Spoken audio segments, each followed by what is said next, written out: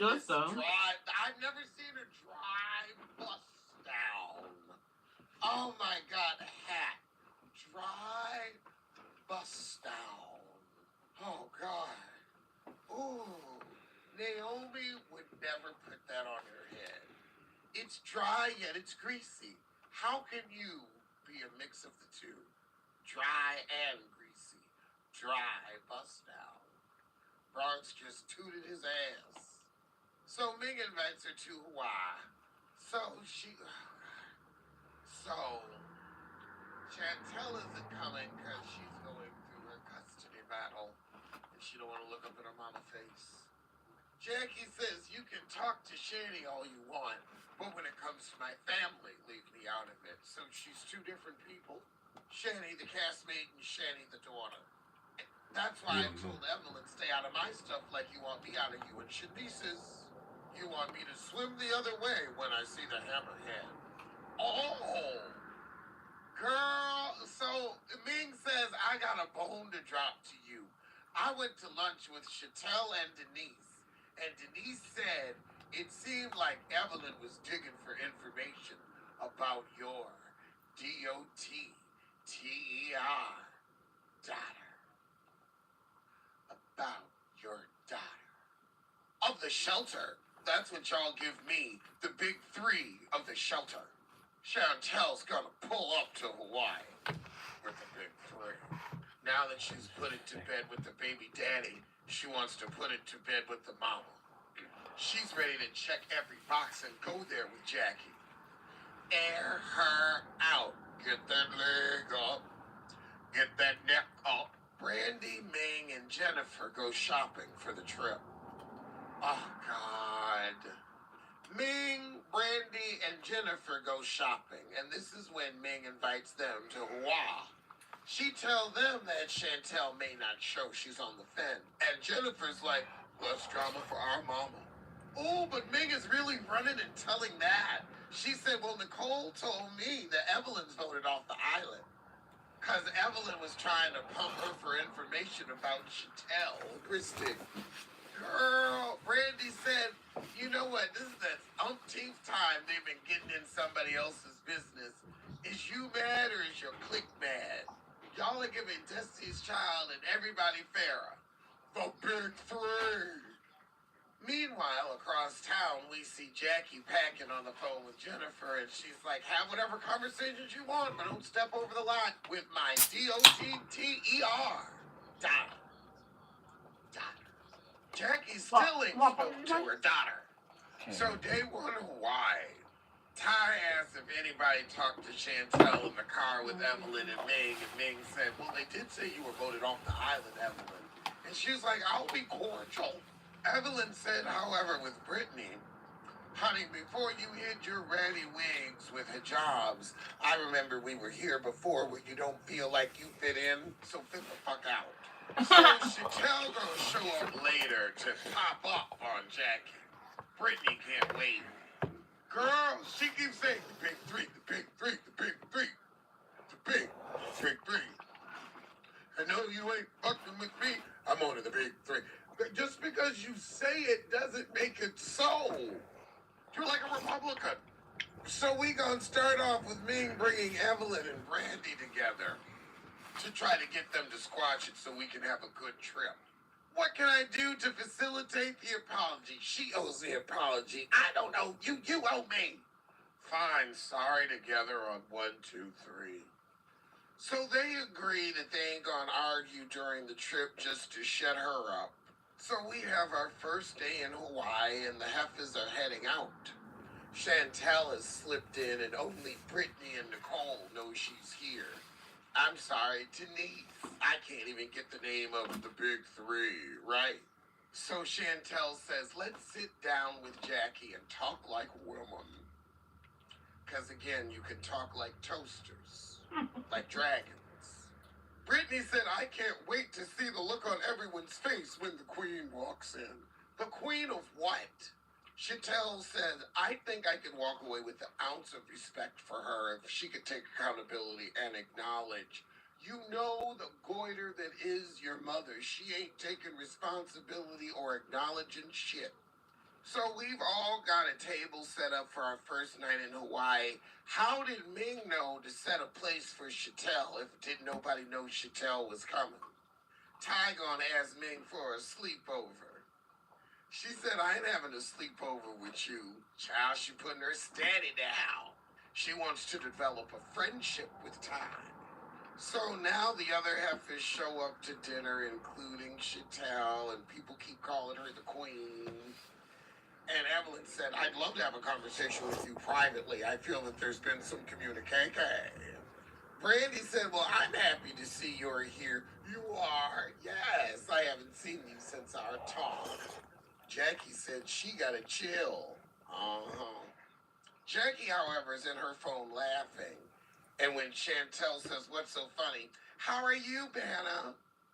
Can I speak? I know this is your event name. I want to know who called me impressionable. Brandy said, well, I don't even use that word, so.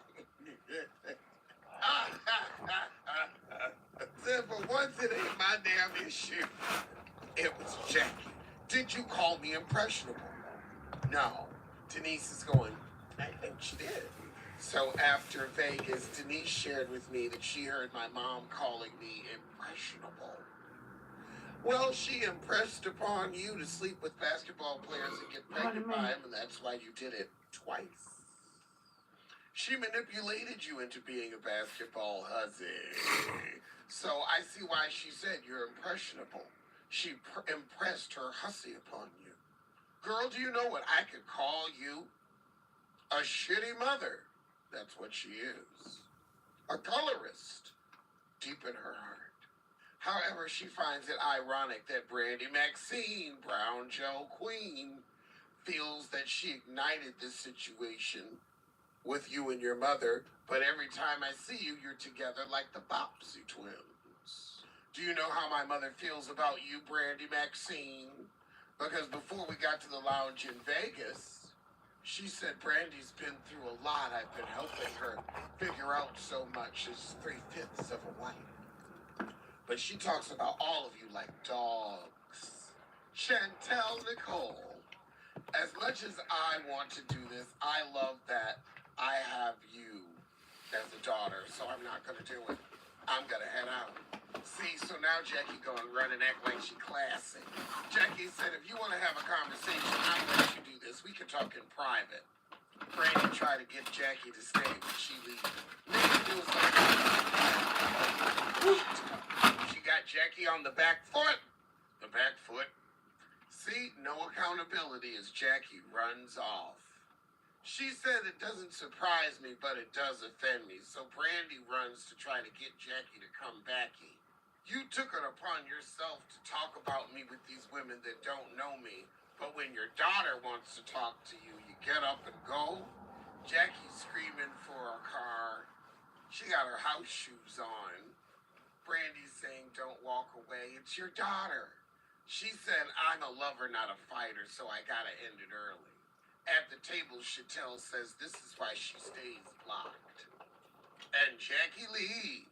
So Brandy come back to the table and asks Chattel what she wants. And she says, ownership. And Denise said, yeah, I heard the impressionable comment. But then Brandy wants to say, well, Nicole or Danielle, you're getting in a mother-daughter situation.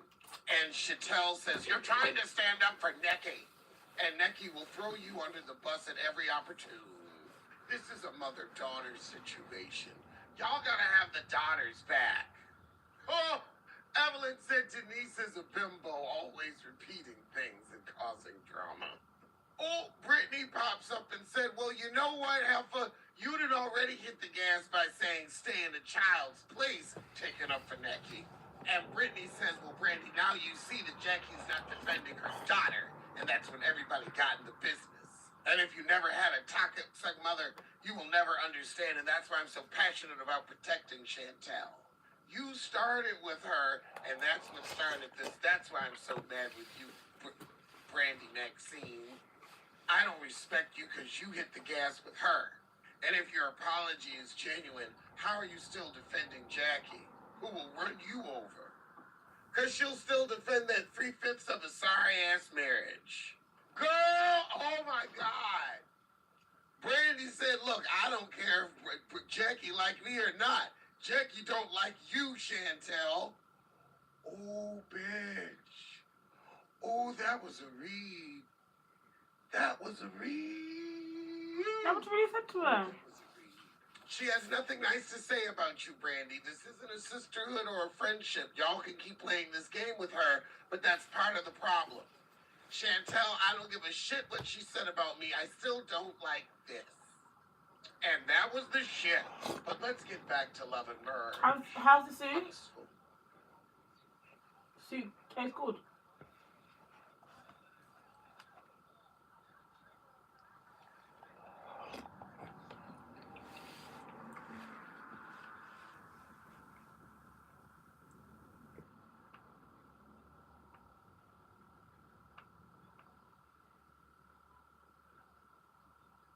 Time to inflate. I'm using the inflator comb brush to separate each lash for buildable sleek volume. How you doing, everybody? Welcome to my channel. This is the Basketball Wives. I think it's season 12 or 13, episode 9 review, the most recent one, the one that did last night. I'm gonna go ahead and post the accurate season and episode in the title box below. I'm so mad. Like, there's so much that happened in this episode. I don't really know, like, I have to piece my thoughts together because I'm pissed. And I'm going to go off on several people in this franchise after watching this episode. And I'm hoping this might be an unpopular opinion for some of you. Some of you might be on the same page as me. But we'll find out as I keep going. And go ahead and leave your comments, like, subscribe, ring notification bell, and let me know what y'all think if we're on the same page once I'm done. But before I get started, those of you who follow me in the last few videos know that I do day trading on the side. This is my side thing that I do to make money. And I have a book about it called How to Start Day Trading with Just $100. Some of you already purchased the book, and I let you guys know that if you purchase it on payhip.com, that's the digital downloadable copy. Let me know if there's another book that you're interested in, whether it's The Voices of the Soul, because you want to know about prayers you can pray, whether it's, my other book, From Dream to Deed, a Real Talk Guide for first-time home buyers. If you want to know everything about buying a book, or if you're struggling with baby daddy, baby mama, divorce situation, and co-parenting is something that you have an issue with, hopefully the light sees this clearly. I have a book called Co-Parenting After the Break. If you're interested in another copy of another book and you purchase a day trading one, or any of them for that matter, let me know. I can go ahead and give you a downloaded, a digital copy of the other one so you can take a look. There's a saying that if you want to hide information from people, put it in a book, because people don't like to read nowadays. They just don't. And it kind of hurts you when you're trying to learn something that could be good for you. Somebody also asked if I can do a course about it, like a Zoom course. You can do that if you want an individual course where you can just teach you how to do it myself. It takes a couple courses. There's a lot of information that I would like to give you for you to be successful at it. Go ahead and go to the other link, the icslifecoaching.com, and make an appointment with under the entrepreneurship coaching. And we can meet up there, and I can do my best to teach you and let you know everything you need to know if you just don't want to read the book. And if you just don't want to, then we can go from there. But if you're interested in learning how to hustle that way, I can teach you how to do it and how I make my money on a daily basis. So go ahead and check it out. Now let's get into this situation. So let's just break up the scenes and what happened in this particular episode, right? So we start off with, I may be out of line in timeline wise, but there's several conversations I want you guys to understand before we get into the hell breaks loose in that little situation there. So we have Denise and meeting up with Chantel. And she lets Chantel know that she now has a different opinion about Evelyn, that she now sees Evelyn's true colors.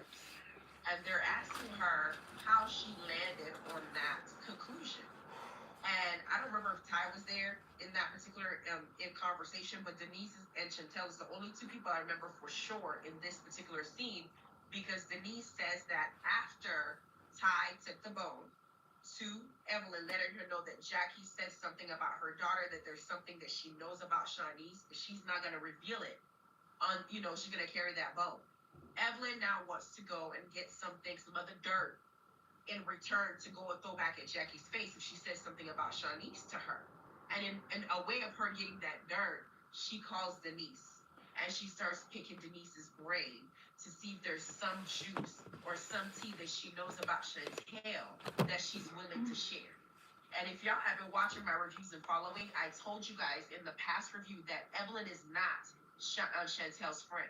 That the only reason she's talking about we all love her and we all want the best for her, and that if she never speaks to her mother again, it's because she has a problem with Jackie specifically, and she's gonna use Chantel to extract information about her life, her family, her mother, so she can throw it in Jackie's face as a dart when it's convenient for her.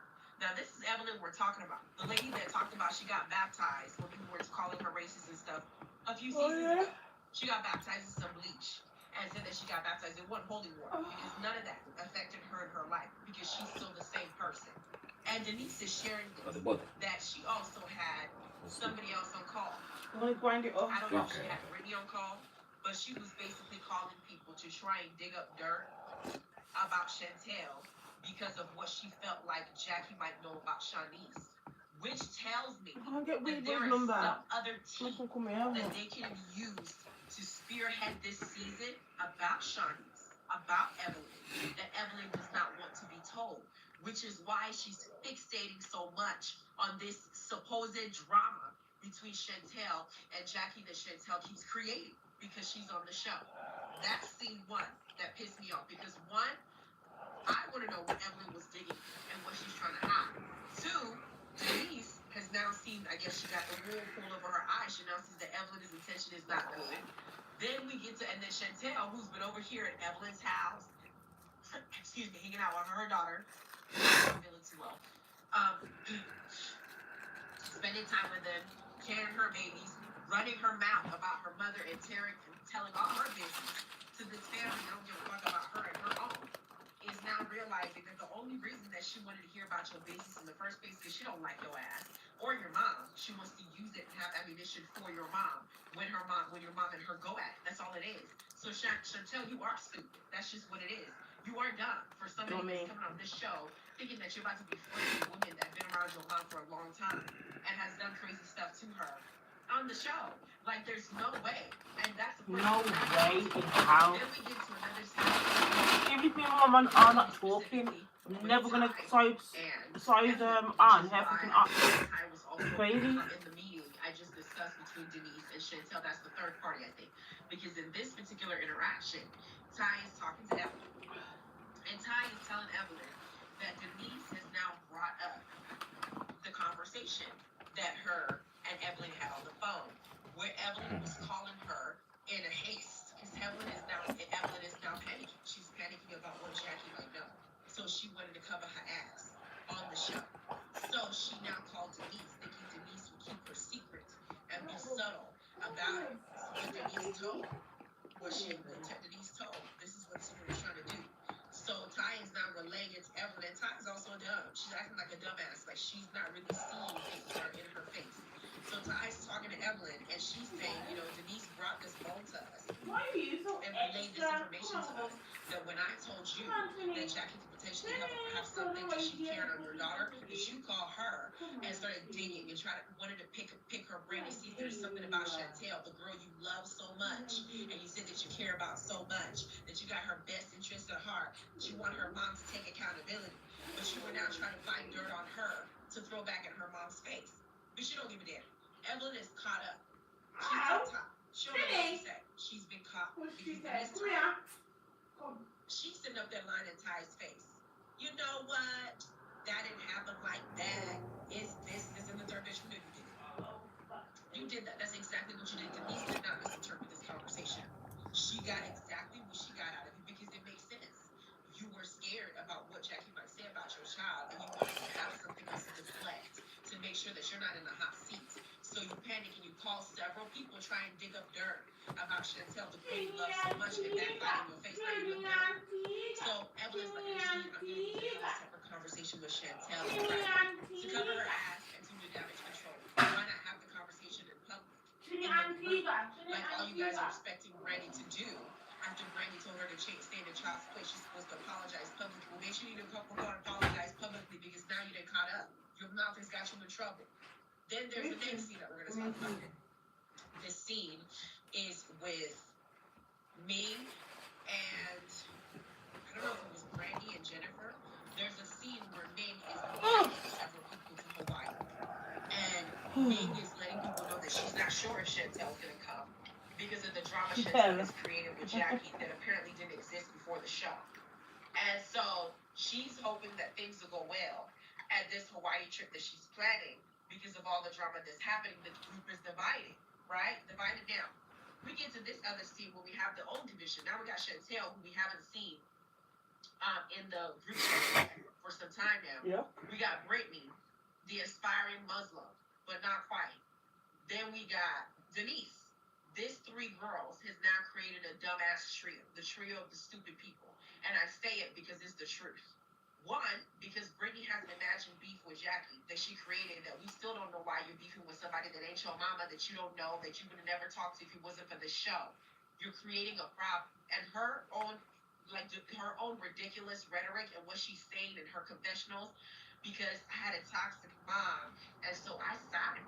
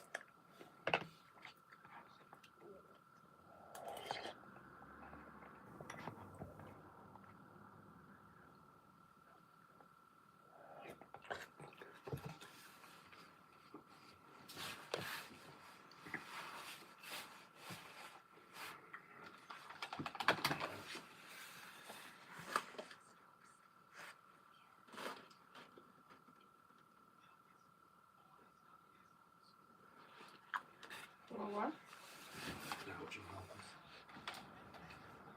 Marcus. Yeah. You need to give me my money. Let me calm down. Calm down.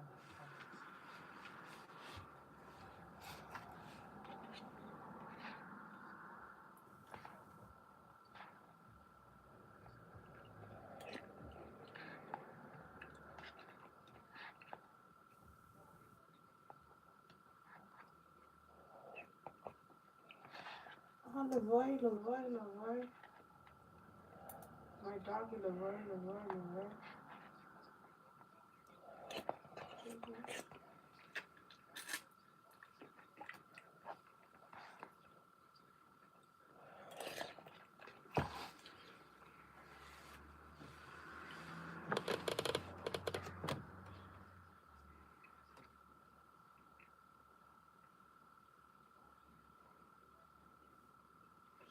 Jamie's not.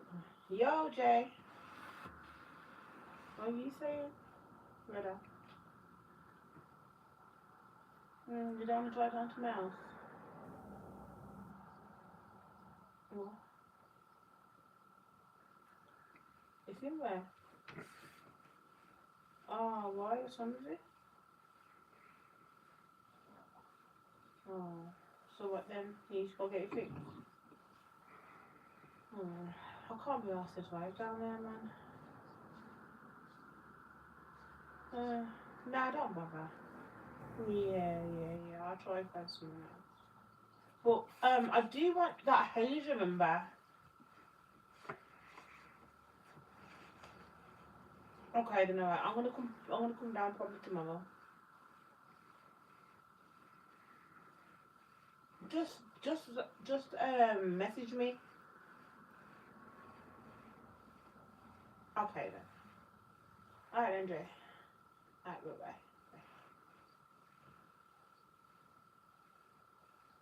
Where is he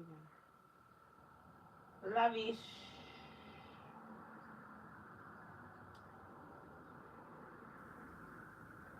Yes. the clubhouse for 3.5 though.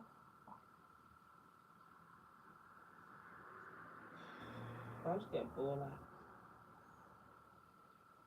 Yeah, just get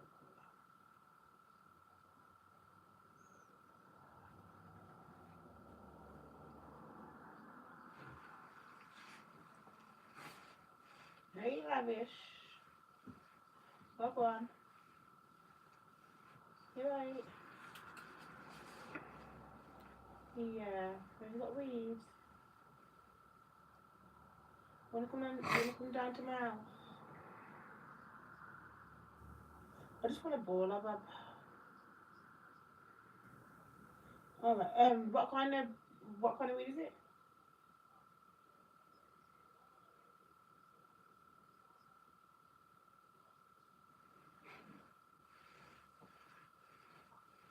Permanent marker.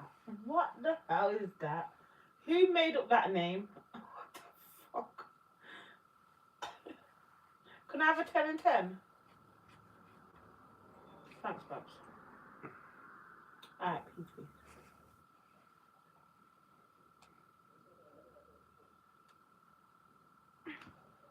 Somebody named their weed, yeah? Yeah, I know. Permanent marker. What the fuck? And Tokyo gunpoint or Tokyo gun something.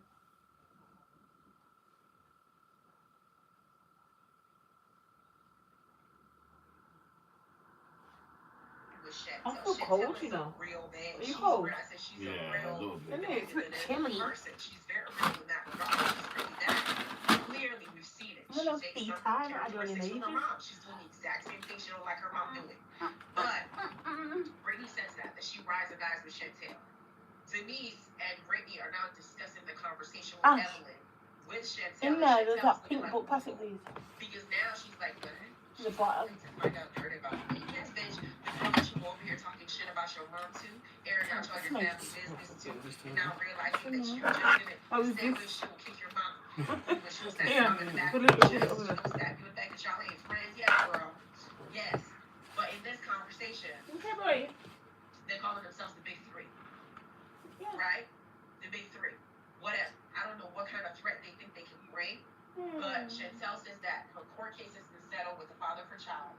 She's permitted to now leave and move from, I don't know, Arizona, where she's at, to Los Angeles. That was what they were going to court about. Now, what keeps bothering me with Chantel's dumbass is Chantel says in this same confessional that her mom knew a court case she's been fighting and that her mom knows what she's going through, her mom is not being supported. But did she just tell us that you blocked your mom and you haven't talked to your mom and that she's going to stay blocked and that you haven't seen her to discuss this drama that you created on TV? But you want her to support you. How? She can't even contact you. This is what's pissing me off. This is making me, I'm trying to control my mouth because I know how reckless it can be. Because I don't know this person personally. I don't want to say too much. I only have to judge based on what we're seeing on the reality TV show. And part of me is telling myself, maybe this is just a storyline. It's not real. It's fake. But considering the rhetoric that's going on the internet between her, Takari, her mom, and everything that's going on with that Christian family, I cannot say that this is just for show. I really think that Chantel really is like this. And this is how her character really is.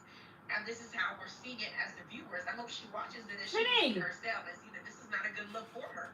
But she's saying this. And she's now saying that since she hasn't talked to her mom at all, she's going to choose the moment to discuss her issues. And I agree. Whatever. I don't know what kind of threat they think they can bring. Nor do I, babe. Nor do I. They need to second them little blood clots out, you know. Blood clots. Arizona, where she's at, to Los Angeles. That was what they were going to court about. Now, what keeps bothering me with Chantel's dumbass is Chantel says in this same confessional that her mom knew a court case she's been fighting and that her mom knows what she's going through, but her mom is not being supportive. But didn't you just tell us that you blocked your mom and you haven't talked to your mom and that she's going to stay blocked and that you haven't seen her to discuss? He's over here. Everybody, thanks for joining me in today. He's here. Discuss this drama that you created on TV. Come here, Trini. Come. Come on. Come on, Trini. Bubbles, come on.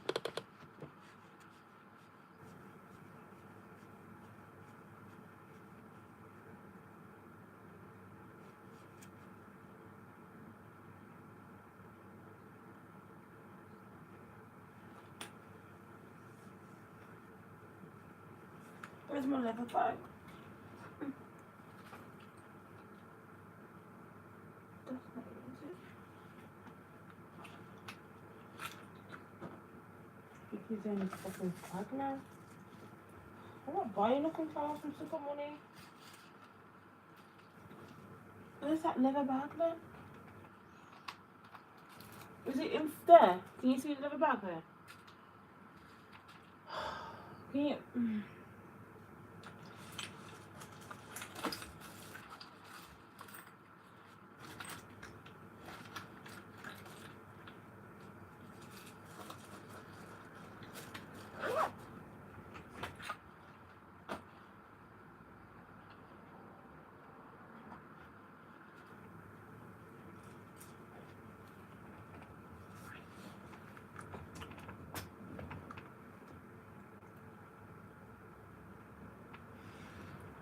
Where's my leather bag then? Because that's where the weed is. Oh, this is annoying me. Why did it not buy me? It is by me. Why are you giving me stressful?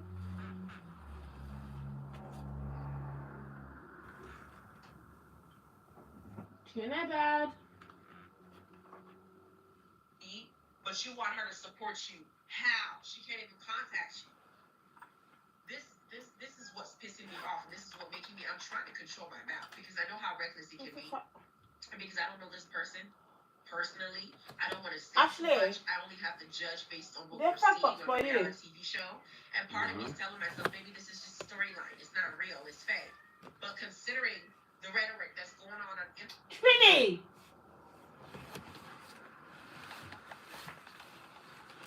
He's gone to it. I've lost the fag box. I'm just taking the car. Never take it over up there. What happens when you got a car, man? Things fucking took everything with you, haven't? Since I got that car, it's fucking irritating, man. I always leave one thing, There's no fag, I'm not buying no fag, so... There's fag right by where you in your car, right by where you are. On the floor? Yeah.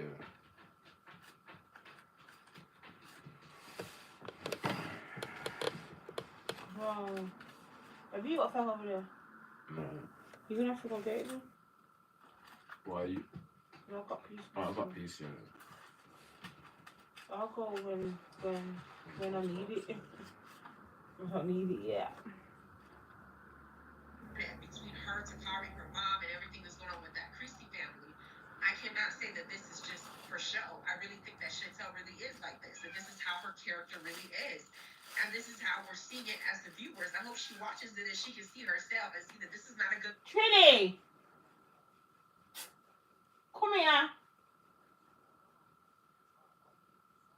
Trinidad! Come on, Bubbles. Hello. Come on. Come on, baby boy. Come on, my Bubbles. Hello. Come on. Come on. Come on. Come on, Bubbles. Look.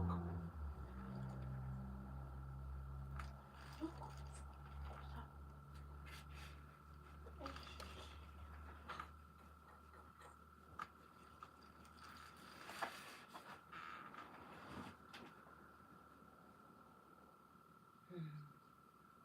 Come on, Bubbles.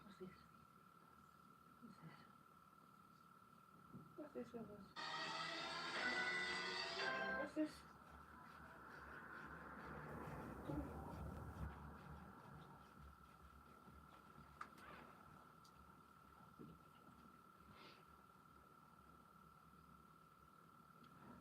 Come on. Come on. Come on, baby. Come on, baby. Why are you being so dumb for? I'm gonna just grab you in a minute and I'll swear what. I'm gonna just grab you. Why are you doing that? You doing that? Come on. Come on. Come on. Come on. Haha. You are. Look.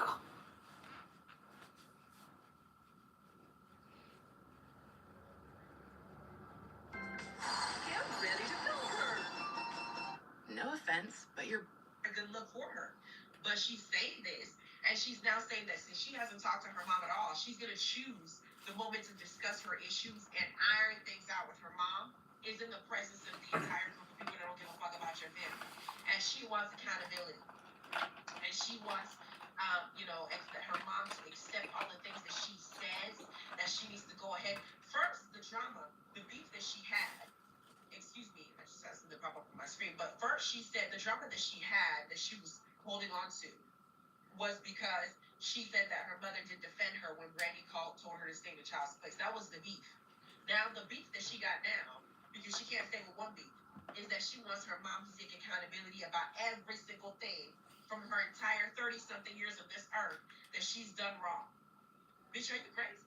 Are you We're crazy? talking about one human being here. Pick a struggle. But she's picking different things. I'm like, are you trying to manufacture something at this point? Because all the bait that you keep putting out there, Jackie ain't catching. She knows what you're doing. So you're now picking something else. I want her to take accountability for everything that she's done. But your mom came on the show saying that y'all didn't have problems, that y'all were good prior to this. You weren't best friends, and every family members, even I have certain issues with my siblings, my family. But the way that you're portraying it is almost like she's looking at you like, what problem do we have that you're making this behavior on TV? This isn't what it was before you came on the show. Yeah, you didn't want to meet your husband. But that was something that you've been doing for a while now. I just gave up in trying to even force you to let me meet the damn man. But we're sitting here, and I'm trying to figure out what the problem is, man. That's what she keeps saying. So, Chantel and I have another issue. She's not mad about the Brady situation anymore. She now wants accountability for something else. And she's like, I'll have an iota of respect for her if she at least takes accountability for something. Then I'll walk out of there looking at her a different way. No, bitch, you're going to find something else to be pissed off about. Brittany and Denise are like, I support you. We have your back, girl. We going to be here for you, because we're the big three. This is a family issue, dumbass. Like, what are you doing? This is a family issue. The way that y'all are inserting yourself in this situation is the way that you would want somebody to insert themselves in your family problems. What the hell is this? So I'm just like, okay, I'm going to wait till this trip. They now get to the trip, right? And the trip is all the girls, all the ladies are there. Evelyn is there, and she's now, her motive is to find a moment to let Chantel know if you want to talk privately about what I got, diarrhea of the mouth, and me getting caught up, so I can now sweet talk you and lie to your face and make it seem like, okay, then we can do that. But before Chantel jumps to the scene, we get Brandy and Evelyn having a scene, I think with me, where Brandy tells Evelyn, you definitely owe me an apology. You do. Because, first of all, I did your birthday party, and maybe things didn't go the best, but I at least made an effort and had your bestie there, Sean. And you didn't show any gratitude. You were unappreciative, and you were rude to me. Last time I saw you, you just dismissive. I'm still trying to find a plot to give. I don't know why Brandy's wanting an apology to Evelyn, because this apology ain't mean shit. She's going to do something else to you again. Evelyn is jealous of Brandy. Mark my words. Evelyn is jealous of Brandy. I don't care if Brandy's husband slept with the whole world. Evelyn is jealous of Brandy. Brandy has something that she wants. Now, we're talking about men here. Men in basketball, men in football, sport men. Men who were raised in this environment where we got people on national television saying it's okay to do certain things to women, it's okay to be loose, it's okay to not respect your home. This is a black man growing in this environment where a lot of men are not being raised by their fathers and have bad influences, and then end up being rich and make all the wrong choices. For whatever reason, Brandy has chosen to stay with this man, and you can clearly see that he does love her, even though he has done some crazy things to her. He's been with her when she went through cancer. Not that I should use as an excuse for her to stay with him. No. What I'm saying is this is a marriage that has gone through some of the worst trials and tribulations and has survived it. And if you know how marriage is, it is so hard to stay with somebody through sickness, because your vows stay in sickness and in health, for better or worse, till death do you part. That's what your vow says. And some people don't have the strength to endure some things that can happen in a marriage, whether it be financial, whether it be, a issue with bearing children, whether it be extreme infidelity, whether it be, baby or a baby that comes in due to an indiscretion. There is so many things that you can experience in your marriage in a lifetime when you're trying to build a life with somebody for 60-something, 70-something years. You have gone through a lot. It is very hard to sustain marriages for a long time without going through some of the craziest things you've ever been through. And marriage, in my understanding, brings out certain sides of you that you never even thought existed. And you'd be looking at you thinking, how could I do that? How did I do that? What happened? With Brandy and her husband, and them going through all the troubles they've gone through, Brandy is a wife. And no matter how much that man has done for crazy things, he still loves her. And he's still choosing her. And she's still choosing him. And it's a public thing. Now, if these stupid hoes now want to go fuck the man after he done told you, yeah, I'm leaving her for you. No matter what you do, I'm leaving her for you. I'm going to still be with her. She's still going to have access to my bank account. She's still going to have access to everything. You were just here for fuck now. If you still choose to be that person, then so be it. But it's not a reflection of Brandy. It's a reflection of you and him. Evelyn is jealous of Brandy because Brandy is emotionally strong. Brandy is beautiful. Inside and out, what I can see, Brandy is the only person that says something worth a damn. Most this entire fucking dinner that happened with why. Why is beautiful, by the way? What I see Mama, is please gorgeous. send it off to me. Send it off. I'm not Yeah, it's blowing it over here. And I got the heater on. Next week, I'm not sure yet. I'll let y'all know if I'm still going to be able to do it because I'm not going to be here. I'm going to be in Hawaii Imagine with my if you stepkids, my friends and the jump kids, and my nieces, enjoying my time out there for the first time because I need a vacation. Okay? But what I'm saying is, I saw the pictures. I'm excited to see if my picture's going to look like that. And I'm going to post it if it does. But what I'm saying is, in this environment, Brandy's the only one who says something over there. She's the only one who says something that has some wisdom in it. I'm going to say what it is later on as I go. But Evelyn gives us a pitiful ass apology. And Brandy clocks it, but she said, I'm tired of these conversations that we're having when we have these imagined beats, where you create a problem that never existed because you have some personal problem with me that I just don't know what it is. Brandy, maybe say it right now. I'm just leaving, man. He's chilling. Jealous of you.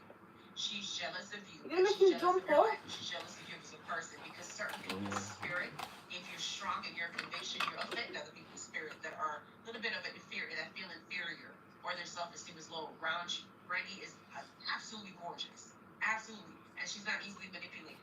And Evelyn manipulates people. She's the string puller. She pulls people's strings here. That's just what it is. Then you got Jen now comes over here. Jen is also there as well. And they now meet up. You like that? Jackie already said that she'll talk to her daughter Like that? when her is in her presence and they can discuss it, right? But she's expected to have a civil conversation about why she's so upset. That's what Jackie's expecting. Everybody else is sitting up here winning their mouth. I don't know. Brittany apparently now has a problem with Randy because when she's naming all people, she named Jackie, she named Randy, and she named one more person I can't think of. Evelyn. She named Evelyn because Evelyn is now in team. Let's see this then. Let's see if it shows his room. He's dying.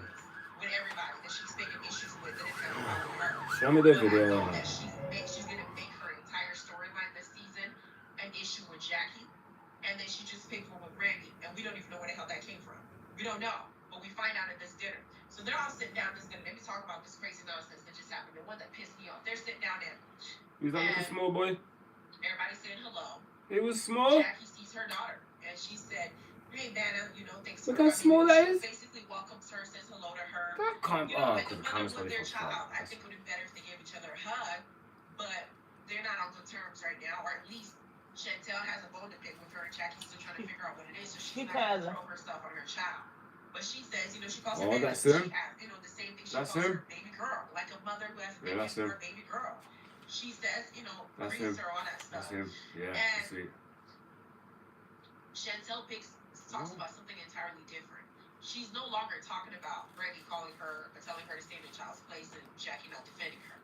She says, "Did you say to anybody here that I'm impressionable?" You're supposed to be in your jobs at 8 o'clock. From 6. First of all, You get out from 3. Saying somebody Depends is what journey you're in. impressionable is At not 5 a o'clock. terrible And you thing bang to back say. up to the next day. Saying somebody is gullible is not a terrible thing to say. And from what I can see, you are impressionable.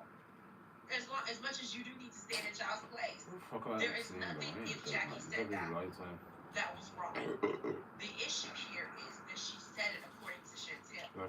And Chantel is saying, well, if you're busy talking about me to the group and you don't want to say something like that nonsense, I'm like, well, bitch, first you have her blocked. Second of all, you refuse to attend any of the group meetings. And third of all, who are you to tell your mom what she can and cannot say about you? Exactly. You tell her what she can and cannot say. She's out of Girl, order, you man. wouldn't exist if she didn't destroy her body, bringing you into this world. Who do you think you are? You need to stay in a child's place, and you need to spank it. She needs a switch to her behind. That's what she needs. But that's what she starts off with. And Jackie's looking at her the way I'm looking at her, the way Randy's looking at her. Bitch, are you for real? This is what you want to talk to me about? Is if I said if you're impressionable. Now, Randy said I didn't say that. There was a different word that she used. But it didn't matter. To me, this is just stupid and petty and childish. But Chantel needed something. Then she went off that. And she's like, you never tell the truth. You see the drama you create. You start a whole lot of shit and you da-da-da. I'm like, the whole question she asked about whether she said that she was impressionable or not is not enough for what she's doing in here. This is insane. This makes no sense. This problem that she created doesn't make any sense to anybody with some sense. Jackie's picking up the behavior and the vibe that Chantel is trying to do. She's going to escalate this. She's going to make this worse. She's going to keep picking at it. She has an audience now. And she's going to now milk that because she has an audience. She doesn't want to talk, but she has an audience. She doesn't want to talk in private. She doesn't want to talk off camera. She wants to have people perceive her mother a certain way. She's out here to get her mother from whatever personal problem she's held onto for a number of years. She's not interested in mending the hurt or healing the pain. She's interested in going after her mother to be vindictive. Jackie, being smart as she is, got up and said, I'm not doing this shit. These are for cameras. I'm not finna act dumb for cameras. I'm not doing this. Meanwhile, as this is happening, you see everybody at that table just sitting up there soaking up the drama about a family's problems breaking apart. They're just sitting there staring and just digesting issues that's going on in this family, and not one of them is saying anything helpful to nullify this very disgusting display of her mother and of a daughter and a mother. A daughter trying to make her mother look a certain way for the cameras instead of trying to heal the rift between them. That is the difference in how I feel. Because I do know that Jackie was a shitty mom in certain ways growing up. But if your intent is to heal yourself and to hold her accountable, like you said, you need to do it in a private setting. There's no reason for you to be airing out your family drama with a bunch of group girls that just thrive on drama. You there? That's not what you're trying to do, though. You want people to look at her like she's crazy, she's a bad person. You need your ass beat, Chantel. But Jackie gets up, she walks away. Randy gets up to go and check on Jackie. And Randy is trying to, have a conversation with Jackie regarding the situation away from the group. But Jackie's already done. She's headed up to here. She don't want to talk about it. Just don't mention my daughter to me. None of you guys need to speak to me about the child I live with. I know her character. I don't need you guys to tell me anything. Y'all didn't raise this girl. I did. So you don't need to speak to me about her. Whatever problem she needs to talk to me, she knows where to find me. She knows my phone number. She knows my house. She has my zip code. She knows the garage code. She knows the freaking code to get into the house alarm. She knows how to get to her daddy. She knows where to find me. She don't need to be doing all this nonsense. So Brandy gets the hit. Brandy walks away. Brandy says, I don't think this is the setting that y'all should be talking about this. And she's 1,000% right. I agree. When Brandy gets back to the table, Denise said something stupid. I forgot what she said. But Brandy clocked it the same way that I did, where Denise was the one. Oh, she asked Denise, how did Chantel find out that Jackie said that she was impressionable or something along those lines?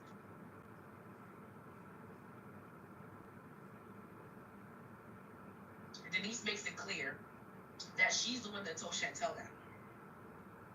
You don't see this mess? And Brandy says, why would you be somebody's? Why would you get into this mother-daughter situation? Why would you get into it? What is the purpose? What's your MO? What's the goal for you taking this information and telling it to her? Denise said the stupidest shit I've ever heard, fucking bimbo. She said, if it was my mother, I'd want to know what she said. No, bitch, you won't. Because if you didn't have a good relationship with your mother, it is very snake-like and very malicious for someone to now bring a negative information to the other parent, to your mother, You still about there? you and vice versa. Oh, how did you come off? You better not run out my fucking pillow. If you in your heart Did are you get it? Chantel's friend, you would want her and her mother to be in a better space. And to do that would mean that you don't go. I don't care if Jackie cussed her daughter out. I don't care if she talked shit about her daughter. I don't care if she said anything bad about her daughter. I want this mother-daughter situation to get better.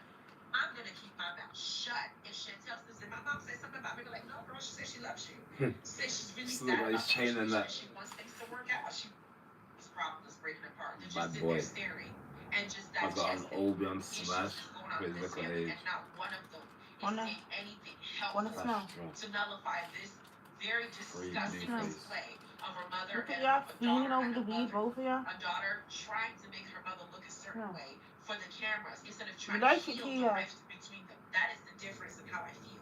Because I do know that Jack bullying him.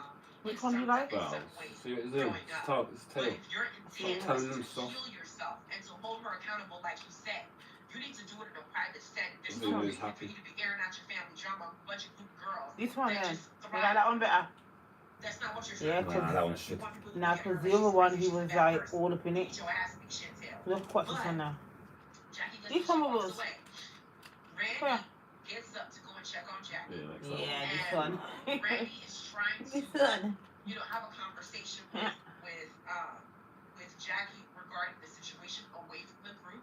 But Jackie's already done. She's headed up to here. She don't want to talk about it. She's gonna mention my daughter to me. None of you guys need to speak to me about the child I live with. I know her character. I don't need you guys to tell me anything. Y'all didn't raise this girl. I did. So you don't need to speak to me about her. Whatever problem she needs to talk to me, she knows where to find me. She knows my phone number. She knows my house. She has my zip code. She knows the garage code. She knows the freaking code to get into the house. The house car. She knows how to get to her daddy. She knows where to find me. She don't need to be doing all this nonsense. So Brandy gets to hit Brandy walks up and Brandy says, I don't think this is the setting that y'all should be talking about this. And she's 1,000% right. I agree. Yeah, do you want just half of each? Well, do you want to give some of each? I forgot what she said. But Brandy clocked it the same way that I did, where Denise was the one. She asked Denise, how did Chantel find out? Nah, Jackie said they're both different. or something along those lines. So if you take that, then you don't have to come back to me, Denise makes it clear that she's the one that told Chantel that. Y'all see this mess? And Brandy says, why would you be somebody's? Why would That's you still the same one. get into this mother-daughter situation? Why would you get into it? What is the purpose? What's your MO? What's the goal for you taking this information and telling it to her? Denise said the stupidest shit I've ever heard, fucking bimbo. She said, if it was my mother, I'd want to know what she said. No, bitch, you won't. Because if you didn't have a good relationship with your mother, I just got 10 to both, so it's one and very malicious for someone to now bring a negative information to the other parent, to your mother about you and vice versa, because they want to see you fight. If you in your heart are Chantel's friend, you would want her and her mother to be in a better space. And to do that would mean that you don't go. I don't care if Jackie cussed her daughter out. I don't care if she said anything bad about her daughter. I want this mother-daughter situation to get better. I'm gonna keep my mouth shut. If Chantel says something about me, like, no, she says she loves you. She says she's really sad about the situation and she wants things to work out. She really would like you to just talk to her and fix things. Like, she ain't say nothing because I want you to fix it. I want you to make it better. It's the same thing with my siblings. If my sister's over here venting about this other sister and she's saying a lot of shit she shouldn't say because she's mad, and the other person says, well, did she say this about me? I'm like, no, she didn't. Sometimes lies are good to be told.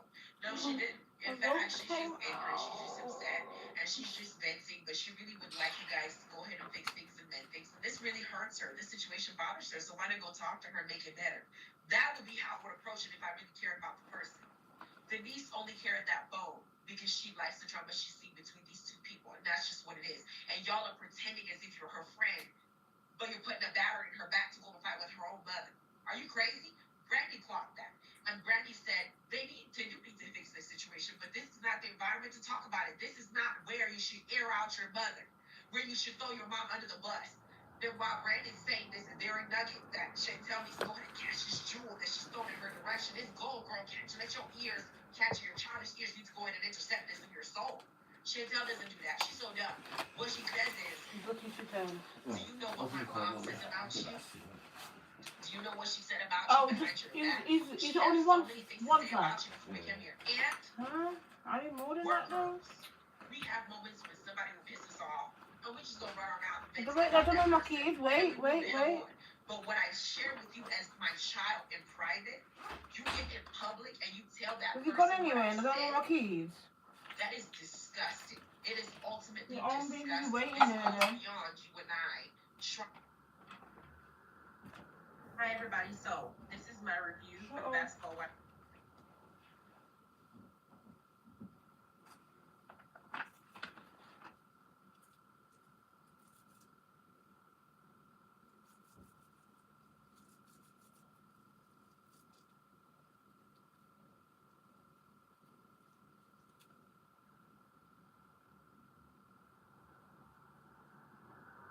Oh, fuck's sakes. Fucking hell, man.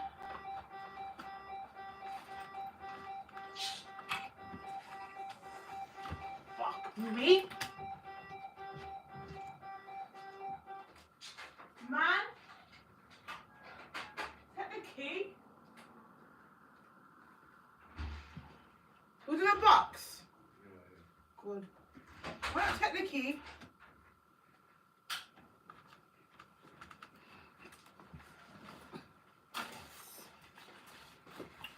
That's what we do.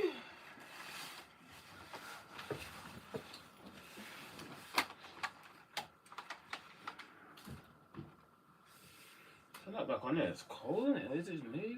I think it's you. I'm a bit hot, you know. Pass Okay. the fan then. Now pass that fan. You know this. The portable. Okay. No, I didn't mean that. I meant the portable one. Right, that one. There. The portable fan. Where is it? There. Mind the cat. Oh. See, now you want to come back, but you can't keep jumping on and off, so now you're off now. That's your own beef. Oh, baby, that's the night then. Or when you went? He when the door went, he jumped up. Well, that's his own beef now. Carl, no one ever told you to get up. Now you want to come back, but Trini can stay. Ain't it, Bubba?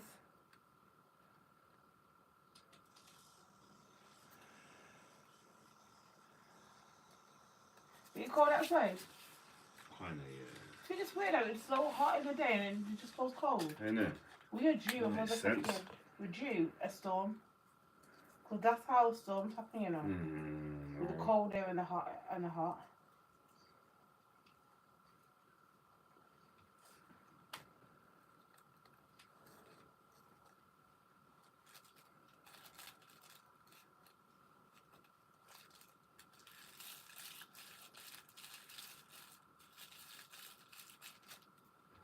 Trying to make things better. This is vindictive and malicious. Why would you feel the need to tell Brandy that? Because Brandy is saying truthfully that you don't need to be sharing this information and that Denise shouldn't be out here running her mouth and spreading this because she's not trying to help y'all fix this shit. This is sad. I have a mother too. Brandy has a mother-daughter relationship. And this is not something that you're supposed to get between a whole family here. Are you crazy? What is wrong with you? Then Brittany comes up with her dumb ass. Jack is gone.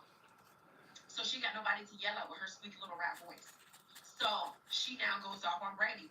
Another imaginary beat. She keeps making shit up in her head. It's like she exists in a different reality. that I don't know what goes on in there. It's like rainbows, whatever. Some planet on Mars she's on, because now she's going off on Brandy, and Brandy's now taking Brandy's smart. Because Brandy knows when somebody wants some of it, and she ain't gonna give it to you.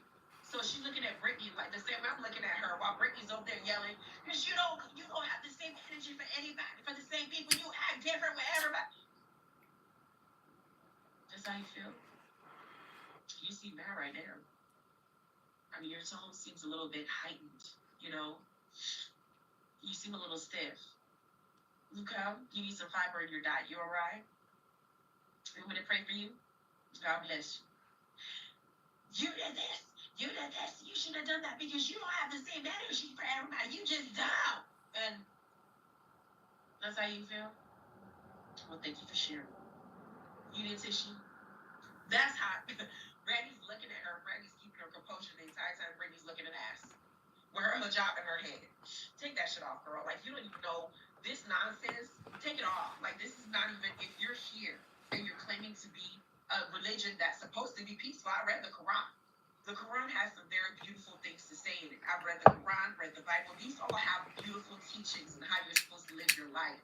But it's people that corrupt it. People that abuse it. And this right here is some nonsense, because I'm still trying to figure out what Brittany's doing. It's like Brittany and Denise are fishing for a moment. Everybody's now mad at Denise because Denise threw her ass on the bus, and she's like, "Bitch, we're tired of you. Shut up." So Denise, we're sick of you in this group because you talk too damn much. Because now you done got me in trouble, and I gotta clean up this mess with Chantel. That's what that is. This entire episode, I was just getting hot and hotter, and I'm so sorry this video was so long, but I wanted to touch on every single piece, and I wanted to make sure my thoughts were cohesive, so that way I don't get lost in the anger. But this episode, what the hell? I'm not sure what's going to happen in the next episodes, but between Ty and Denise's slow ass and Brittany's imaginary, beef that she's having, she needs to just go ahead and shadow box with the air on that nonsense, because nobody's buying into this. Jackie's in going for you. Brandy is back to drag your little short ass, because Brandy can whoop your ass too. She can. Evelyn's finally got her ass caught up, and Jackie's been smart enough to walk away. But eventually, Jackie's got to take a switch and really fuck up her dog. I'm sorry. Chantel, as much as I know that Jackie was a shitty mother, and as much as she needs to be held accountable, and she does need to take responsibility for the things that she did do, forgiveness is key. And if you don't forgive this girl, you ain't never gonna get nowhere else. You just not. So there's just a lot here that I think needs to be discussed, but not in this platform between the two of you. Anyway, that's my review. You guys have a good rest of your day. Really good review though. I like that. I like you. I'm gonna subscribe to you for that because I like you.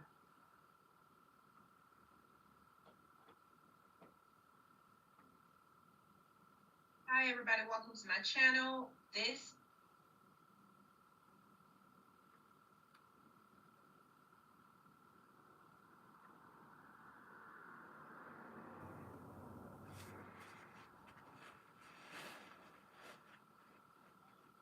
What's up, y'all? This is Brave, and I'm back with another review of Basketball Wives. This is season 12, episode 8, and the episode is titled Popping Off. I feel like there wasn't really too much going on with this episode, but let's go ahead and talk about it anyways. We start this episode off with Jennifer. She's doing some voiceover work because she's produced.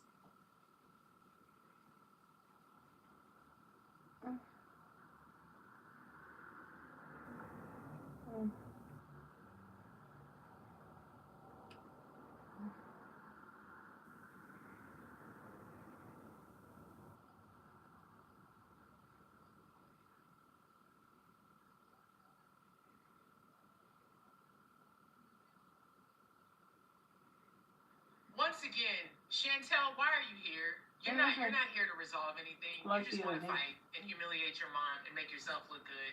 That's painfully obvious. And Denise, welcome to the show. Wrote a lot of checks your ass may not be able to cash, but let's check it out. That was funny. Welcome to the Asia Esterek Hour, where film meets conspiracy and pop culture gets a reality check.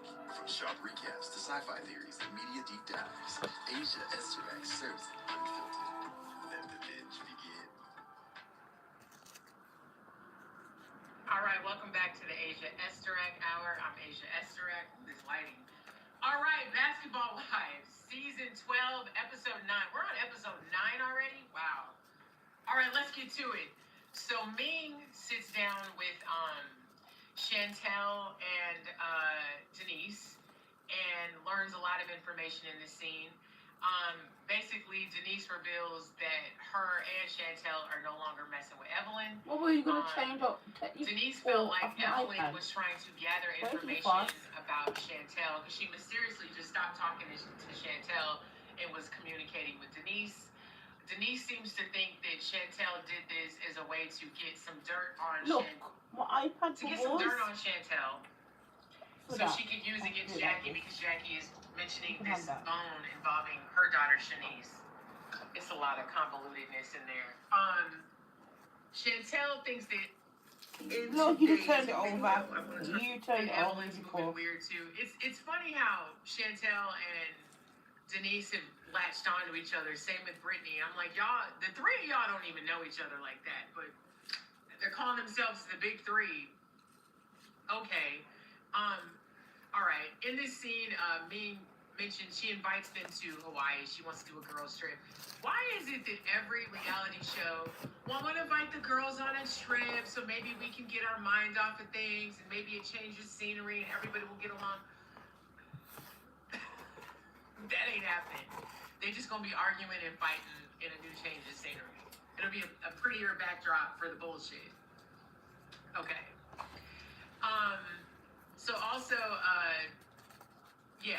So anyway, that scene resolves itself. So next scene, we get to Ty. Ty sits down with Evelyn. And you know what's funny?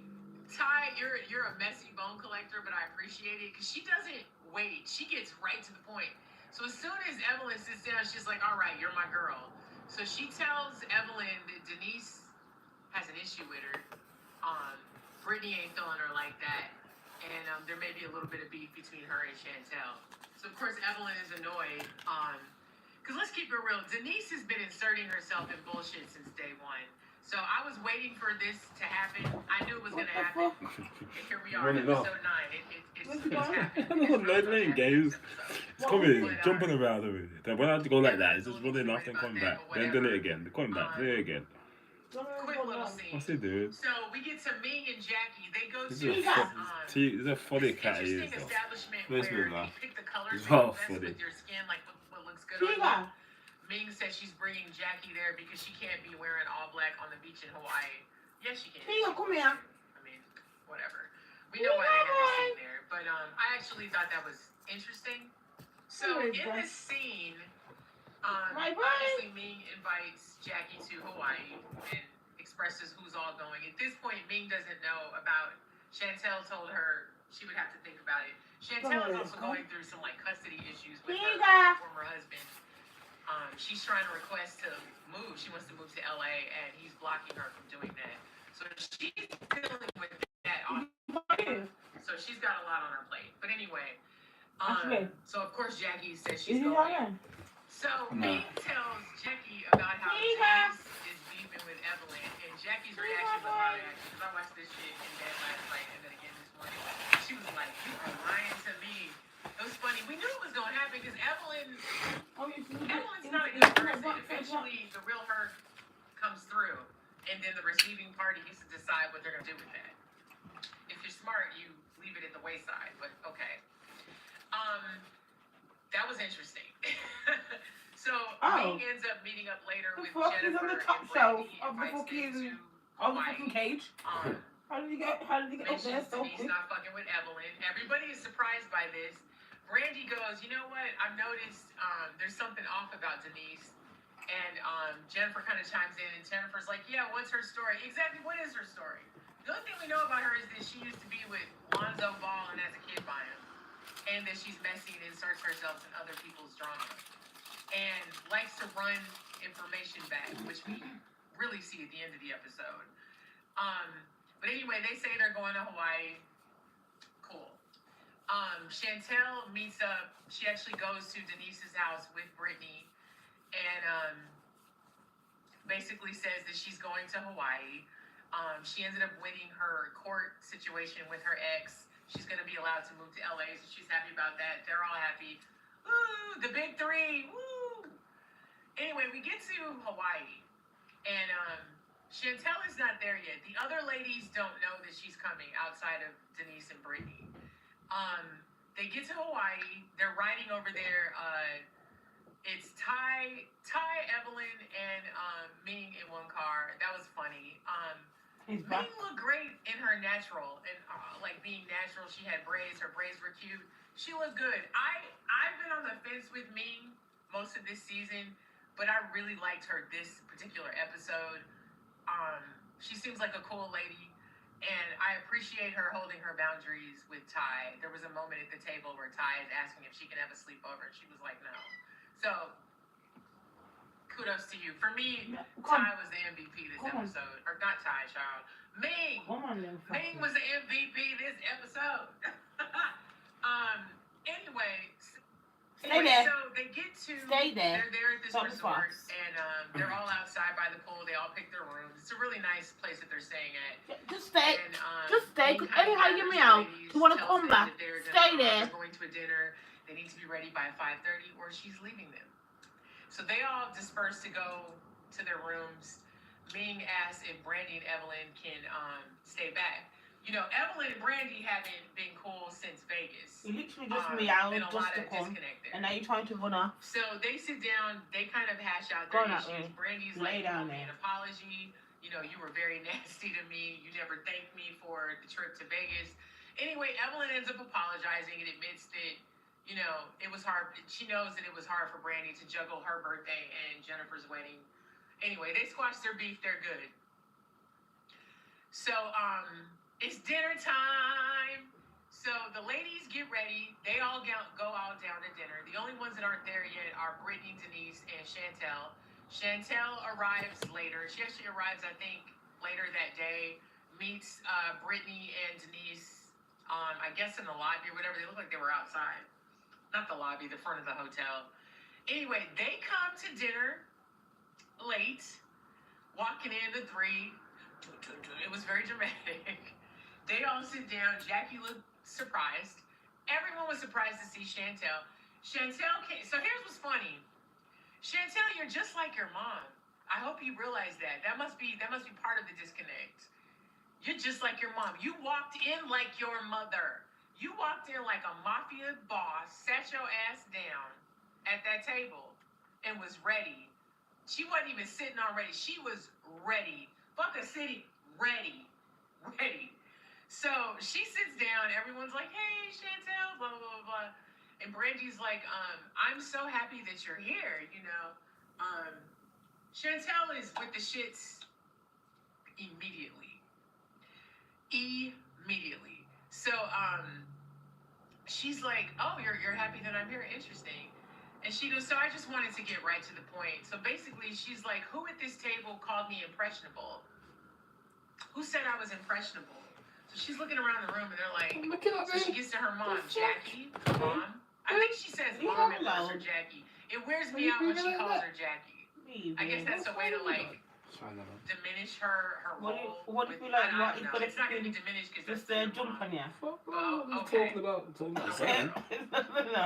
What you mean paranoid? She's like, mom, you didn't What do you mean paranoid? Jackie's like, no.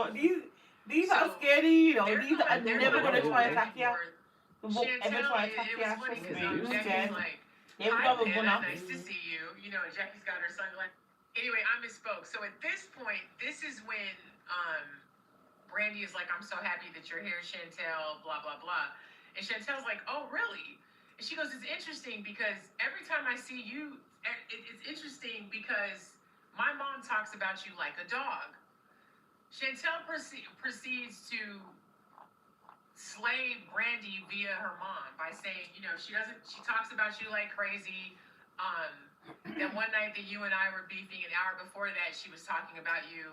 And she explains why she was so triggered in Vegas. She's like, she's grabbing your hand, talking about a hard time that you're going through, when an hour before that, she was talking all this shit about you. Here's my thing with this. Chantel, what's your point of saying all that to Brandy? What do you expect to happen? I love that later on in the episode, in this scene, Brandy's like, what do you want from all of this?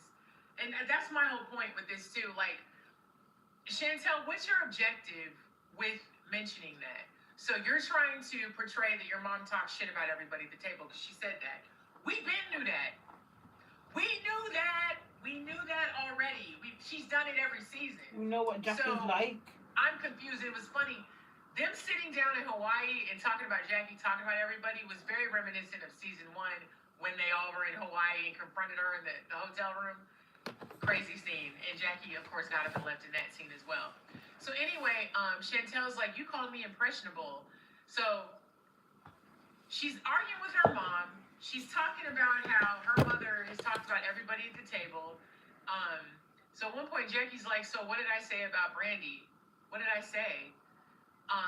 She never specifically says what Brandy says. She just mentions that she talks shit about her as well as everybody else. A lot of back and forth.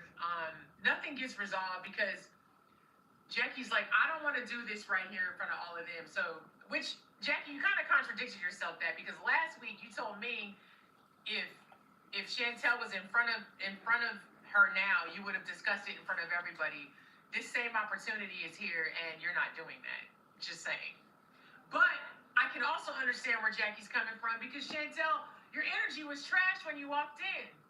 And you're over here being accusatory and you're clearly not in a receiving mood to receive anything that your mom is saying. You're on the attack mode. I don't know. It just seemed so counterproductive. I don't understand you, Chantel, because you'll set out with the objective that you want, but that you come in on this rah-rah shit, and you're never going to get what you want when that's your energy going out. You know who your mom is. So are you doing this because there's cameras in the room, or do you really want resolve? And again, I don't understand this energy because the beginning of the season, I don't understand it because y'all were cool at the beginning, right? You had a couple issues, you missed your boundaries, but now it's like full on. I don't like her. She's shitting on everyone, and I'm like, where was this? Not even your home. I'm gonna get another gray hair trying to think about it. I don't know. Chantel, girl, I don't know. So, Jackie ends up leaving the table. She's like, I'm not doing this. She leaves. I don't blame her.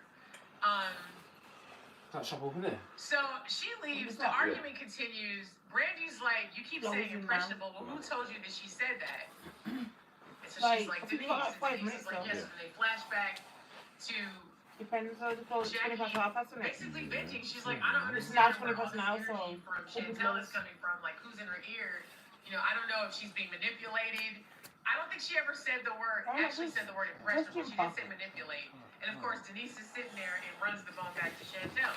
So Brandy's like, to Denise, like, why are you inserting yourself in mother-daughter family issues? See, I almost called Chantel Jackie. See, baby Jackie, Chantel is like, it doesn't matter. Don't try to make this about my mom, Brandy, blah, blah, blah. Here's the thing. I understand Chantel. I understand Brandy. Brandy said some real shit in her confessional. She was like, everyone is doing everything to stir the pot, but not helping. I'm badly paraphrasing. But she's right. Denise, you're bringing back all this information, but there's no resolve from it. So you look really messy. You just look like you're stirring the pot just to stir it. Because you're not trying to help the situation. You're literally making it worse. And I agree with Brandy. Even though homegirl keeps bringing her problems with her mom to the group, I think it's best to stay out of it. We saw that in last week. We saw that, So Brandy's kind of checking Denise a little bit, like, why are you inserting that? Why are you inserting yourself in that? So Brittany Renner, keep saying her name wrong, chimes in with all this animosity and anger towards Brandy, and starts going off, and she's like, this is why I don't like you, because you like to get the gas with whoever you feel you want to get the gas with. Brittany, I didn't understand any of that. I don't understand any of that. Brittany, you have a lot of built up, unchecked aggression yourself, and you seem to be spewing it at all the ladies. It's very obvious you have issues with your mom, because you brought up the toxic mother. Because she says at one point to Brandy, you'll never understand what she's going through if you didn't grow up with a toxic mom. Okay, fair point. But why are you consistently jumping in this? It's very obvious you have issues with your own mom. You need to work. Brittany, I don't know. You seem very unhealed still. You have a lot of healing to do, and I think jumping down people's throats on behalf of Chantel is a bit ridiculous. It's very junior high. Because at one point she's arguing like, "That's my real fucking friend. Y'all known each other about 20 minutes. What are you talking about? What are you talking about? We're only on episode 9. I predict the big three that they're calling themselves are going to end up fighting amongst each other at one point. Because in Denise, girl, you opened up a can of worms with that Evelyn shit. Because in next week's episode, Evelyn is going to tear your ass apart. I hope you're ready for that. I hope you're ready for that. It's the only thing that she is good at. So I hope you're ready for that. This was an interesting episode. It felt oddly disjointed and fast. I don't know. But anyway, we'll see next week. It's going to be interesting. It's supposed to be hot as hell today in Maryland. Stay hydrated. Stay nice. My lighting sucks this episode. It'll be better on the next one. And it's Taco Tuesday. Eat a taco. And have a good day.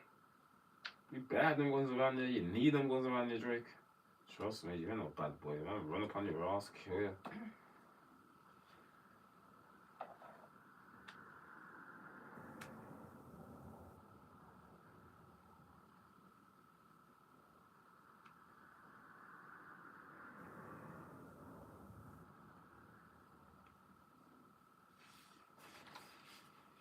Shut the fuck up. Bitch ass boy.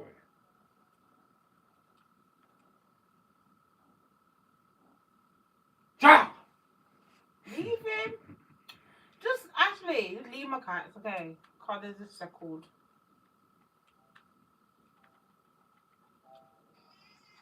I'm not saying nothing to you, though. I'm saying it's cats, bro. Yeah, I know, but you're gonna make them want to get up and jump off and that when they're just chilled.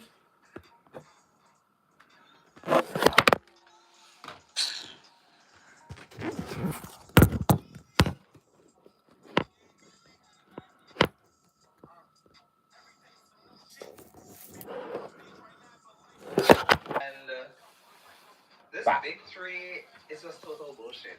Like, how old are we calling ourselves the big three? And for someone as Brittany, who is supposed to be, she doesn't like the drama and she acts as if she's above it all. You clearly love the drama and you clearly keep on trying to bring the drama. And I'm not understanding what is your storyline this season. Because I am not seeing a storyline from you, or I'm not seeing a storyline from Denise. Y'all's storyline seems to be Chantel's issue with her mom, and Chantel's storyline seems to be her own mom. I'm not getting any sort of personal story from any of y'all. And it's so sad to see that you guys really take that route where you feel like to make good TV or to have a... Don't monitor me, I've got this.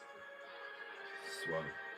You could be owed up to £5,000 and not even know it if you took out car finance anytime from... The public is not holding back after Amy Luciani filed for divorce from Dwight Howard.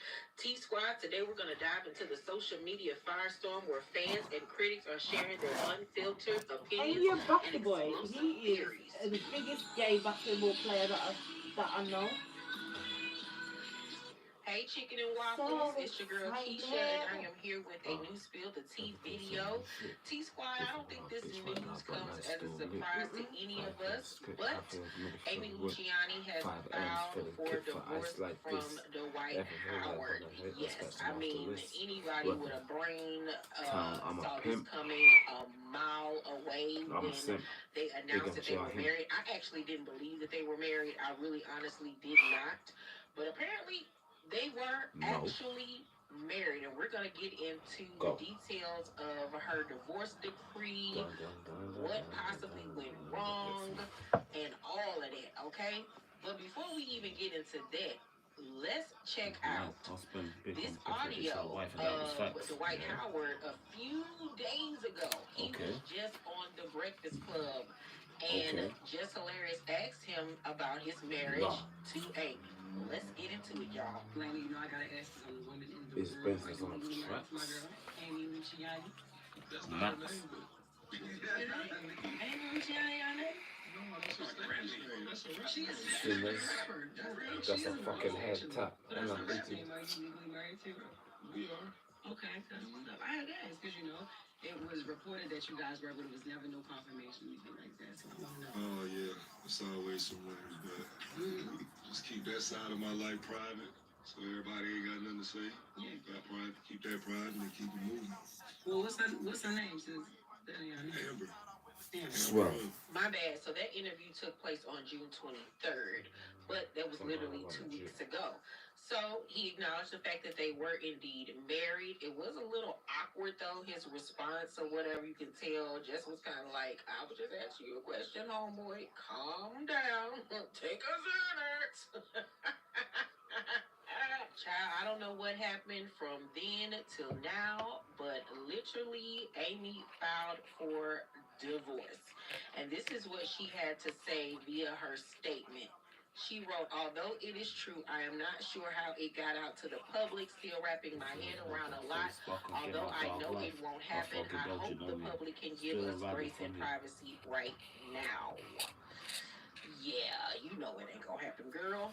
The divorce decree is also hit the internet July 1st, 2025. Speaking slang, yeah. And it reads, the party separated on or before the date of filing of this complaint and have lived in a bona fide state of separation since that date.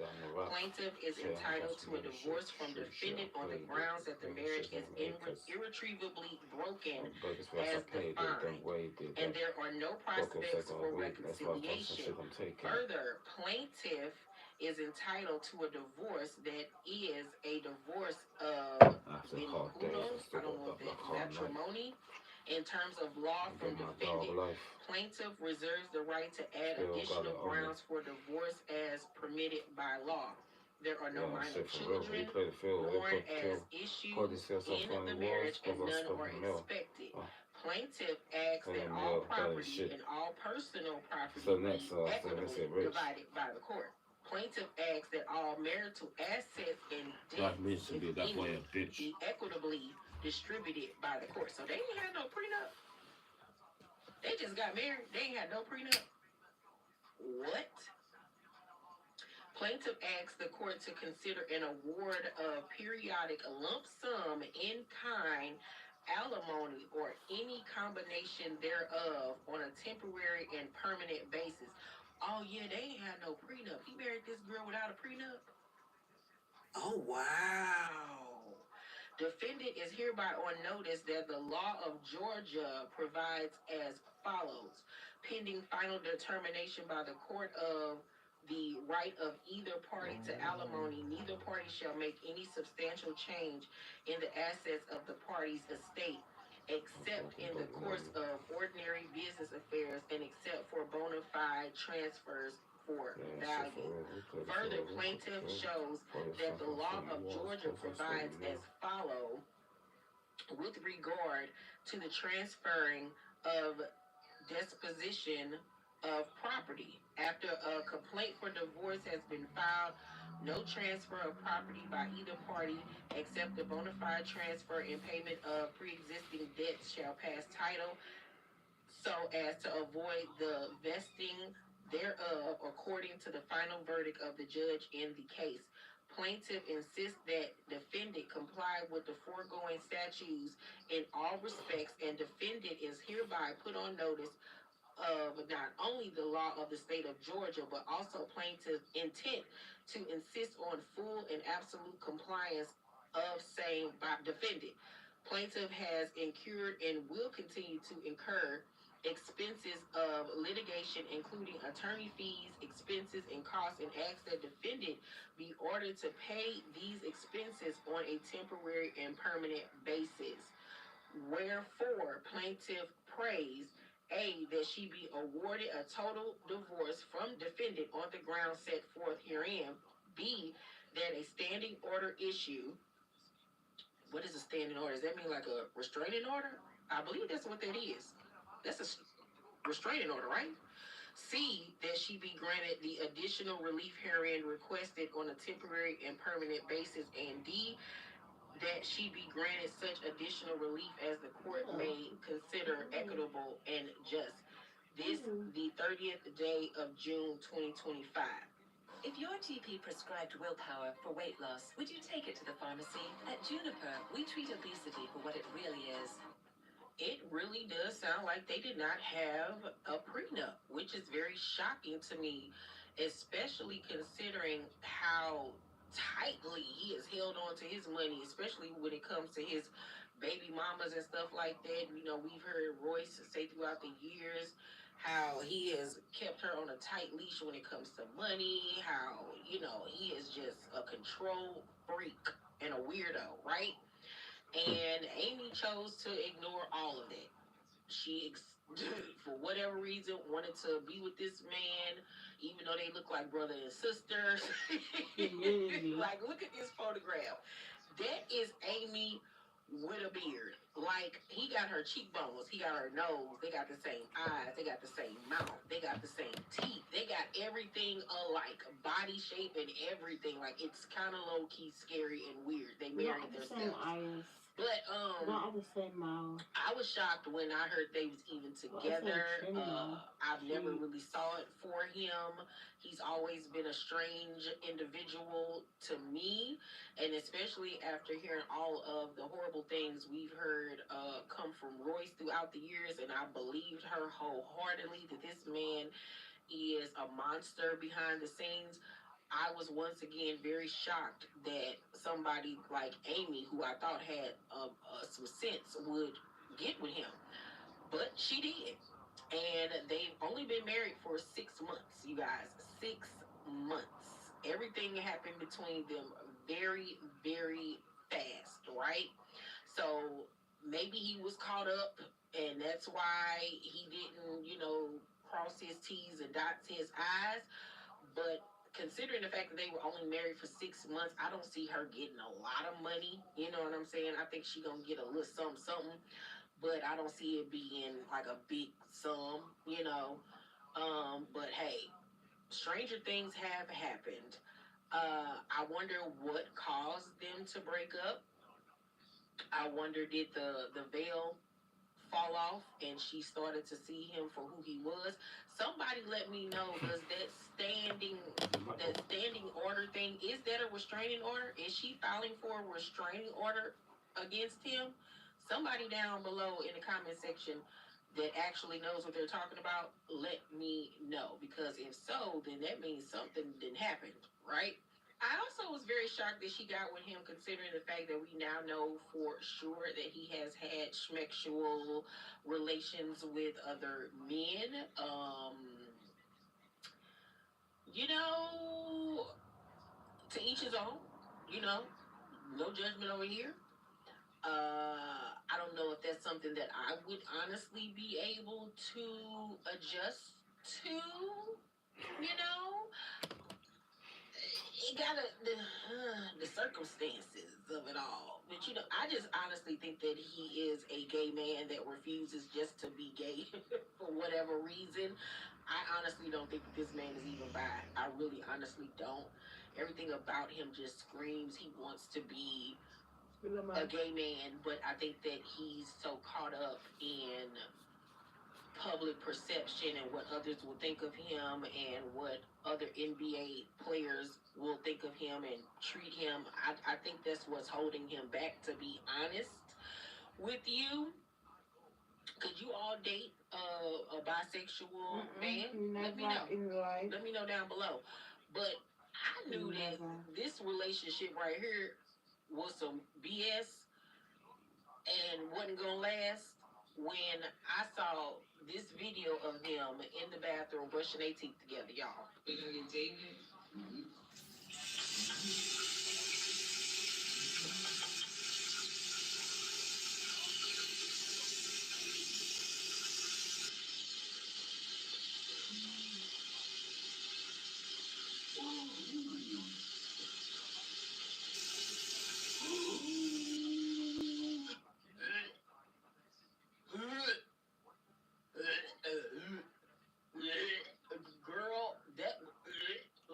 And you only just think about the fact that she ain't only known that man at that point a few months, and y'all are sharing toothbrushes.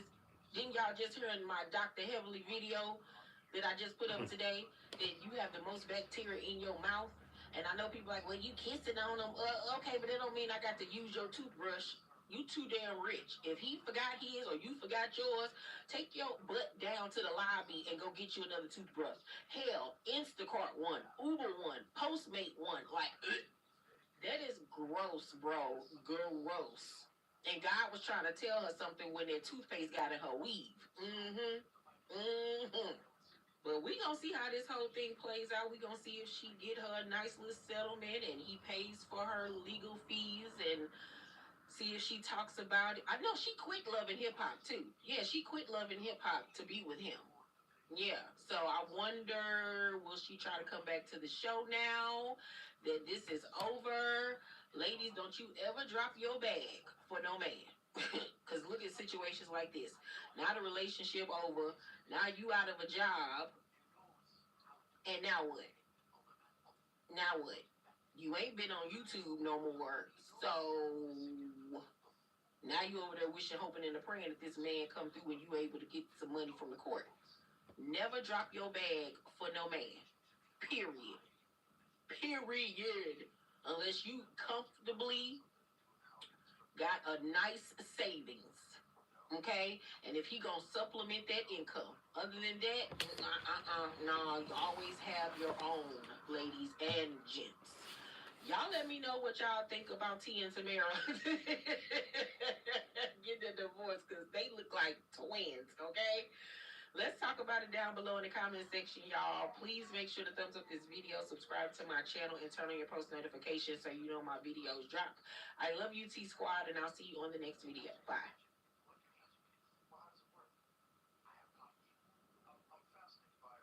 Wouldn't it be fun? Well, hello, Jane. Let's do it. Monthly.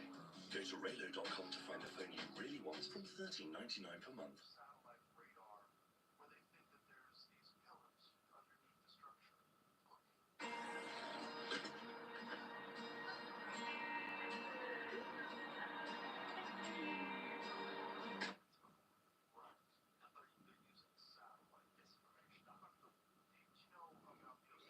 Oh, it's finished.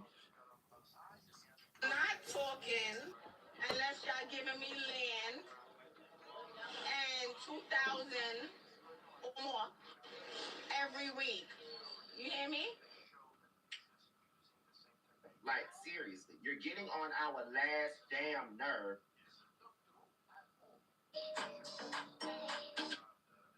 This be your boy, Scotty by Nature TV, and we are here for a brand new review of Basketball Wives Season 12, Episode 9. What's going on? I hope you guys are having a wonderful Tuesday, and I intend on doing the exact same. But also remember that later on tonight, Love and Hip Hop will be coming out with their season premiere, and y'all do know that I'll be going live right after the show, y'all. So make sure you guys tune into that. All Bring right. the key, please. I'm not getting up. So, We'll put y'all, some by the door. I literally just got done watching Basketball Wives, y'all. I literally just got done, so this stuff is off the top of my dome. And all of those great things, okay, is literally at the top of my dome. So I got some shit to say, and y'all know that I can't stand most of these heifers on this show. And y'all know I got a whole lot of to say. But y'all do know that I start at the 5-minute mark, okay? I do start at the 5-minute mark, so just bear with me, honey, bear with me.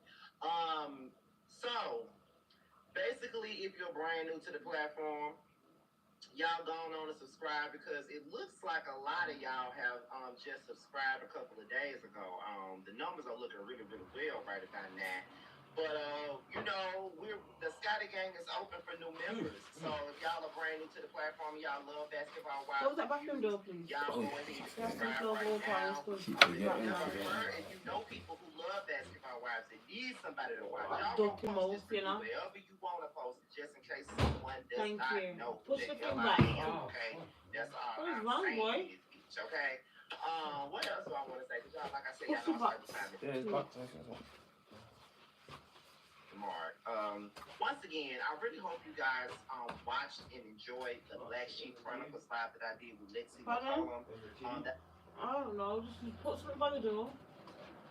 Bring something to put by the door.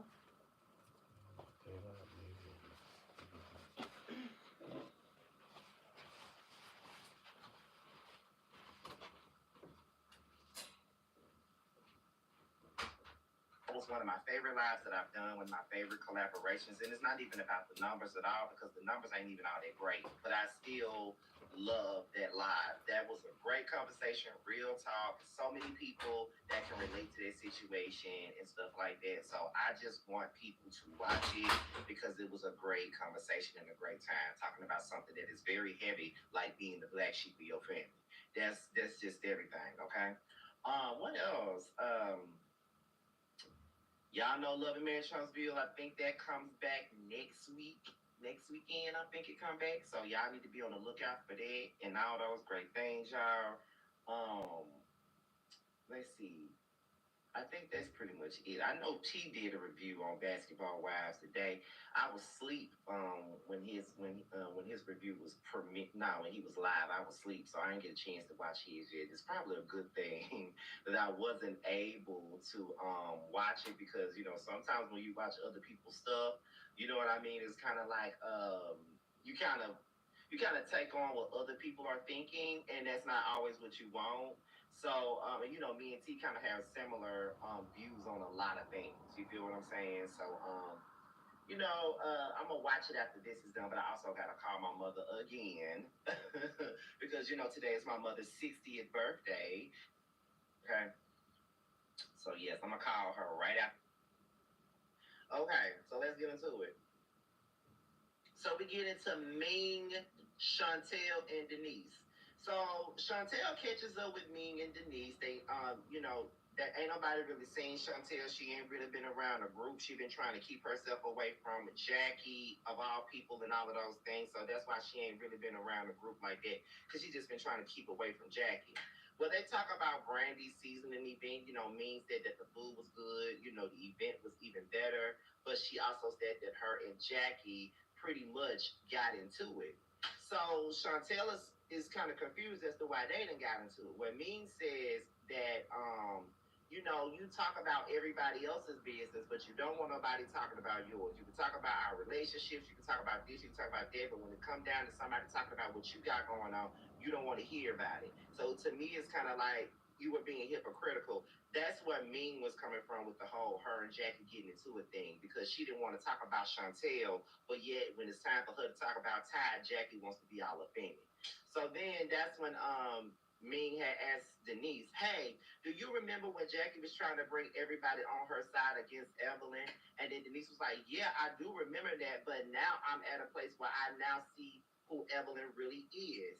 So in so many words, Denise feels like Evelyn was calling her to get information about Chantel, which in turn made Chantel question whether or not Evelyn was genuine about being cool with her and stuff like that. So Denise said there's a rat in the group, and that rat is Evelyn. Now, here's my thing. Do I believe that Evelyn is genuinely trying to be friends with Chantel? I've been saying she wasn't. She wasn't. She wasn't trying to be genuine with that motherfucking girl. Are you serious? And y'all know why I feel like that. We've been down this road with Jackie, Evelyn, and her children. Evelyn needs to stay far away from that lady children. She just needs to. She needs to stay far away from that lady children and stop making everything that she got going on about that lady children, okay? And that's just the basis of the situation. Girl, stay the fuck out of it. Stay away. Stop trying to be a part. Evelyn been there, so I don't understand why Denise is now realizing that, but you had already jumped on the side. So now, Chantel questions if Evelyn is being genuine with her. The answer is no, she never was. And you look like a fucking idiot because that's the side you chose to be on against your mama. And here's my thing, like I said before, Jackie and Chantel have a tumultuous relationship. I'm well aware of that. But you look weird as fuck because You sitting up here wanting Jackie to take up for you, but you over here with her motherfucking ops, the same one that was inserting herself into y'all's family life for a couple of years, and it was made public, it was on the show, it was all over the internet, all this other shit. You siding with her, but you want Jackie to be on your side, even though you created those boundaries and you said that you didn't want her to be all up in your shit. So Chantel need to get a grip and get a life and get some understanding. Me proposes a trip to Hawaii. Chantel says that she's gonna sleep on it because at the end of the day, she's going through this court case with her daughter's father. You know, they're trying to she wants to move from Arizona and she wants to move to LA, and her baby daddy is making that process a little bit difficult for her. So right about now, she's not really sure if she wants to go on this trip and be around Jackie and everything in regards to that. So Ming is still hoping that Chantel goes on the trip. I find Chantel to be a fucking Debbie Downer, to be quite honest. I find her to be a damn Debbie Downer. She gets on my fucking nerves. She brings the scene down every time she's around. She always got something going on. And I'm just sick of the fake SWB. And that is Chantel, Brittany, and Denise. I'm so sick of them. Like, we're now weak in the knees that we can hardly speak. We losing our control because you're on our fucking screen. And we don't want you to be right here. It's not human nature. We want you to get the fuck on. Okay? That's what we want. We want you to get the fuck on. Like, seriously. You're getting on our last damn nerves. We're not so into you. And we don't know what we're going to do while you're here, besides me cussing you the fuck out. That's what's going to happen. So, Chantel and this fake-ass TLC that she's created is really getting on my damn nerves, okay? Now, shout out to the unique to you 05 for the $10 super chat. She says that's why Evelyn befriended Thurston so she can get info on CC and Byron. Where do you think she got that tea about Byron supposedly cheating on CC from with other women? Exactly, okay? Like, for real, for real. So, Ty and Evelyn, they catch up. Now, one thing about Ty, and two things for certain, Ty is definitely the bone carrier. Ty is messy. And the thing about Ty is that she does her mess with a smile, and I'm not necessarily mad at her for being just a little bit messy. I'm not really that mad because she's going to bring that bone back. Trust and believe me. If you know one thing about Ty, Ty is going to bring that damn bone back, okay? And that's on period. So, where are we at? So then they catch up, and then Ty says, Evelyn, now you know you my girl. Those are one of those sayings I've been saying on the show that I'm all like, listen, now you know you're my boy now. Oh, you know you're my homegirl now. But let me tell you.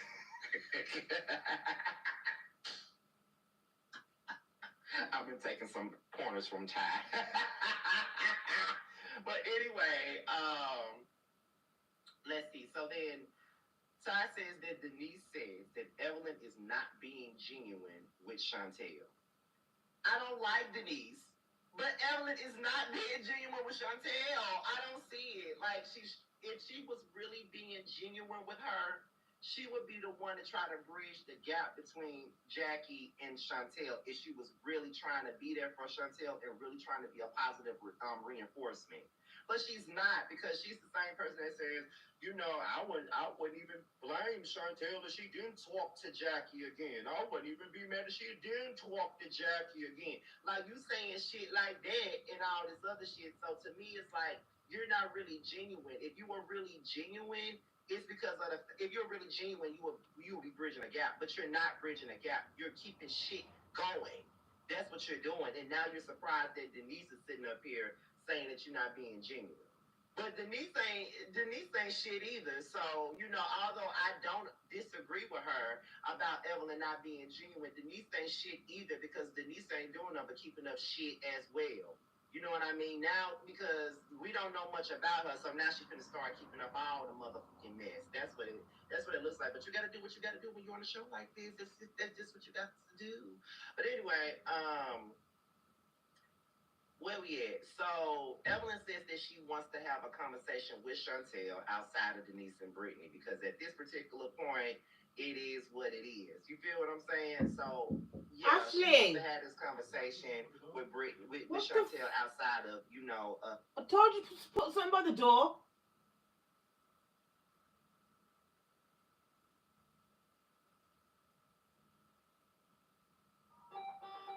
Ugh. Fuck's sakes, man.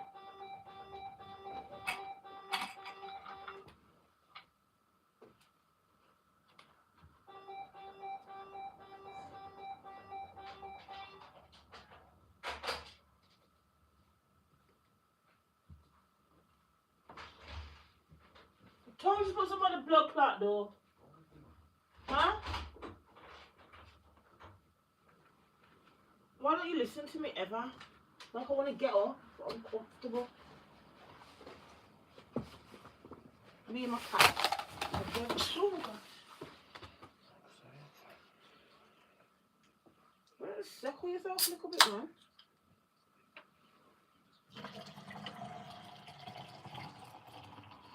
You can have some.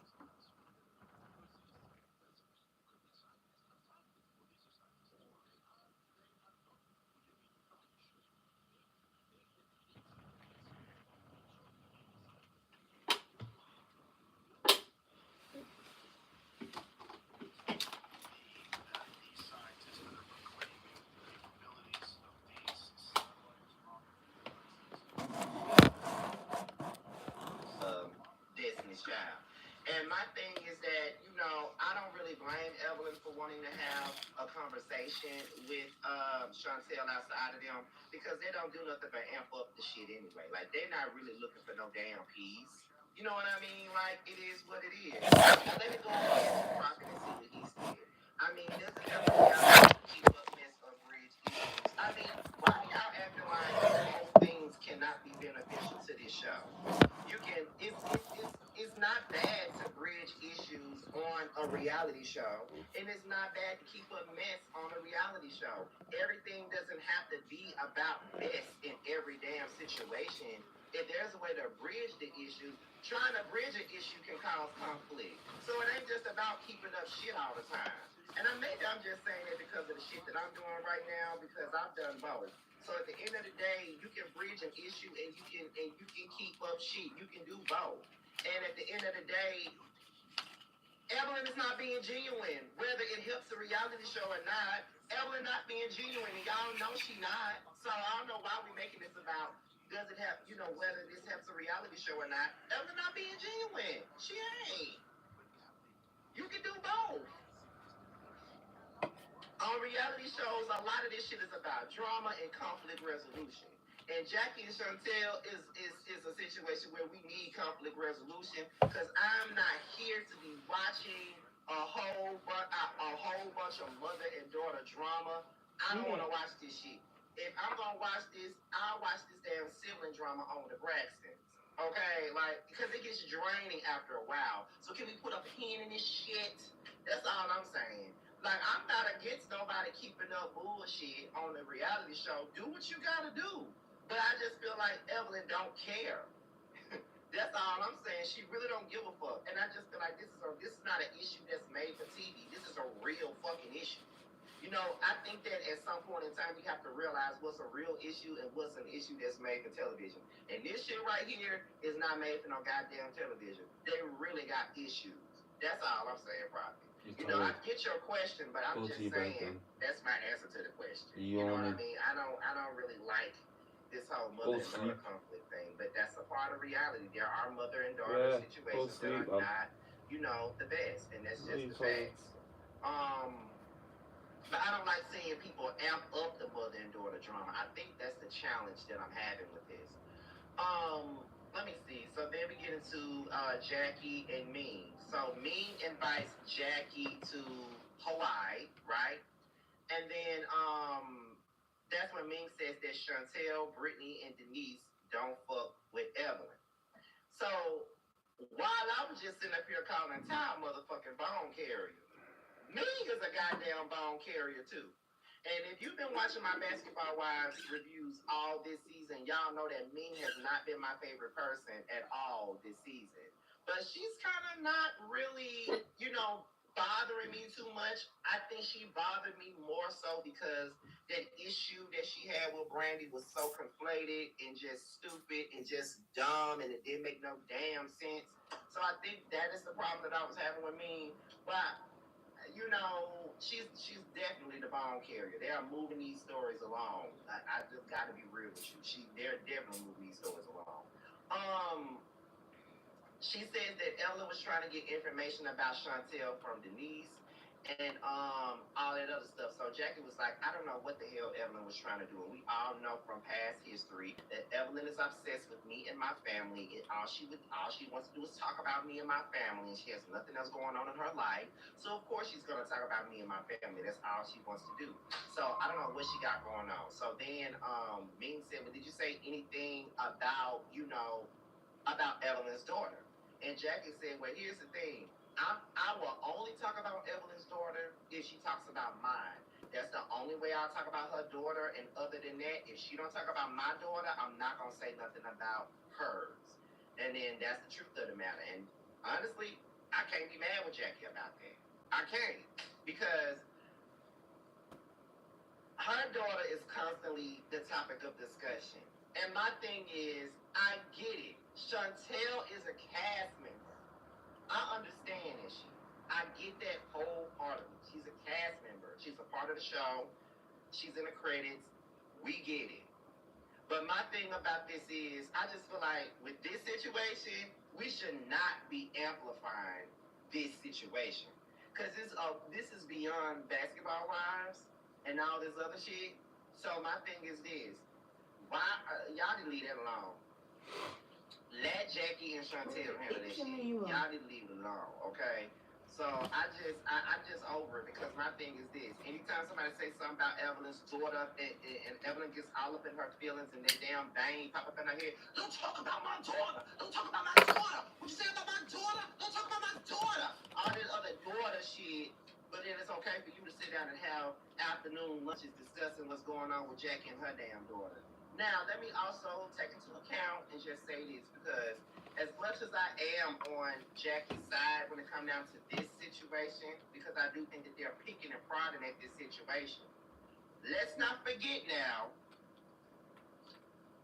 a couple of summers ago, the very first season of Basketball Wives LA, a couple of summers ago, Jackie Christie and Laura Govan was looking up shit on Drea, and they started talking about Drea and said that she was a despicable mother, a deadbeat mom, and all this other stuff. And Jackie was on her high horse about what a mother is supposed to be and all of those things. So, as much as I'm on Jackie's side when it comes down to that, Jackie, do you know how it feels now?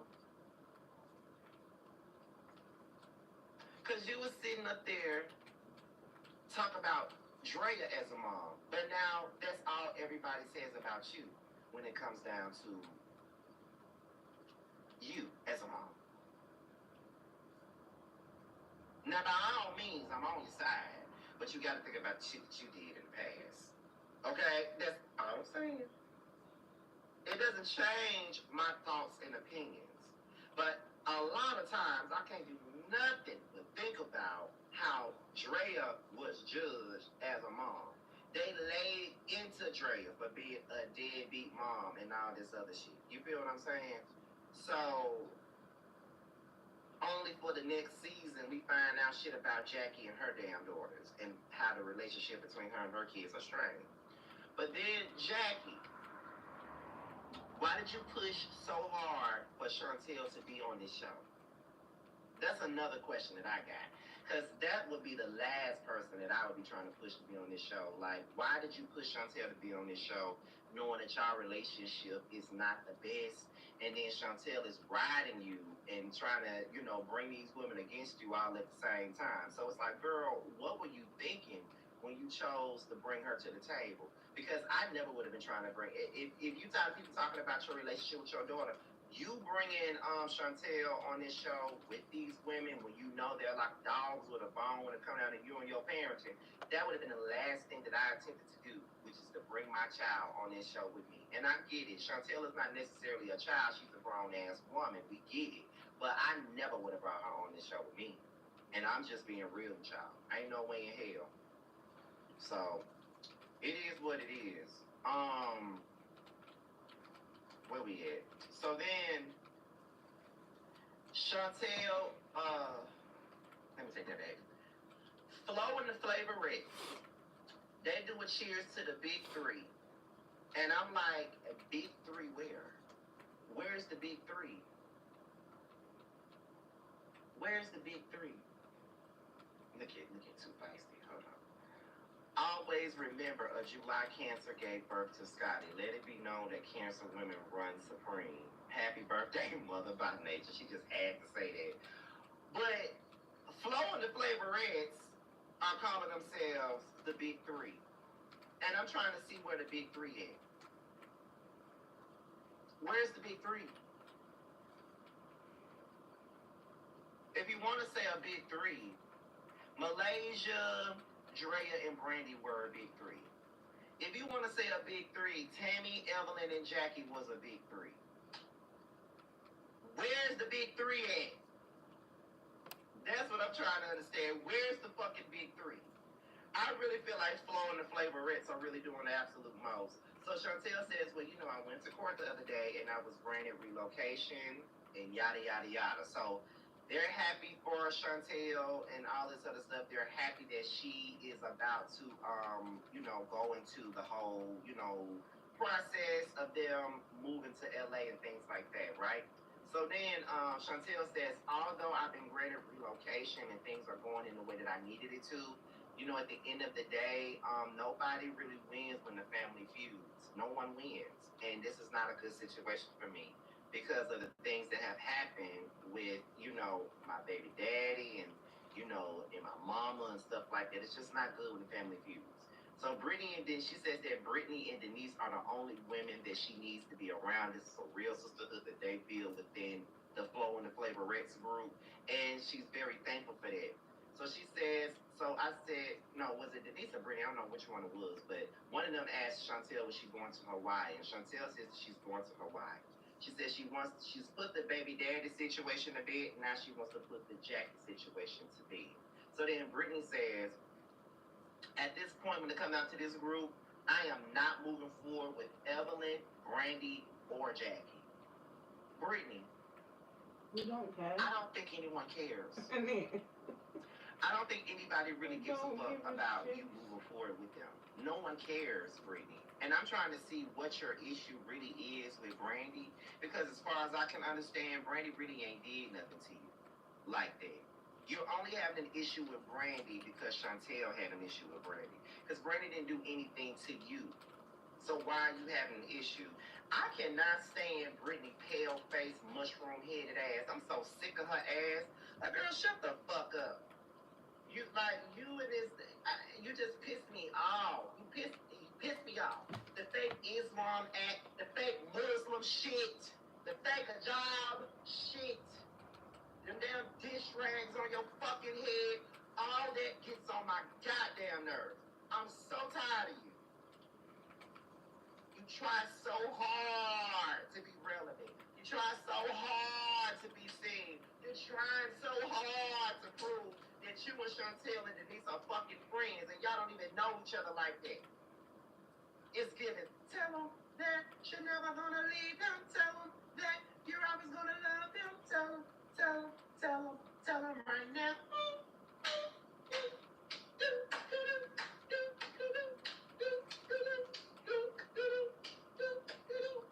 That's what it's giving. That's what it's giving. I wish you motherfuckers would shut the fuck up. Y'all are the most annoying batch of women that irks me. Y'all gets on my nerves. I'm tired of y'all. Y'all really trying to... This fake ass Jade, don't walk away ass motherfuckers. Like it just kills me. Like I can't with them. They are irking me, y'all. I can't with them. And let me tell y'all something. They piss me off so bad. And I be looking at other people's reviews outside of me and T's, and the person that comes very close to my feelings is Color Me Pink. Shout out to my girl Color Me Pink, because she be feeling the same damn way when it come down to Basketball Wives, because they get on my nerves. These three motherfuckers want to boom like an 808 so bad, and it's not working. They're not circling like a figure eight, because it don't feel good from head to toe. Y'all are irking me. Seriously. You are this fake ass 3LW. Like, these players gonna play, haters gonna hate, shot callers gonna call, ass motherfuckers get on my nerves. I can't with them. Like, for real. And Brittany is the biggest offender. She irks me the most, probably.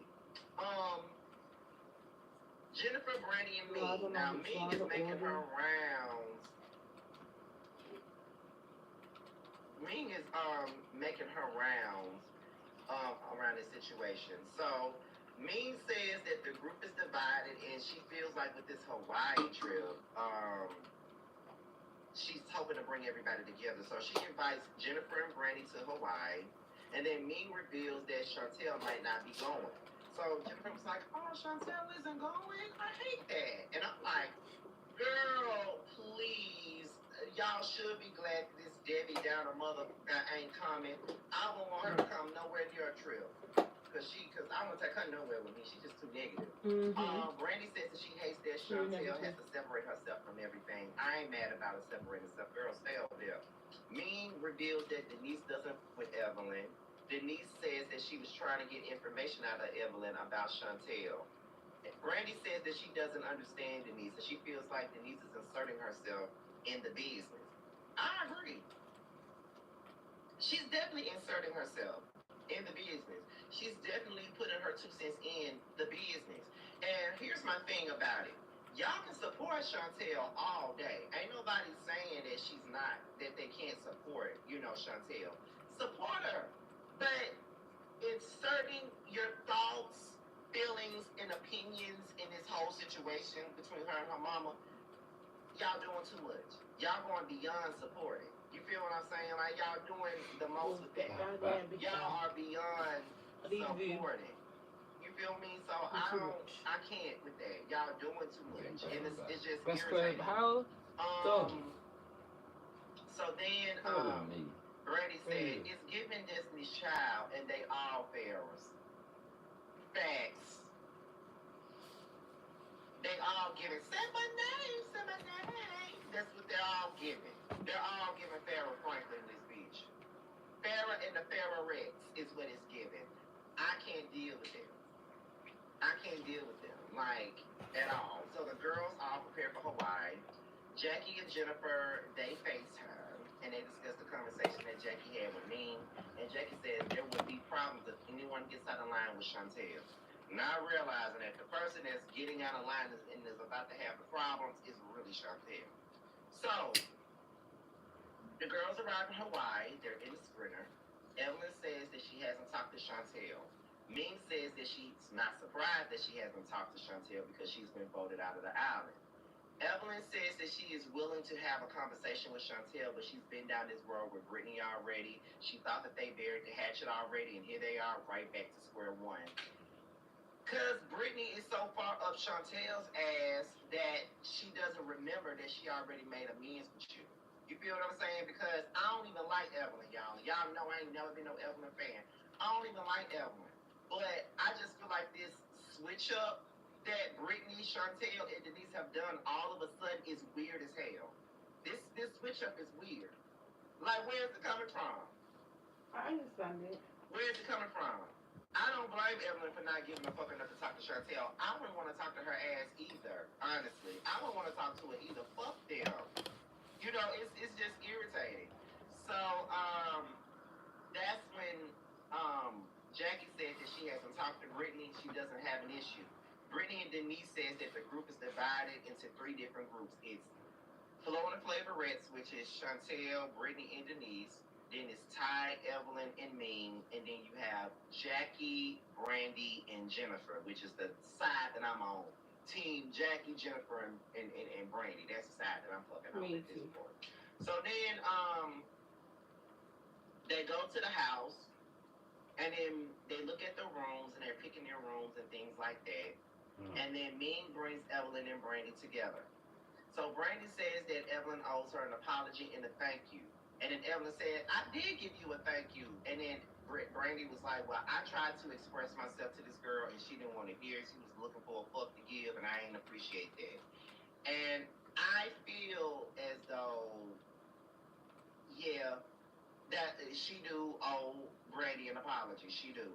So then Evelyn apologizes to Brandy. And she says she cares about Brandy and she cares about their friendship. But I don't think that Brandy really trusts Evelyn. And if she don't trust Evelyn, she's a good one. Because she should not be trusting Evelyn at all. So then Chantel arrives, but only Brittany and Denise knows that she's here. Brittany says that there's nothing that Jackie can say to her that will make her change her mind about her. Once again, Brittany, we don't give a fuck about what about Jackie not, changing your mind about her. We don't really care about, Jackie changing your mind. We don't care. Because we really don't care about you. If we're being honest, we really don't give a fuck about you at all anyway. So I don't know why you think that anybody cares about you and your feelings, because you're one of the people that's irrelevant to us. So you can sit up here and talk about, I don't care about Jackie. I don't care about Jackie. There's nothing that she can say that's gonna make me change my mind. All this other shit. Like, ain't nobody losing sleep over you. No one is. No one is losing sleep over you. The only people that's losing sleep over you is these damn Muslims who see you being a fake ass, fraud ass Muslim. That's what I'm saying. So it's just like,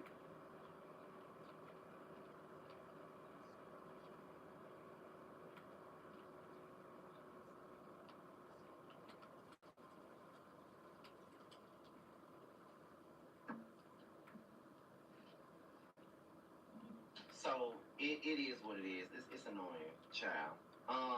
Jackie says no. Chantel says that Jackie needs to be held accountable. Wait a minute. I said what I said. Scotty, you should stop talking until everybody gets your likes above 170. Y'all, what is the likes at right now? Because, y'all know I don't be trying to make it no big deal about no likes, but I know my people do.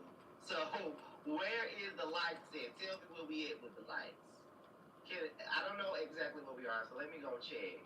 Because if it's not over 170, we need to get it to at least 200. Because since we're approaching 300 likes, 300 viewers in the chat. Let's get the likes to like 200. Oh, we just got 114 likes. Oh shit, y'all need to get them likes up, honey. Get them likes up, honey. Let's go ahead and get them likes up, child. At least the 170. You feel what I'm saying? Like, by the time this live is over, can we get it to 170? That's all I'm asking for, y'all. I don't really ask for likes too much, but y'all know. People say that the likes, put us in the algorithm and shit. So if that's the case, then we need this video to get into the algorithm and shit. So go ahead and click that like button, y'all. And y'all keep the update going on. Keep the update going on. Let us know where the likes at as we continue on so everybody can. As you all come in here, like the video. Because we're approaching 300 people in this live. We're almost there. We're like 23 away. No. Yeah, we're like 23, but we was. 23 viewers away from 300. So go ahead and like up this video, y'all. Let's see. So then, what was that? Oh, yeah, Chantel is saying that Jackie needs to hold herself accountable. But I do feel like, Chantel needs to hold herself accountable.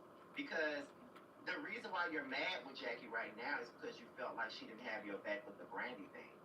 That's the main reason why you're mad. That's the main reason why you're mad right about now. That is the reason why you're mad. You're mad about the Brandy thing, but you set your boundaries and you did not want her to be a part of that. So that's why it's so confusing and befuddling as to why you're so mad at her right now.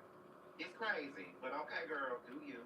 We're at the dinner, and Ty asked Ming for a sleepover, and Ming says, trying to make it seem like Ty's delusional for asking her for a sleepover and all this other stuff. But Ming, you sitting up here lying. You lied about having some type of relationship, so Ty cannot, so Ty can't pursue you. That's one thing. And not only that, you are playing with her emotions. You've been doing that the whole damn time. So I don't even understand why you're sitting up here trying to play games with the people. But okay, girl, whatever. So then, That's when Flo and the Flavorettes show up and talking about the queen has arrived. Brittany is such an ass kisser because when has Chantel ever been the queen of anything? Like, girl, shut up. Anyway, Evelyn says to Chantel that she wants to have a private conversation with her.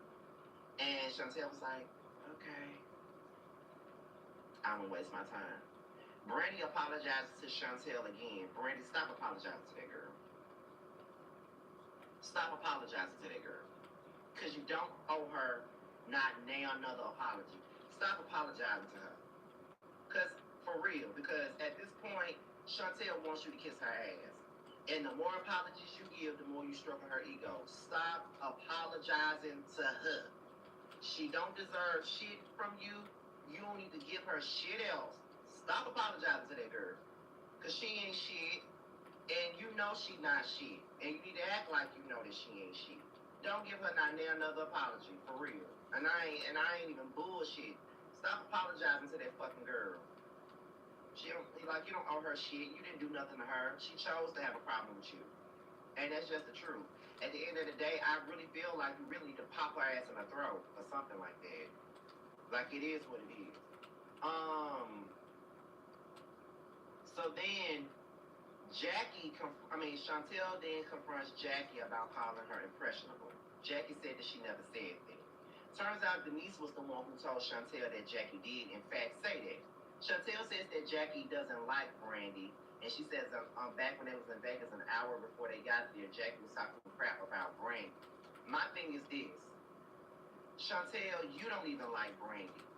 So why the fuck are you sitting up here trying to turn Brandy against Jackie? So that'll make you feel better if Brandy gets on your side against Jackie.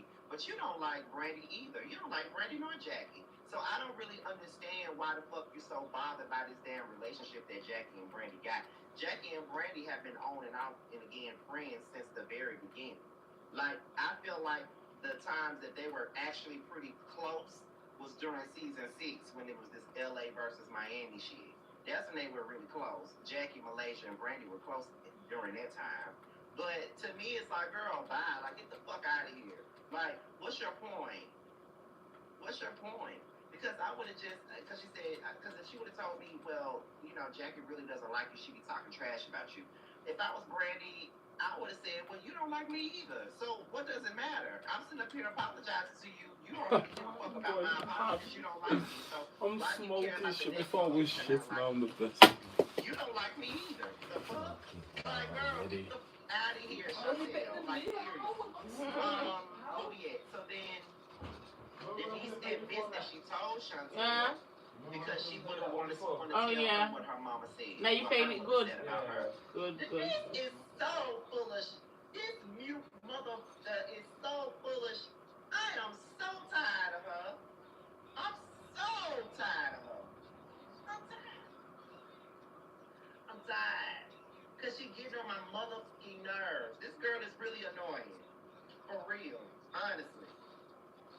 And the thing about it is, Chantel loves to perform for a group of people. She loves to perform, put her mama on blast so everybody can fall victim to her acts. Get the fuck out my face, Chantel. You're full of shit. You and your whole crew full of shit. All I gotta say is fuck you and the clique you claim. Okay? Fuck y'all. Cause y'all getting on my goddamn nerves. And then that is when Jackie refuses to engage with Chantel. Once Chantel starts saying that Jackie don't like Brandy and she be talking shit about Brandy and all this other stuff, Jackie refuses to engage. She said, I know that this is what you want to do, but I'm not doing this with you. I'm gonna go. Jackie did the right thing by leaving, because she already sees what's going on here. Y'all trying to get this side of me out of here, and I'm really not trying to go there with my damn daughter, but she really pushing it for y'all. She performing for y'all, and I'm really not trying to go there, so I'm just gonna leave this whole table and get the fuck on. Like, that's how I feel. Let me see. So then Brandy goes out there to go check on. Even the police can see that me and you love each other. Bro, they can see because they're watching everything on the road. That's what they said to me. That's why I got no further action. Because he's saying, yo, No, don't make sense. And the man's abusing me. It don't make no sense. I can see you like going on holiday. They can see everything. They can see. Yeah, we go away. They can see. Like, try and make it work. They can see, bro. They thought they was expecting. They were saying to me, we're expecting to come here. She's got black eyes and blue. Is that what blue they eyes. want? That's what, you can't just do this to men. So I'm trying to say. You can get me locked up because the only way you can get me locked up because I've been locked up already. So when it comes on the file and says Ashley James, they have to come and get me regardless of anything. They have to come and get me. They have to. Regardless, they will have to come and get me. So now they'll be like, yeah, I can't wait now to go there and see her face blooded up, purple eyes, take pictures, go and see her, nothing. So what did you do? That's the door. Okay. That's bad. And then the policeman said to me, oh, you're going home. She could have gave us some fucking time and dates about when you did this, innit? I'm like, so I'm saying, I wish I could record it. I don't think I'm lying to you. I wish I could record everything they're saying to me. I wish. They're getting tired and sick of fucking people just falling over petty stuff. They want killers and murders and people are killing people. What's going on? Like, they can tell, they can see it. They clearly can see it. That just having arguments, but it just is going somewhere else. I'm going mad. They can see that I'm mad. They can see that. When the man said that to me, I was expecting him saying, "Yo, right now you go in court because how much times you've come here for this." Yeah. You looked on my record and like, you've never been locked up for women. What's going on? You should leave her. So I said, she's telling me to leave her anyway. She's not. I won't say that. She's been saying that. I'm saying she doesn't tell them go. So right now, you ain't been locked up for none of this. This is just coming from an outburst where we checked your file. It's from 2024 till now. I'm not even just trying had some to get records of you getting women. You're known for kidnapping, robbery, selling weed on Saw Road. What's happened? They want me for that stuff. They're ashamed that I'm like, it's a shame. It's a crazy game. What they're ashamed of because they can't get me for what. Like, when you were saying to them that I did this and did that, that's don't hold no weight from 2023. Not me, that's not holding no weight at all. You should have phoned them then, but that's what happened. You know what I mean? That did happen. It's not, I never do it. It's not like I'm lying about anything. I'm not lying about nothing. You get me? So for the policeman to even say that, that's quite bad because I'm not lying. It's not just randomly. Like I can tell. I know that it's not random. But just say, yo, still, you time out. Throwing doors at have some time that's out. Crazy. Because like you can always resolve it in a different way instead of violence. You have done that to me, and I haven't got up and dashed the door at you. I'll never agree anyway.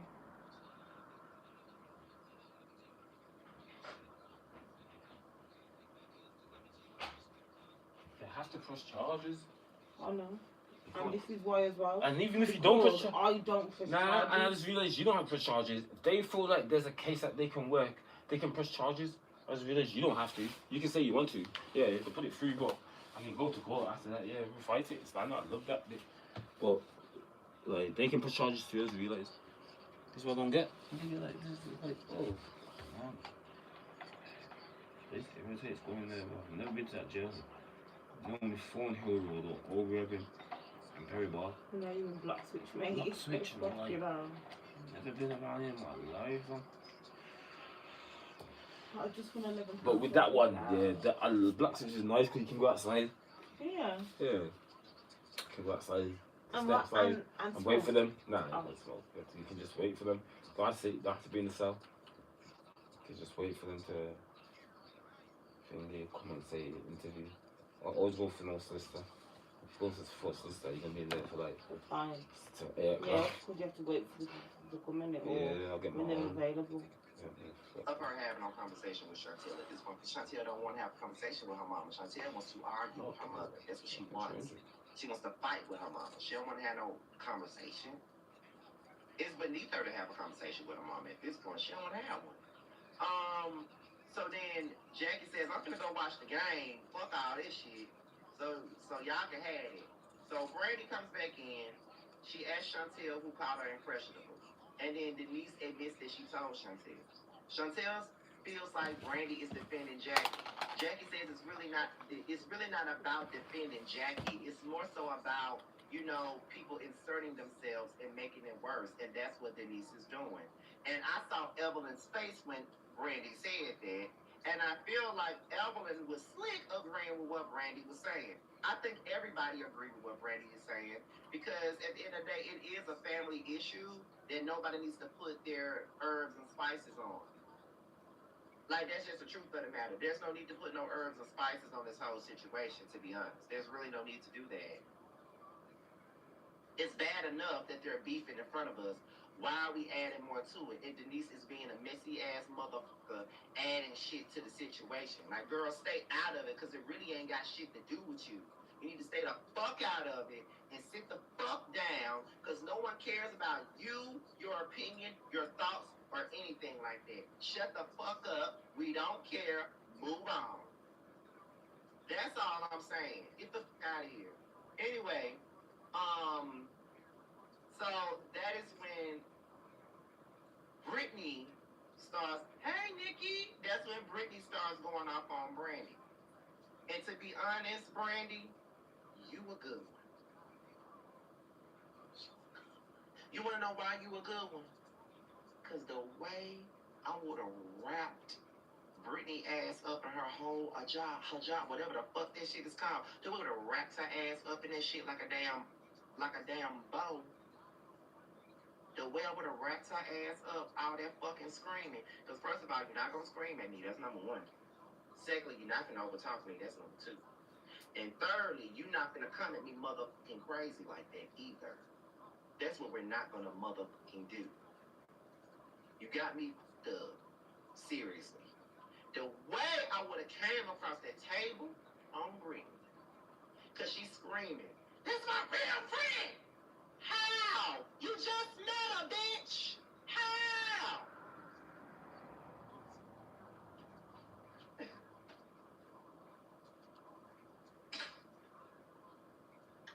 How is that your real friend? How do we know y'all not gonna fall out by the end of the season? Like, why are you yelling about some shit that's not yours? I understand the triggering part of it. I understand how you feel somebody was saying. I get all that. But the way you screaming, you would think that Jackie did you wrong. Like, what you bucking for? What you bucking for? Like, girl, get the fuck out of here. That's my friend! That's my friend! And you have a toxic mother, you ain't never been understand. We don't understand because you a crazy ass motherfucker who's acting like you're a Muslim, was walking around here, fiddling around with Kevin Gates, knowing that he worked 6 jobs, he don't get tired. He was one of the jobs that he was working because it was never nothing serious. You walking around here, forming this damn pack of women with you, Chantel and Denise, y'all flowing the damn flavorettes, okay? Up the ladder to the goddamn roof, and you want to sit up here and scream at everybody that doesn't fall in line with what the fuck your queen, Chantel, says and does. As a matter of fact, Brittany, I just want you to hear something, and I need for you to hear it from me. I don't know if any other reviewers may have told you this, but if ain't no other reviewer told you this, I'm going to need for you to listen to me right now. If you don't hear nothing else, this is what I need for you to hear. Fuck you, fuck your trauma, fuck everything about you, fuck you, once again, the clique you claim, which is Chantel and motherfucking Denise, fuck both of you non-personality having bitches, okay? And yes, I said the B word. Fuck all 3 of y'all. Y'all get on my goddamn nerves. I'm sick of fucking Brittany with her pale ass. I'm sick of her. She gives me gas station chickens that makes my stomach hurt. I'm tired of her. She needs to move the fuck on. Stop using her own situation as a way to sit up here and project onto somebody else. You don't like Jackie because your mama fucked up. Worry about your own fucked up ass mama and stop worrying about Chantel's fucked up ass mama. Because what her fucked up ass mama got going on ain't got nothing to do with you. So go somewhere and lay down and sit down. I'm sick of you. I'm sick of you. You got way more shit to worry about than what the fuck she got going on. Worry about how you frauding out these damn Islamic people. Worry about that. that thick ass job on your damn head, looking like some shit that came from an old damn blanket. Shut the fuck up, Brittany. All that damn screaming and yelling and all that other bullshit you doing, like you running something. Girl, shut up. Acting like you so close to Chantel, but then you was acting like you was so close to Evelyn, and you turned on her real quick. Shut up. I'm sick of you. Okay? I'm sick of this fake ass total. I'm sick of this. Like, can't you see what you do to me? You get on my nerves. Okay? Can't you see? You're tripping. You don't see that you're tripping? Don't bother you now, big cat. You're Yeah, sitting thanks, home really. with Chantel looking for a reason So to you have have a to sit problem with up. Jackie. Shut the fuck up. Seriously. And then, for Brittany to say that Brandy picks and chooses who she give the gas to is absurd. That is the biggest lie I ever heard one. Because Brittany... I prefer the strawberry one. Fire. It's better, isn't it? It's better than the... Way better than that. It's not You so like know that's why I ate that one Brandy first. has never been afraid to call out anybody. Okay, This is the same girl that called out Shawnee. Don't worry. This is the same girl Too that far. called out Tammy. Too far. This is the same girl that called out Evelyn. Like, what the See that, fuck boy? are you talking about? See that? What are you talking about? What are you talking about? Brittany. Good boy. Good boy. Good boy. Good boy. Look. Like, I look at you, and it just feels like I'm looking at a walking, talking yeast infection. Like, that's what the fuck I see when I see you. So I'm just gonna need for you to shut the fuck up. Like, what are you talking about? And when have you ever been so damn bad and shit? That's what I'm trying to understand. Why are you going for bad so damn hard, girl? You ain't bad. You ain't no thug, man. Who the fuck you supposed to be? Please tell me. Who are you supposed to be, Brittany? You act like these ones supposed to be scared of your ass. I wish a motherfucker would be scared of you. Sour cream face ass bitch. Kill, though. I wish She somebody going would be in. scared of you. I don't like that. I wish. I'm sorry. The old Scotty is coming out, and I don't like that. These motherfuckers get on my nerves. Do you hear me? They get on my everlasting nerves. Shut the fuck up. You so invested in something that ain't got nothing to do with you.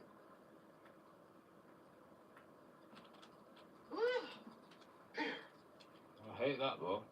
I hate that, man. I hate that. Anyway, take a breath.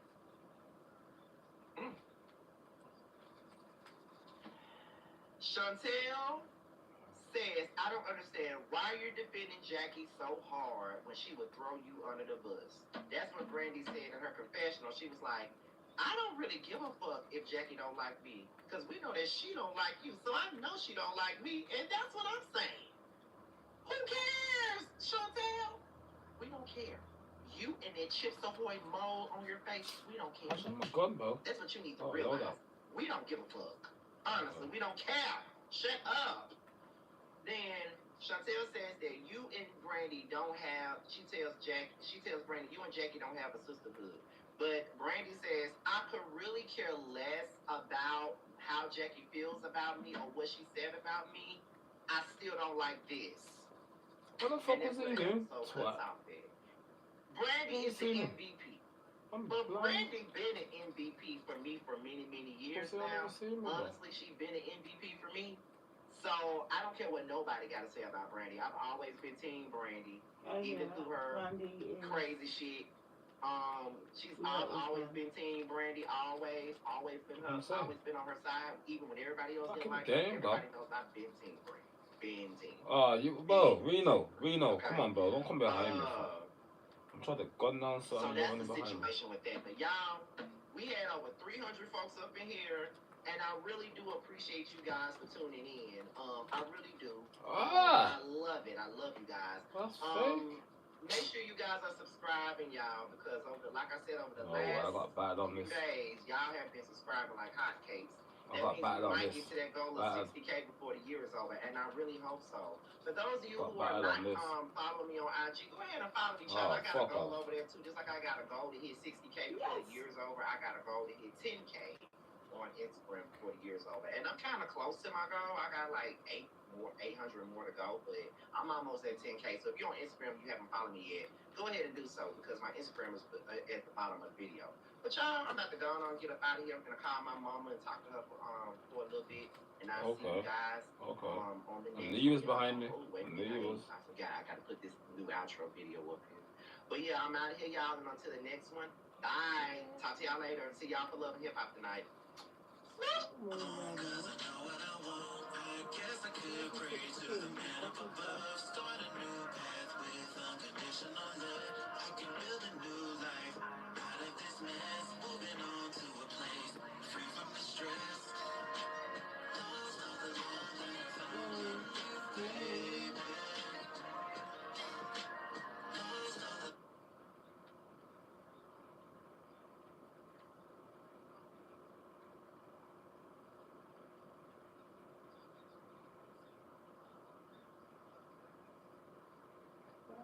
No, broken.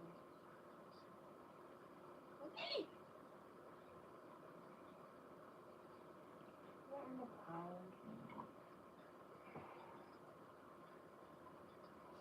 Anything is fucking time.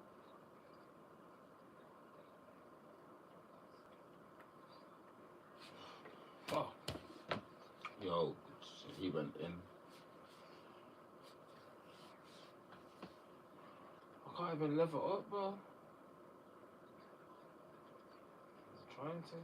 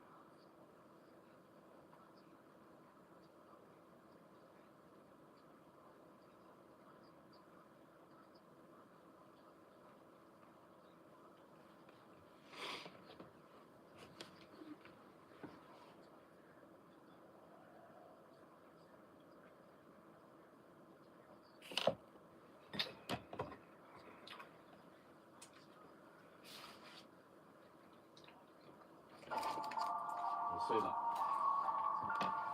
Hi, I'm Cynthia. I'm Crystal. This is Humble Brag. Humble Brag. Humble Brag. Oh, I have tea. Once a housewife, always a housewife. Can we say that again for the people in the back? Humble Brag. Humble Brag. Brag with us.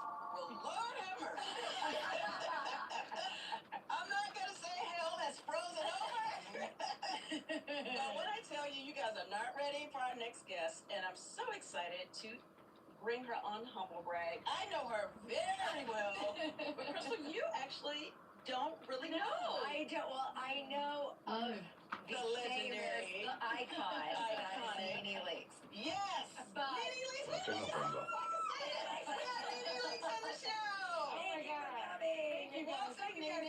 Thank you for having me. This is like new. I mean, this is my first time meeting you. Yes. Obviously, I know Cynthia for years. Like, I'm a little speechless. Oh, God. I'm like in the company of, I mean, everyone tells you you're an icon, everyone says these things, but just so you know, coming from a person who's never met you, and truly the space with you right now, I'm like, I can't believe Nini's in the room with me. I'm going to try to act cool. And if I'm not cool, just know that it's because I'm like super excited that you're here. Thank you. I'm really regular. I say that to people all the time. I say I'm really regular, and they say, you are not regular. You are not regular. I am It's regular. true. That's actually, do you think that's one of the biggest misconceptions about you? Yeah, I think that people have a different thought about who I am. But in my private life, like in my real life, like I'm really like regular.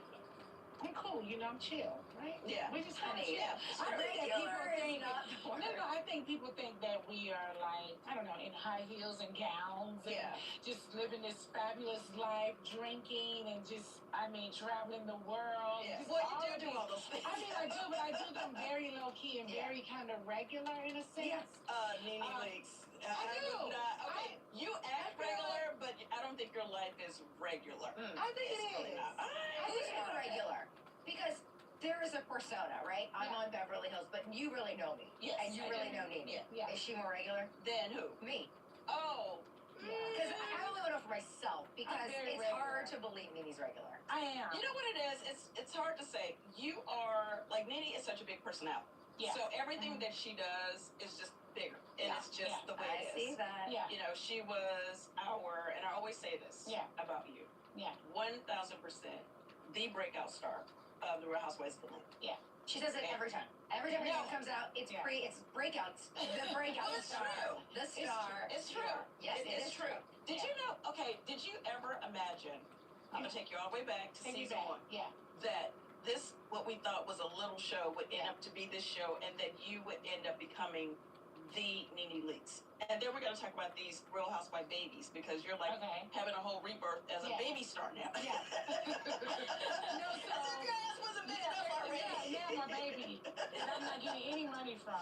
Listen, how can we monetize that? I don't know, but I would like to get a check. Yes, I would like to get one as well. This is always our mission, is how to get a check. So when I started Real Housewives of Atlanta, I think it was 2007, something like that, 2007, 2008, I think, when we first premiered. But remember, we shot a pilot. And you were part of the first pilot. Were you the first housewife to be cast in the end, right? And then we shot our pilot, and then they shopped it, and then, had to get picked up, and then we started shooting the first season. So it's kind of almost like 2 years. No. I literally thought I was just doing some, like, seriously, like I'm just doing some, even when I told my husband at the time, he was like, okay, like, we never just thought of it as anything, honestly. Right. Did you have any fears about it? Any trepidations? So you just went in like I think that is why it was such a hit, is because I feel like all of us just kind of went into it like we were just doing something. Well, it was not a blueprint. We are the blueprint. You guys were the blueprint, right? Yeah. And now I'm part of the blueprint because I came on season 3 as your friend. What's really crazy is all the shows that followed us. It was almost like they used our blueprint. They needed a girl who was younger and married to an older man. They needed somebody. I was doing that. Was me. Right. And they needed somebody that was blonde, or somebody that was outspoken, somebody that was like, the person that got along with everybody. I mean, they really did follow our footprints. They did. Yeah. Did you feel like after 1 or 2 seasons that you were portrayed exactly like who you were? No. I never feel like I'm being portrayed as who I am. Ever. I feel like... Well, who are you? No. Because a lot of people don't really know. Who is Nene Leaks? Because who the hell are you? The Nene Leaks that I know from the outside is Who do you think she is? What does she look like to you? not a diva. Let us say it first. Okay. When you look at Miss Leaks, what do you see? Who do you think is Well, you're obviously the shade queen. Oh, am I? Yeah, you are. I don't think so. I think that's Cynthia. Okay. We're gonna keep the focus on you right now. I'm not the shade queen. You're a true comedian. For sure. Okay. You're a comedian. A funny lady. You're very funny. We don't blow smoke up anyone. Like, I don't. But we're kind. But we don't. Like, you are single-handedly, to me, the ultimate housewife. Like, you're you're the primary. Thank you. And there's a lot of OGs and whatever, but like you're. But I think people think of you as like super snappy, and you always have some comeback ready, and like. But I can be ready. If I ain't ready, I'll get ready. But where does that come from? Like, I don't know. I wish I took your class before I did the show. I feel like you have to touch a certain button. Like that's almost like touching a certain nerve. And then, I think all of us have. You know what I'm saying? They touch a certain nerve. We're like, okay, hold on, like, wait. Right. We can pop back quick. Right. Did the show help you get better at that? Oh, the show makes you get better. Like, if you ain't good, you gonna get good. Right? Yeah. Oh, definitely. Well, I feel like with you, with your humor, and even with your reads, you never really felt rehearsed. I felt like you can't make up. Like, Nene basically single-handedly screwed up, I just want to say effed up, white refrigerators for life. Like, she literally went into a scene. I love it. When I tell you this girl took down white refrigerators, she went into a scene. You changed every kitchen in America. America. Everyone's looking at that refrigerator like, oh my God, do I have a white refrigerator? This thing has to go. That's what's so amazing, because it's so not rehearsed. It's just who you are. And I think that's why you're so special, because you cannot make that up. Well, and I just wonder, where does that come from? Were you always like this as a child? Were you always snappy? Take us back before Housewives. You know, I think as a child, I probably was. You know, as a child, my aunt raised me, my mother's oldest sister, and she had me in all kind of activities, modeling, you know, like every year when school, cheerleading, basketball, you know, theater, track, I had to do something every year. So every year when school started, she said, so what's your after school activities? Okay. So I had to pick something, 4-H club, a brownie, a Girl Scout. You know, I went away for a camp in summer. I don't know. I think doing all those things just made me kind of well-rounded, which is really good, because I think a lot of kids don't do activities. My sons didn't do that many activities. And I feel like those activities really helped. It does. It does. Yes. It does. And it kind of made me who I am. Yeah, and I think when we were growing up too, like we had to get out of the house. They didn't want us in the house. No, they didn't. And then by the time we had our kids, because Brent, Noel's, Brent and Noel are the same age, basically. And Noel literally was more of a house kid, where we were like, we get up, we ate, we had to hit the road, we had to go somewhere, and then just be back before the street light came on, basically. Yeah, but like you said, when we grew up, we were kind of like, you gotta go outside and play. Like the kids don't go outside. We were literally outside. Like if you take them outside to play, somebody might take them. Right. So we could go outside and play. You know, we did all of our sports in the street. We hopscotch. You know, all of that. We played kickball, jump rope. But what was your persona in high school? Yeah. Were you like popular? So I was popular. I was on homecoming court like a lot of girls. You know, stuff of like course that. You guys were. No, we have a lot. Here's the thing. We're so different. We have so much in common. I was homecoming queen. I was not homecoming queen. I was on court, and I was modeling up. And that's like queen girl. We share the modeling thing. We share the homecoming. I was a cheerleader as well. Yeah, stuff like so you guys were like popular girls. Like that's a popular. Yeah, so my senior year they do like the who's who or whatever, like in your thing. And I won most talkative. Well, honey, that's right. And your ass been talkative ever since. How much money do you get paid to talk there? I won most talkative. Yeah. So you know, did you guys have that like in your yearbook? Like, yep, I was. What's the superlative? I think I won best looking. I think I won best dressed too. Yeah, I won 2 as well. You won 2 categories as well. And I'm pretty sure it was best dressed. Yeah. I was and you were a bus clown? And I don't even see that, actually. Yeah. I mean, I do now on Humble Brag, but from watching you on Beverly Hills, I would never. I would never see that. But of course, you you guys were homecoming princess. They're princesses, right? Well, I was not a princess. They call them homecoming queens. Yes. They don't call them princesses. Ours was you're the queen, but if you're on the court, you're a princess. That's how ours was. Oh, okay. So like on the court, Yeah, no.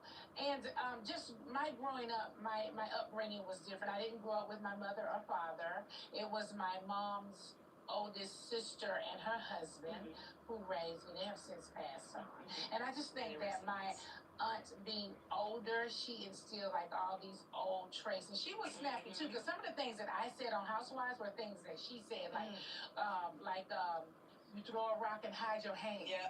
Or a hit dog. Close your legs to marry men. Yeah, see, she didn't say that. But she said a hit dog will holler. Yeah, you remember that? Those are old dogs. That is old school. And then throw a rock and hide your hand. Stuff like that came from her. Yeah. She would say that in our house. Yeah. So I would say stuff like that. Yeah. But I never knew that if I just said these one things, they were going to come off as one-liners. I did not know that. It's so funny. You know this and you do too now. Being on Housewives, the things that the viewers pick up on and grab a hold to and kind of run with it. Yeah. Like you never know what you never know. When we're in those scenes, we never think, oh, well, that's going to, the fans are going to fly with that. Yeah. Another one of your famous ones is you never win when you play dirt. Never win when you play dirty. And that's real. Yeah, that's real. All That is money ain't definitely good real. money. Yeah, all money ain't good money. I love to say that too. That's a good true. thing. Yeah. Is there ever a line for either of you guys that you said that in the moment you're like, oh yeah, that's gonna be a big one? I don't, but what I do know is when I'm watching reality, which I don't watch that much anymore, but whenever I'm watching reality show, I can tell when somebody is saying something and they hope that it's gonna be like Like a that big thing. one. Yeah. That's annoying. That is so annoying because you look at them and you be like, no. Yeah, because it feels so rehearsed. It's so performative and produced. It's like, girl, ain't nobody. Like, stop trying to make that happen. It ain't happening. But you gotta feel bad for the girls coming after you too, because they gotta make something happen. Like iconic lines are not; they're far and few between. Yeah. From when you guys, you did that post last week, and we talked about like the most famous lines, right? Yeah. And it's like. It all comes from you guys. Atlanta's probably number one, right? Today, it's a lot harder. Yeah. So you can tell people rehearse things. These are big shoes to fill. I will say that. They're pretty big. And even all the girls that were working with me on the show as an ensemble, Cynthia and Kenya and Candy and Portia, everybody. Yeah, Portia, I mean, these are big Sheree. shoes to step in. Yeah. I mean, what I do know is because every year when they get ready to cast, they would ask, like, all of us, like, who do we know? Or, like, they bring still somebody do. on and stuff like that. And I'm talking to girls and they're all like, I can do it. And I'm like, let's see. Soon as the cameras come on, oh, this is different. When you step in the room, these girls will eat you up. I'm scared of y'all. Did you think at that time when I gave you the frame contract that would blow up like it did? No. That's one of those things that was really genuine. No one, that's something no one has ever done. I think, did I hear somebody talking about a frame contract on one of these shows? I think after I did it. I think but it came up no a couple one more does times. that. But I was the originator. That was iconic. Yeah. I asked you myself, I said, did somebody tell you to do that? No. Like, that was like, I remember when you told me about it. Yeah. I couldn't That was a genuine moment. I was like, oh my God, I don't know what's happening. It's my first season. You were my friend. You were the person they gave me. And then we actually became friends. Yeah. And, when you start a show like this, things start happening. And I'm like, wait a minute. And, like, if there was ever a scene where Nene was in and I wasn't in, because I was literally, like, her little sidekick for a season. So if she shot with them, I'd be like, wait, I'm supposed to be with Nene. Why am I not over there? So I was like, I got to drop a damn contract. You are my best friend, of course. Like, everyone had so much fun with it. They were calling me single black female. Oh, my God. Stalker. When I say they wore me out first season, how bad they did do the wear same thing I see now to Shamia, like lapdog. Oh, yeah, the whole lapdog thing. That's and I all was so coming back up. concerned, and I was right, that Cynthia would just fall prey to all that. Because I'm like, Cynthia, you know this is not true. Right. Like, but And it's you would so always hard. say that. Yeah, Like, but it's so hard when everybody's saying it. Right. But people are saying it to you. Like, just after a while, I guess it's like in your head, like, am I a lapdog? Like, It's hard because actually the audience has an uncanny way of sort of creating this character, and then when you start to believe it, it starts to affect even yourself and how you act. Once you see someone say that on TV, like with all the friends that I have outside of the show, no one's ever called me a lapdog. So when I come on this platform, I'm like, wait a minute, I am not a lapdog. I feel like I'm a good friend, but I'm not a lapdog. And Nene would always say, Cynthia, they're a lapdog. Yeah, I said, Cynthia, beating up Peter. Like, far from it. But those things do stick. Have you ever used a website platform and given up because you couldn't get the site to look how you wanted? Well, I certainly have. Some platforms have very strict templates where you can't break the mold, quite literally. Wix.com gives you the freedom to build exactly the site you want for any business idea. Wix puts incredible website creation at your fingertips. With their AI site builder, you answer a few questions and get a personalized business-ready site fast. Prefer to start from a template? Wix offers 2,000 plus designer-made templates that are fully customizable and come with out-of-the-box business functionality. The Wix.com interface is super easy and fun. It's all drag and drop. There's an amazing AI image studio and tons of amazing design effects. If you're looking to sell products or services, schedule appointments, etc., Wix.com also has you covered with built-in solutions, no add-ons required. Wix has been pioneering in website tech for almost 20 years now. These guys seriously understand web design and what it takes to run your own business. Ready to create your own website? Go to Wix.com. That's Wix.com to start building your website today. Thanks to Wix for sponsoring our show. Can we normalize saying, I love my life, but I kind of miss wanting sex? Yes. You know, my friend was just talking to me about this, and I told her, girl, you deserve to have that fire back. Well, thankfully, there's Addyi, an FDA-approved little pink pill for frustrating low libido in certain premenopausal women. It's non-hormonal, and it's taken once daily, and it helps you feel like yourself again. So if this feels familiar, check out Addyi.com to learn more. That's ADDYI.com. Addyi, or flibanserin, is for premenopausal women with acquired generalized hypoactive sexual desire disorder, HSDD, who have not had problems with low sexual desire in the past, who have had low sexual desire no matter the type of sexual activity, the situation, or the sexual partner. This low sexual desire is troubling to them and is not due to a medical or mental health problem, problems in the relationship, or medicine or other drug use. Addyi is not for use in children, men, or to enhance sexual performance. Your risk of severe low blood pressure and fainting is increased if you drink 1 to 2 standard alcoholic drinks close in time to your Addyi dose. Wait at least 2 hours after drinking before taking Addyi at bedtime. This risk increases if you take certain prescriptions, OTC or herbal medications, or have liver problems, and can happen when you take Addyi without alcohol or other medicines. Do not take if you are allergic to any of Addyi's ingredients. Allergic reaction may include hives, itching, or trouble breathing. Sometimes serious sleepiness can occur. Common side effects include dizziness, nausea, tiredness, difficulty falling asleep or staying asleep, and dry mouth. See full PI and medication guide, including boxed warning, at addyi.com/PI. I want to go back really quickly again. One of the things that a lot of people don't realize is, I know that, is that before Housewives, you had already started acting. Like, that was your initial entry into the entertainment world. You wanted to be an actress, correct? Yeah.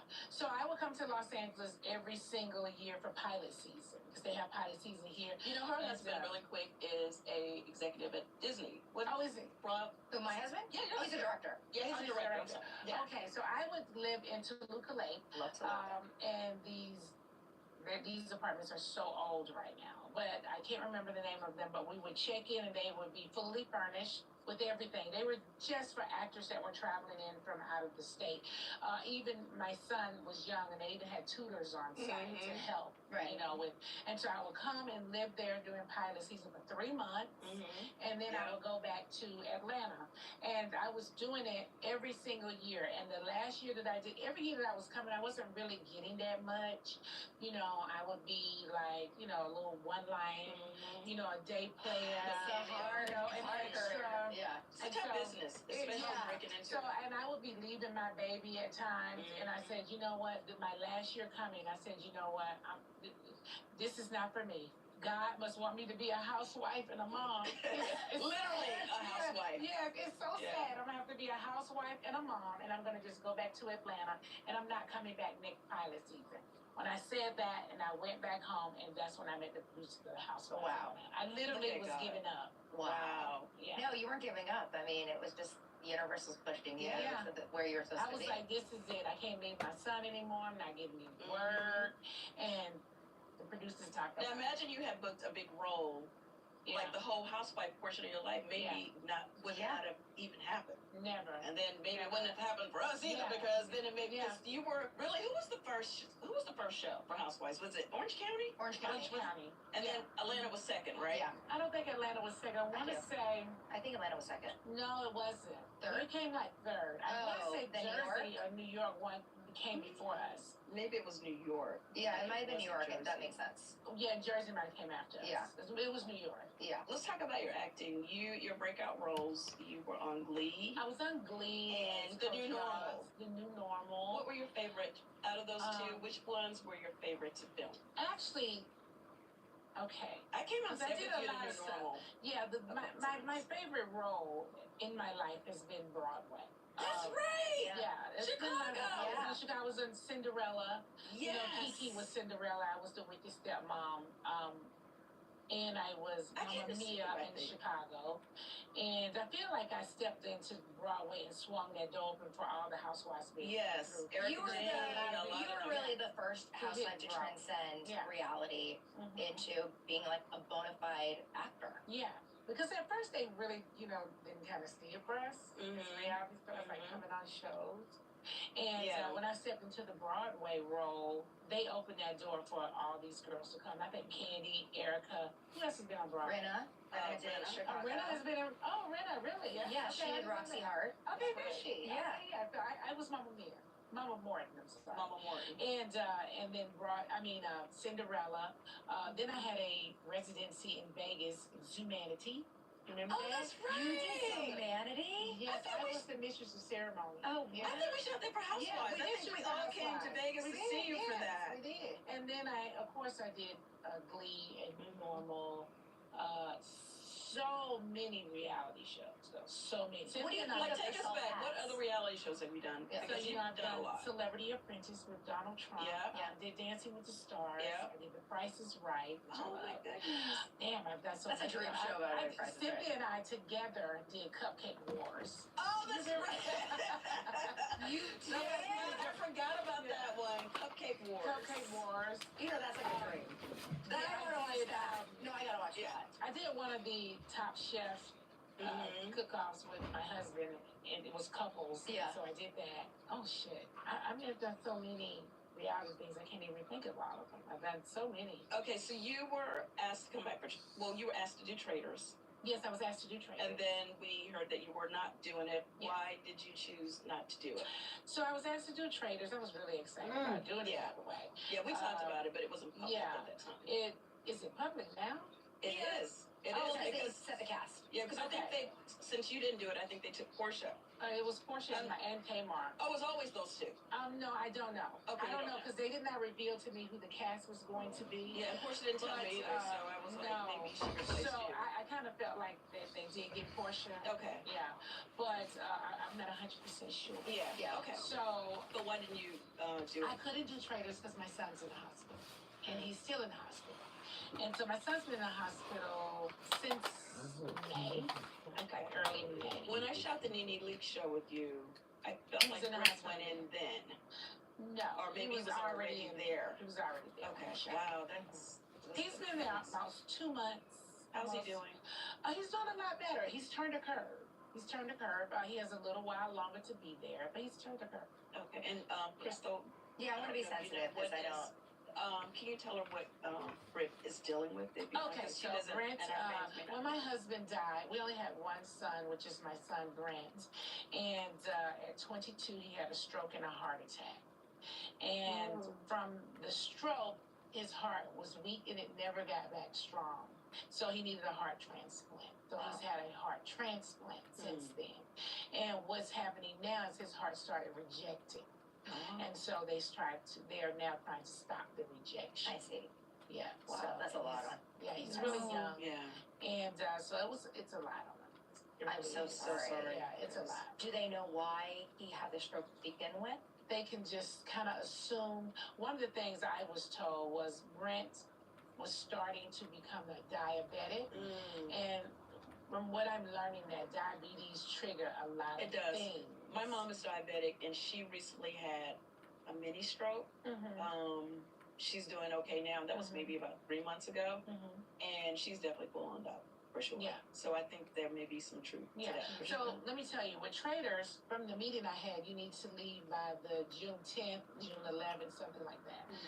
I'm so glad I said no, because in my mind I kept thinking maybe by June 10th.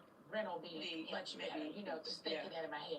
But my fear was committing and then having to go back to them and say, I can't do it. Right. So that was never going to work. Yeah. Brent was very sick, like very sick. It was no way I could commit to it. And you have to leave to go out of the country. Yeah. So they filmed Traitors in Scotland. In Scotland. Okay. Right. And so I was like, damn, like this is going to be like my chance to do all these great things and come back like really strong, right? And they were talking to me on the phone, like telling me, we want you to do this and this, and this is gonna happen, and there was no way I could do it. Immediately I hung up the phone and knew when I hung up the phone I couldn't do it. Well, I can say this, and I was excited for you to do it. Yeah. Because you're just good ass TV. Yeah. And I would love to see you in that space. Yeah. I've never really seen you do and a I wanted to competition show check like too. that. Let's be understood. Oh, no, we always want to check. We always I want to saw on check. the blogs where a blogger had said Nene did not take traders because the check wasn't big enough. I was like, no. That's not true. No, I got the check. You got the check. Yeah. I couldn't do it. Well, you know what? As mothers, I get it. There's no way. Like, 100%. I would have gone either. No, it's smart. And it's such a struggle for us because we're like basically independent, like financially. Yeah. We're in that space, a lot of us as housewives. And it's hard to leave money on the table. It's always that struggle, especially good money. Yeah. You know what I mean? Yeah. To like choose between family and a check. Your child and a check, because part of the reason why you work so hard is to help your children as well. Well, if Brent had been in the place that he's in today, like today with us coming to LA, if he had been in this place, I would have went. Okay. He's, like we could FaceTime him. He's talking. And probably he'll be glad we FaceTime so he can have somebody to talk to. He's like, he's bored. So now he's up. He wasn't walking at the time. Now he's walking. He's talking. He's doing too much. Yeah. Now. I have a feeling you'll be asked next season again anyway. Yeah. Like, if your time will come, and it'll probably be sooner than later. Yeah. Like, you would be the star of that season anyway, so you made the right decision. You know what? I have to feel good about things. Do you know what I mean? Like, it just has to be easy. If there's any difficulty, I don't want to do it. Yeah. And you have to trust yourself. You do. You have to trust it your has to be something easy for me. And it would have affected you filming the show. Oh, it would. It would have been in the back of your head the whole time. If they had called me and told me anything with Brett, I would not be well. Yeah. And be that far away. Like, I'm in LA, I can get home. Right. Like, going all the way to Scotland. It's a lot. And trying to get back, like, that was fun. Yeah. What's a reality show that you would like to do that you haven't been asked to do? I don't know that I've never been asked. I think I've been asked to do everything. Were you asked to do Big Brother, Celebrity Big Brother? Yes, I'm asked to do Big Brother every year, and I say no. That's one show I say no to. Why? I just don't think I can do it. And then I've snuck around and asked enough people. Yeah. Even you, like, what's going on? I'm like, oh, no, I can't do that. Really? Girl, no. It's like y'all love me or anything. Is it being cut off from the world for that amount of time? I can't. Yeah. It's no way. I actually can't imagine you without your phone. I can't. Girl, listen, I was on College Hill, and I had just started dating, right? I was newly dating, right? And so I was on the show College Hill in Houston. Yep. And I was on my phone. They had a note. Like, get off the phone. I was on the phone with him 24/7, like, seriously.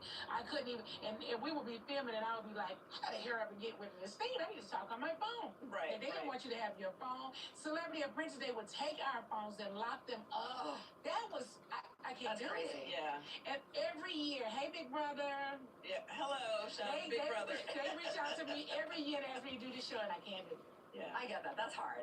Especially nowadays. Like, if you did Big Brother 20 years ago, it's easier to drop your phone. Yeah. Today, it's like your lifeline. Yeah, but I will tell you this. I'm not a good game player, so I don't even know why people ask me to play games. I don't even play games. It's because you're good I suck at games as well. I don't This girl's the worst game player. They asked me to go to Ireland to do Name That Tune. Yeah, Name That Tune. I was so freaked out. I was like, it's no way I'm going. I don't even know a tune. Right. Like, I know the songs. I don't know the name. Listen, So I don't like, you get like, and here's the clue. They'll be like, okay, so here's the clue, and it's like, doo-doo. And they're like, okay, name. You're like, can I get more? No, and you have to try to guess it. I played against Teddy Mellencamp, and Oh, Lord. she kicked my ass the whole game. And See, I then they could messed never. around toward the final and the ending of the game. I had one chance to like answer something right. Girl, why did I somehow, by some miracle, get the one question right that gave me the most money and I won the game in the end? Oh. Like, I always win at the end or come close to winning. Like, I couldn't. I suck all the way through. But baby, don't count me out, because I might just get that one You question have to right. count me out. I just realized it. I get this call and they say, Nene, so we have this show. Have you ever heard the show called Smarter Than a Fifth Grader? And I was like, yeah. Yes. So we need to, it's a show like, are you smarter than a fifth grader or a celebrity or something? And I was like, no, I'm not smarter than a fifth grader. Like, You know, you did a show about it. You already know. girl, I don't even remember fifth grade.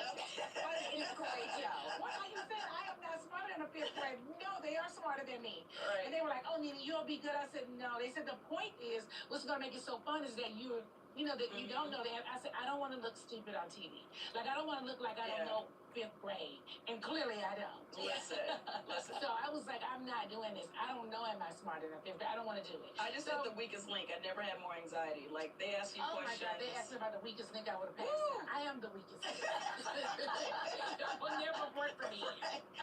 Listen. You don't need to be embarrassed. Girl, I have so much anxiety. I am the weakest link. What about Family Feud? I know we're both friends I with did Steve the Family Harvey. Feud.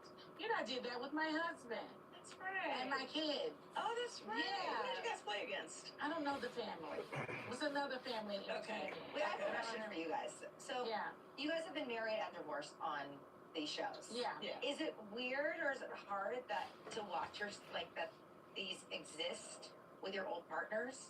Like these shows? So, when I got married, divorced and married again on the show to the same person. Okay.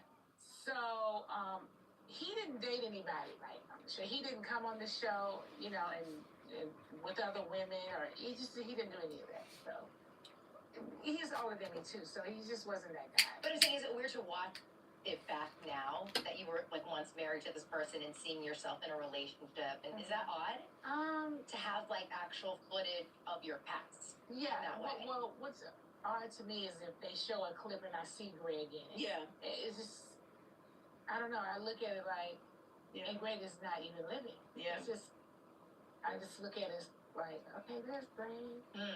Because he's so full of life, you know, on the screen, and then to not actually be here on Earth, you know, it's like, I don't know. It's just, I was looking at some pictures of us, and I was like, oh, wow. Wow. We were so happy in that moment, and then it's like, okay, he's not here. Yeah. We talked a little bit about this on your show. I think people see you as the strong woman. Yeah. But you've been through a lot. Like, you know, I've never lost a husband. So that mourning process, Brent's health issues. But it's a lot. You're able to, how are you able to keep going? Keep being vegan? Now, that's probably the strong part. Okay. That's probably the strong side of me. But I think when people think of me as strong, I think they don't think that I ever had weak moments, because I have weak moments, right? So you have moments when you're like, oh my God, like, or you cry and that kind of stuff. When was the last time you cried? I think I cried yesterday. I think Yannick could tell you that he's went out. Yeah. I think crying is good. Oh yeah, girl, I just cry. It don't even matter. I don't have long to cry though. I can cry about 10 minutes a day. You got to pull it together. You know, that's your strength. I get to pull it back together, girl. Come on. And I think I was having a disagreement with him actually. I was already on the edge and wasn't having a great day. And then me and him were kind of going back and forth, and I was like, okay, I can't take this. Like, I really don't need this right now. Like, I need you to be softer, not harder. I am strong, but I also have a real side. You know, like you have a real side. Yeah. Do you feel like because your persona is this strong, meaning, you know, you're the Rock, you're like, you're impermeable. Like, do you feel like people treat you like you're you're not as vulnerable, or it's that? No, I get that all the time. Yeah. It's sort of like, you know, she's okay, right? Or she will be okay. You know, when I'm actually like, no, I won't. Right. You need a hug too. Yeah, I won't be okay. Yeah. I'm not okay. Like, I'm like driving my car like, I am not okay. Yeah. What is wrong with y'all? I actually have to say that to him a lot too. I'm like, I'm not okay. Yeah. What makes you think I'm fine? And he's like, you're fine. Yeah. I'm like, I'm not. Yeah. People would tend to the other person more than to me. Like, they feel like I'm gonna be okay. Right. Yeah. The one who's actively crying will get it. But I it's just kind of way the world works, and I have a lot of things that I do for myself, you know, to keep myself sane. You know, prayer is obviously one of them, and I talk myself through a prayer a lot. I could be in my car like, Nene, okay, be strong, Nene. I could just be talking to myself about things. Yeah. You know, you have those. I can travel by myself. Those things make me feel at peace. And we were just, a friend of ours we ran into last night. He's a guy, and he was by himself, and he had like 5 or 6 securities around him. And I'm like, where do these people be going? I do everything kind of like, oh my God, I don't need all these securities with me. Like, I'm really shocked and surprised. Yeah. Like, you've always been kind of a lone wolf. Yeah, Like, you always had, like, friends. Yeah. But you definitely can ride alone. Like, even going through the airport, like a lot of our castmates, you know, we have greeters and stuff, so we don't have to go to the haven't had a airport. greeter in so long. Yeah, I mean, if somebody's paying for a greeter for me, I'm happy to take it without question. Yeah. And sometimes I do it for myself if I feel like I just need some help. But one of the things I'll say, because we've traveled together a lot, when I tell you, Nini's definitely always walked right through the airport, and she's probably one of the most recognizable ones. But she's like, no, she get a little magazine, go through, sit there, eat a little food. I go through by myself a lot. A lot. I go through the airport by myself. A lot. Do you get recognized like everywhere you go? Every step of the way. Every country? Every place. What place were you the most surprised that people knew? Probably nowhere. Everywhere I go, you can probably tell you. It doesn't even matter where we go. Somebody at some point, we can be way out of the country. They're gonna say, "Hi, Nene, how are you?" And I'm like, that's the weirdest part, right? When they feel like they really know you and they talk to you like, oh no, your that's not the part girlfriend. that gets me. The part that gets me is when somebody say, "Hi, Lenithia." I said, "Oh." Like, you do not know me on that level. Oh, wow. Like, I need you to not call me Lenithia. Right. Like, you don't know me like that. Now, you have to go to school with me to know to call me Lenithia. Not Lenithia. And they're like, Lenithia. And I'm like, yeah. So when did you become Nene? On the show or before? Is that yours? All of my life, yeah. My aunt always called me Nene instead of, just short for Lenithia. She always said Nene. And I went through school as Nene. It's funny because you're like a one-name person and a two-name person. People know you as Nene, but a lot of people call you Nene Leaks. Yeah, and it's crazy that there are a lot of people that call me Leaks. And a lot of people call you Leaks. I think I'm a two-namer. I'm Cynthia Bailey. No one really calls me Cynthia. It's like, Cynthia Bailey. I'm Nene Leaks. Yeah. You're Nene Leaks. Yeah. You're Crystal Minko. You're a two-name person. I do. I think so. I like Nene Leaks or Leaks. What other pet peeves do you have? My other pet peeve, I don't like ignorance. I think I used to say that all the time. You did, yeah. Like, it drives me insane for people to, like, just say... Like, give us an example of, like, something. I don't know, just ignorant stuff. Just stuff that just like, when people say dumb shit. Yeah, it just drives me. It's like, why would you say that? Because that's so stupid. Well, speaking of dumb shit, how do you deal with social media? Like, because how do you deal with social media? What do you mean? Like, just in terms of negativity, toxic comments. Well, I've been on social media. Are you blocking people? Are you muting people? Are you unfollowing? Are you reading the comments? What's so crazy is being on Housewives. When we got on Housewives, we didn't have Twitter. Yeah. Okay? Or Instagram. Wow. So when I started on Housewives, we didn't have Twitter, but Twitter came shortly after. And I remember Deshaun Snow saying to me, I'm on Twitter and people keep asking for you. You need to get on Twitter. And I was like, Twitter? Like, I was never, like, growing up, I didn't have a MySpace? A MySpace. See, I didn't have one of those accounts. Yeah. I didn't get a Facebook account until way later. I wasn't into social media. Right.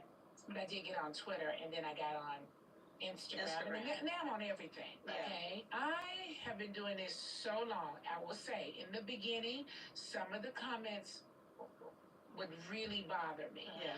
But I've been doing this for so many years. Now, I don't really care about the comments. I actually try to teach people around me, like this. Do you read the comments? I do sometimes. I read the first few just to see where we're going, how this is going. Right. And then after that, like... It's all the same. Yeah. If you post something and they're like, okay, why is her arm like that? Then I may be like, okay, what is happening with my arm then? Because some people see things... They catch everything. They do. These things that I don't see, maybe. But now... I'm not concerned with the comments. They don't bother me. It would have to be something really big for me to want to respond to it. Now I don't even respond. I post a picture, and if I go back and look and they say, I spelled the word wrong. Right. I don't pay attention. I just post a picture and keep it moving. Yeah. Because see, look, this is one of the things you have to know what this is, right? For the people that don't know, they are the ones that are coming. They're the ones that worry. We know we're in it, right? We get it. We know what this is. And, you know, it doesn't matter if they're commenting good or bad. It still works for you, right? So they can say bad things. It still worked for you. Because if you were not important, they would not be talking about you. If you're not important, you're not being talked about, right? So welcome it. Welcome the gossip. Good and the bad. The good and the bad. Yeah. Because you're still relevant. Somebody told me one time that somebody that was trying to become a television personality or just even get press, they were like, Cynthia, I wouldn't pay for somebody to talk bad about me on social media. It would. Because I was told a long time ago, like, all good press, bad press is all press. It's all press. At the end of the day, because they can talk about anybody, good or bad, and they're talking about you, me. Yes, welcome it. Welcome it. Sometimes it's a hard welcome. Yeah. And a lot of things I say to people, once you hit the blogs, they don't have a 24 hours. So just live for 24 hours. That's Close your phone. After 24 hours, they are on to the next. Yes. They do not have time to dwell on you. They are on to the next subject. So don't worry. Your thing will be pushed on down the timeline. Don't worry about it. So welcome it. It's a good thing.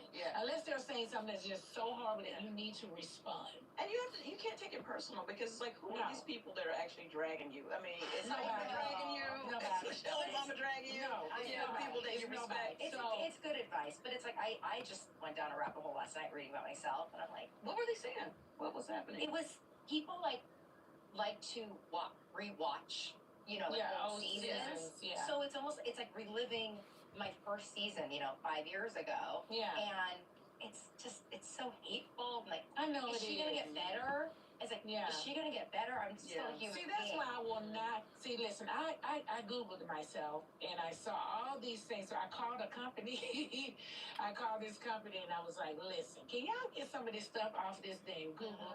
And they were like, yes. And it was going to be like $7,000 a month. I was like, now hold on. What? I cannot pay you guys I thought it was going to be a $7,000 flat fee. No, honey. A month. And I said, well, why do we need to keep going? Right. And they said that they need to monitor it and make sure that it doesn't come back. And they need to push it down Google as far as they can.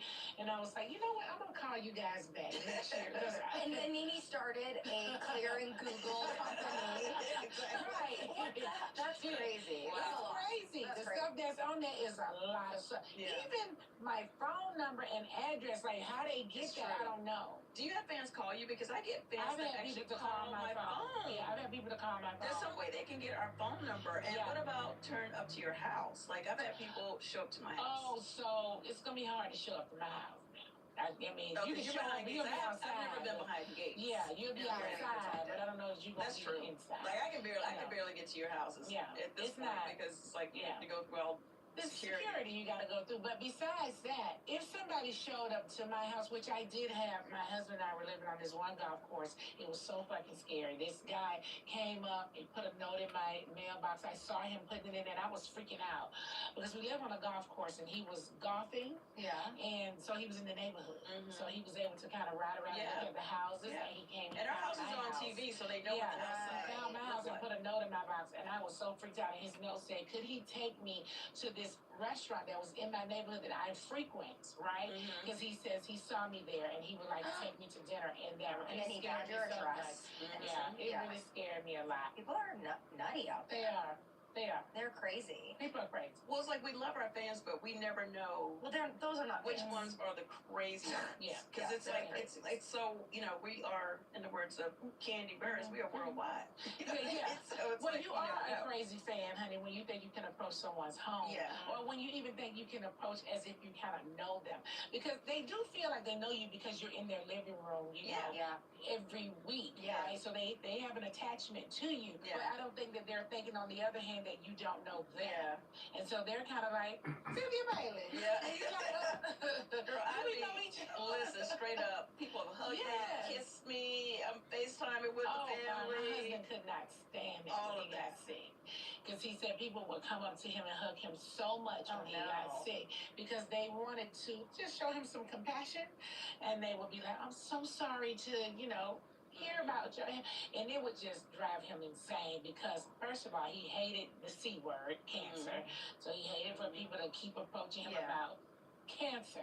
And then this, I get that they wanted to show him some compassion, but he felt like everywhere he went people were feeling sorry, and it kind of like it bothered him a lot. Right. Because even though because he wanted to still be regular. Yeah, but it's also you're a private person too. Yeah. And those are the kinds of conversations you have with your closest friends. Yeah. You don't have them with strangers. You don't talk about stuff like that. Yeah. So that's your cancer, and you like. Yeah.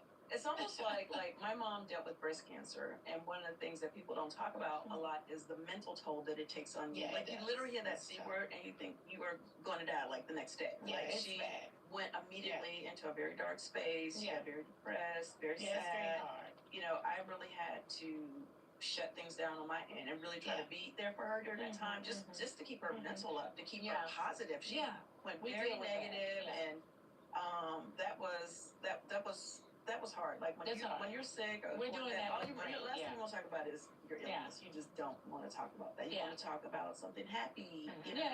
What is your favorite? You are, I think, the most when it comes to memes and you call them GIFs. Right? Yes. GIFs. GIFs. I knew I can't do an episode without saying something wrong. Okay. GIFs. I don't know if they're GIFs or GIFs. Okay, the GIFs. Y'all know what we're talking about. GIFs. Yes. Yeah. You have, I think, quite a few. What is your most? Well, that's pretty much what I was getting to. What is your favorite GIF, meme, what is your favorite housewife tagline? My favorite housewife tagline. First. Probably I don't keep up with the Joneses. I am the Joneses. That was a good one. What season was that? That was first season. That was like first season. First That's a great tagline. Yeah, it was first season. And did you guys write your taglines, or they give No, mostly I feel like Andy kind of chose. Well, at least he chose mine. Back then, they did. Yeah. They were very involved with our tech. Yeah. Got it. Yeah, they were very. Are they not involved anymore? Well, my first one, they gave me, I know how to walk into a room and be seen, which I couldn't stand. I don't know how to walk into a damn room and be seen. Oh, this is a great tagline. I know how to walk into a room and be seen. Who the hell knows? So after that, I was like, I'm going to need, if I make it back to the next season, I'm going to need to be a little more involved in the cream. Right. They would give me like 4 or 5. What was yours? They would give me a couple. They always chose the one they like. Exactly. What was yours, Crystal? It's like embarrassing. Hollywood is full of pretenders, and I slay them all. Oh, I don't like it. That's okay, I didn't either. Oh, God. And I slay them all. I literally said that. And by the way, and then when I posted it, I just put like swords. Right. Because it was so embarrassing. Yeah, it's like. You just had to make it work at the Especially when they pick them. Yeah. So they have me say like 2 or 3, and then the one that they pick is the one that I don't want. The one you least like. Yes. And it's always the last one. Yes. And because you're hoping, and you're like, and then I realized later on you could just say, I don't want to say that. Yeah. You can actually start, but it's always the worst one. First season, I didn't know I had any rights, or you just don't know. You're just happy to be. You're just happy to be working. You're like, okay, I'm gonna get ready to be on TV show. Just tell me where I gotta be, where do I have to stand. Favorite gift, GIF, whatever the hell it is, or meme. I know that's a lot, Chow. It's a lot because I have a lot of memes and I don't like most of them. I'm still looking for my check for those.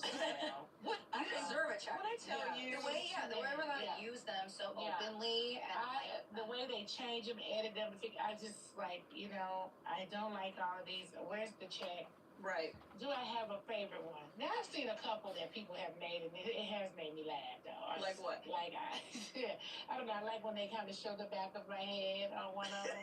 I think I might have been talking to Claudia. I always show one of you like painting something, like whenever somebody. Oh, they got one of me. I think we were in Anguilla, and I'm turning around. They got it spinning fast, and it's like going and going and going. The one that is constantly used of Nene, it's like I think you're like filing your nails or something. Doing something. She's like looking away. She's rolling her eyes. Yes, I thought she was like painting a plate or something. That you should have been a billionaire by now. That one is everywhere. I don't know, but there's so many. I actually was on my phone one day and I put in my name, and I was shocked. I was shocked when I was just rolling and oh my God. Yeah. I was like, wow. Yeah, you have a lot. It's too many. It's a lot. Do you prefer reality or scripted? Now I like scripted. I've always liked scripted, by the way. That's where I started with scripted. I like scripted. Yeah. Do you see that as your future, like just leaning into acting again? Oh yeah, I mean I like acting. I never want to just totally be done with it. I do like reality as well because reality, pays. Yeah. So I like both. Okay. I like both. Dream role. A dream role. Oh God. Dream actor or actress to work with. Dream director. Dream TV show. First of all, I don't even watch TV. I know, you still don't watch TV? No, I don't watch TV. I don't even know what a remote is. Let me see. A dream, somebody that would want to, a dream role. First of all, I would probably say, because I do comedy so well, so I wouldn't want something like that. I was just going to say, do you want to say more dramatic? Yeah, I would say more dramatic, more drama feel. Yeah. Because I would want them to see me in the way that they have it. I feel like me doing comedy is easy. Yeah. Like, right? Yeah. So I can do that.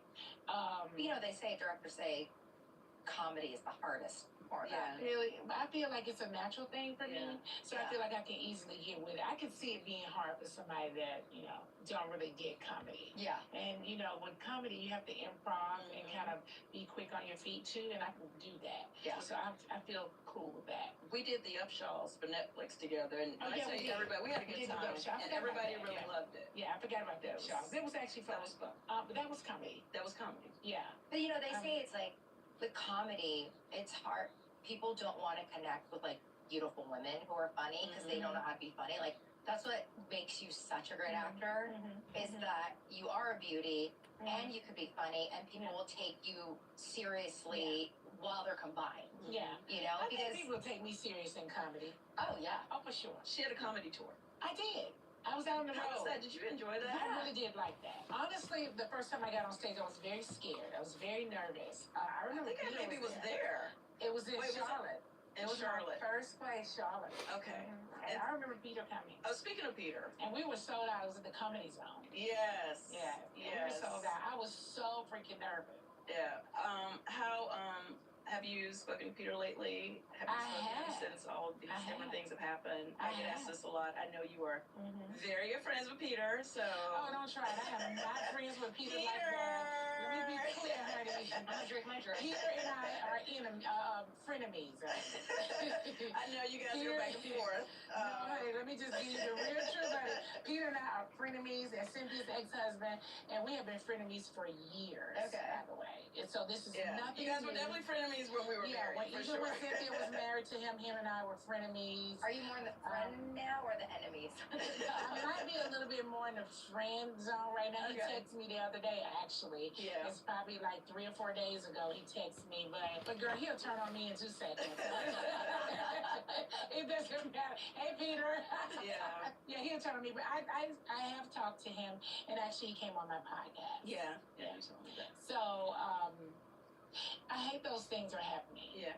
You know, I can't wait to see him on the other side. Yeah. I feel the same way. I'm glad that he is just taking accountability and just getting it over with so he can come back and live his life. Yeah. And he did. Yeah. Even on my podcast, he spoke about it. Yeah. I can respect the way he owned that. Yeah. And you're a totally different woman outside of being Peter's wife. You know, Peter's wife is totally a different thing. Yeah.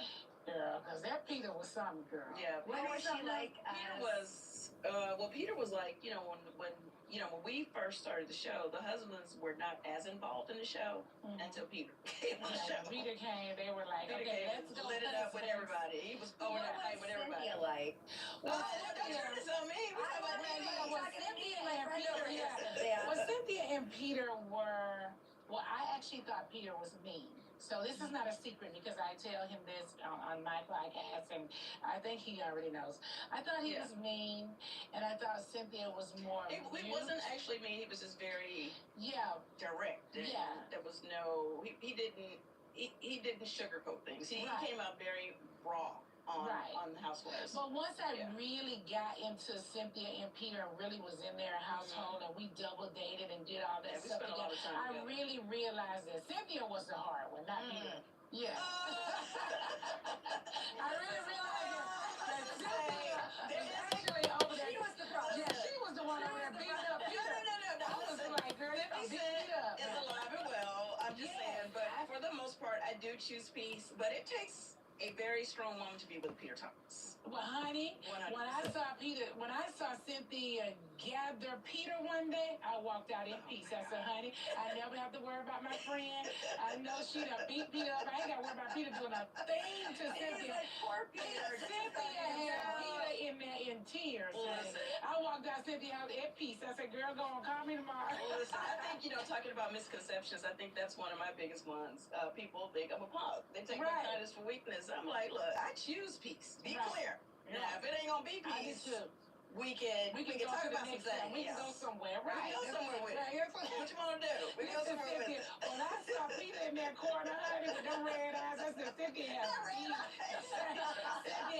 beat the brakes off of Peter. Listen, I remember there was this clip going around where they thought that you had hit Peter in the eye after something. It was, he had some kind of like, his eyes get kind of like red or runny or something. Yeah. And it was something happened at bar one, and he ended up, he loves to get on a video and start talking. Yeah. And he ain't even looking around and fixing and nothing. Right. And he's just on there talking, and people are looking like his eyes red. Cynthia done beat him up, and I looked at the video. I looked at the video, and I was like, okay, so I know it's his.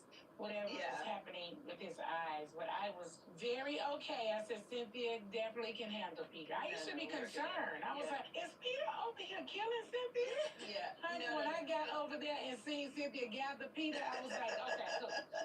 I never punched him in the eye. No, just so we just cleared it up. No, she did not punch him in the eye, but she cleared the room, honey. No, Peter is like yourself, very strong personality. But he's really not. He doesn't have a side to him though that is actually soft. Very much so. Yeah. But I will say again, it takes a very strong woman to be with, someone like him. Yeah, because he will definitely, run the show. Yeah.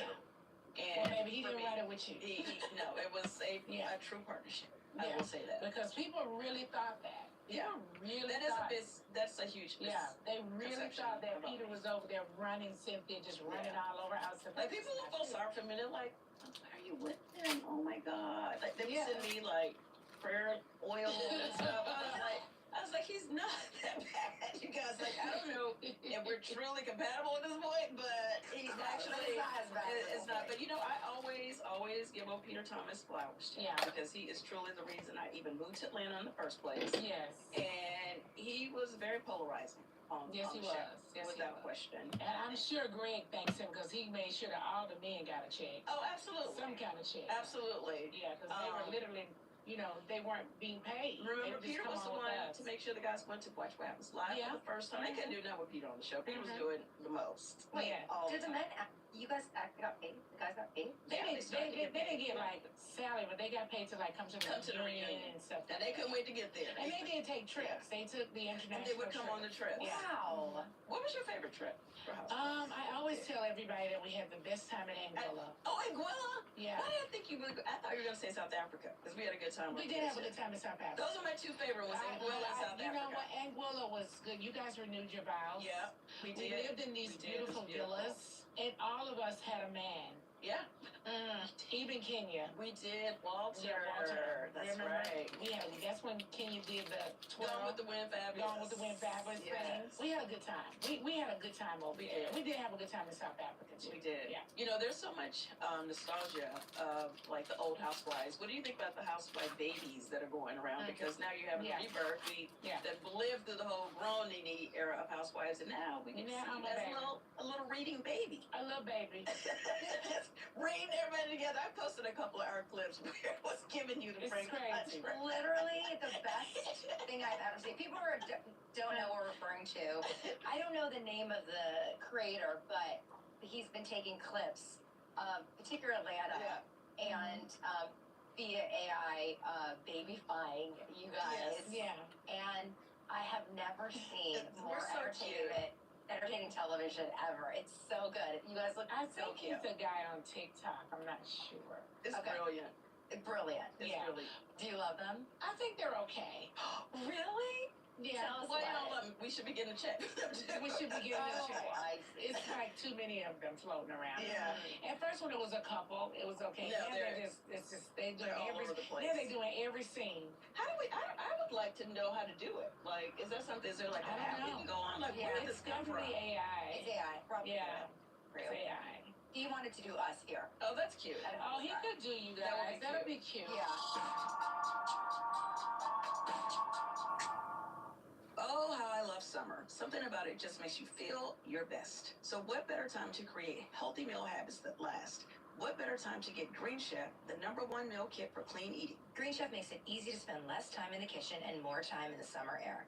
With their new Heat and Eat meals, you can enjoy a delicious, wholesome meal in just 3 minutes. Plus, with over 80 weekly options, Green Chef makes it easy to find meals that fit your lifestyle. Perfect for supporting your wellness journey, Green Chef recipes feature fresh, organic, seasonal produce and 100% responsibly sourced proteins to help you feel your best. Green Chef's real, clean ingredients help you build lasting, healthy habits without the hassle. Enjoy salads ready in just 5 minutes. Protein-filled breakfast or nutrient-rich smoothies to fill your day. Green Chef is ready to nurture your nutritional needs. With 80+ dietitian-approved weekly meal options, Green Chef makes it easy to find meals that fit your lifestyle. Pick from Mediterranean, gluten-free, plant-based, and protein-heavy, even gut and brain health, and calorie-smart choices too. The recipes change every week, and with week-to-week flexibility, you can adjust your plan to match your mood and your schedule. My current favorite meal is the Italian shrimp and creamy rice.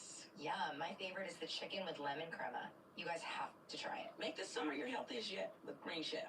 Head to greenchef.com/50humble and use code 50humble to get 50% off your first month. Then 20% off for 2 months with free shipping. That's code 50humble at greenchef.com/50humble. Remember that doctor's appointment you were supposed to make a while ago? The one that you meant to book, but you got sidetracked and completely forgot about it until now? You know, that dentist appointment for your biannual...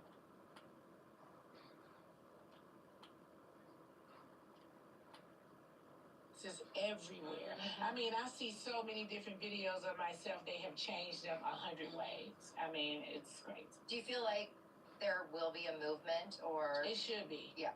I'm pushing for the movement. Yeah, yes. I want to be a part of the movement. I would like to pay off my house and get several other ones done. Because it really is majority reality star that it happens to. It does. Because, like you said, you're in their living room every day, so they feel like they know you. They get to repeat. Like, there's no show like Housewives that you can rewatch over and over again. And you can watch your second season. You can watch season 13. Yeah. It doesn't really in any episode. Yeah. Unlike any other show, you don't pop into shows like that. Yeah. And yes, and it's weird that residuals don't exist. But again, crazy. like all these new iterations of just that original content of your likeness are being reused, and other people are making money. Yeah, over and over again. Other people are making money. I'll be looking for my check. AI guy. Also checking the mailbox as well. TikTok guy. Okay. Yeah. But that's interesting. So where do you see yourself in 20 years? Oh, girl, I don't know. I hope I'm somewhere sitting and being at peace, honey, in 20 years. Oh, gosh. Will you still be in Atlanta? I will. Like, Atlanta's where my children are, so I will always have a home in Atlanta. Yeah. Now, I can have a vacation home somewhere else, but I feel like Atlanta, my kids are there. Yeah, so I will. Yeah. Where do you love to travel to? Anywhere. Dubai. You like Dubai? I do like Dubai. I like Dubai. I actually like London. Okay. Yeah. We have a lot of fans in London. We do. You get recognized like crazy. Yeah, it's like being over here to me. We love you. They're like, hey, Nene. It's like, okay, hey. How do you like having your own talk show, the Nene Leakes show? Where do you see that going, or where do you want it to go? Where do I see the Nene Leakes show going? I kind of was thrown into the Nene Leakes show, by accident. It wasn't something that I planned, right? I was doing me and my homegirl, and our schedules weren't lining up, and I just walked in one day, and the camera crew was there, and they were like, we're going to do the Nene Leakes show. And just sit here and just start talking. And I just kind of fell into the Nene Leakes show. It's done very well. I hope for it to go as far as it can possibly go. Yeah. Well, whatever that is. I love watching the two of you guys on it. I fully watched it I actually beamed it on my big screen. You guys obviously have incredible chemistry, but I think it's really nice to see that you guys are actual friends. Yeah. And I think that's what is unique about Housewives, because some feel like not real, you know, or more put on, or you can see why people would never like hang out in real life, but you guys clearly have like a sisterhood and a friendship going way back to the history. You guys just talking about even through your our own ups and downs, stories. trust me, I used to get so aggravated because when Nene and I weren't friends, everywhere I went, can you and Nene just make up? They with all the friendships that I had on that show, on Housewives, my relationship with Nene was the one. Was the friendship, the fans. The fans.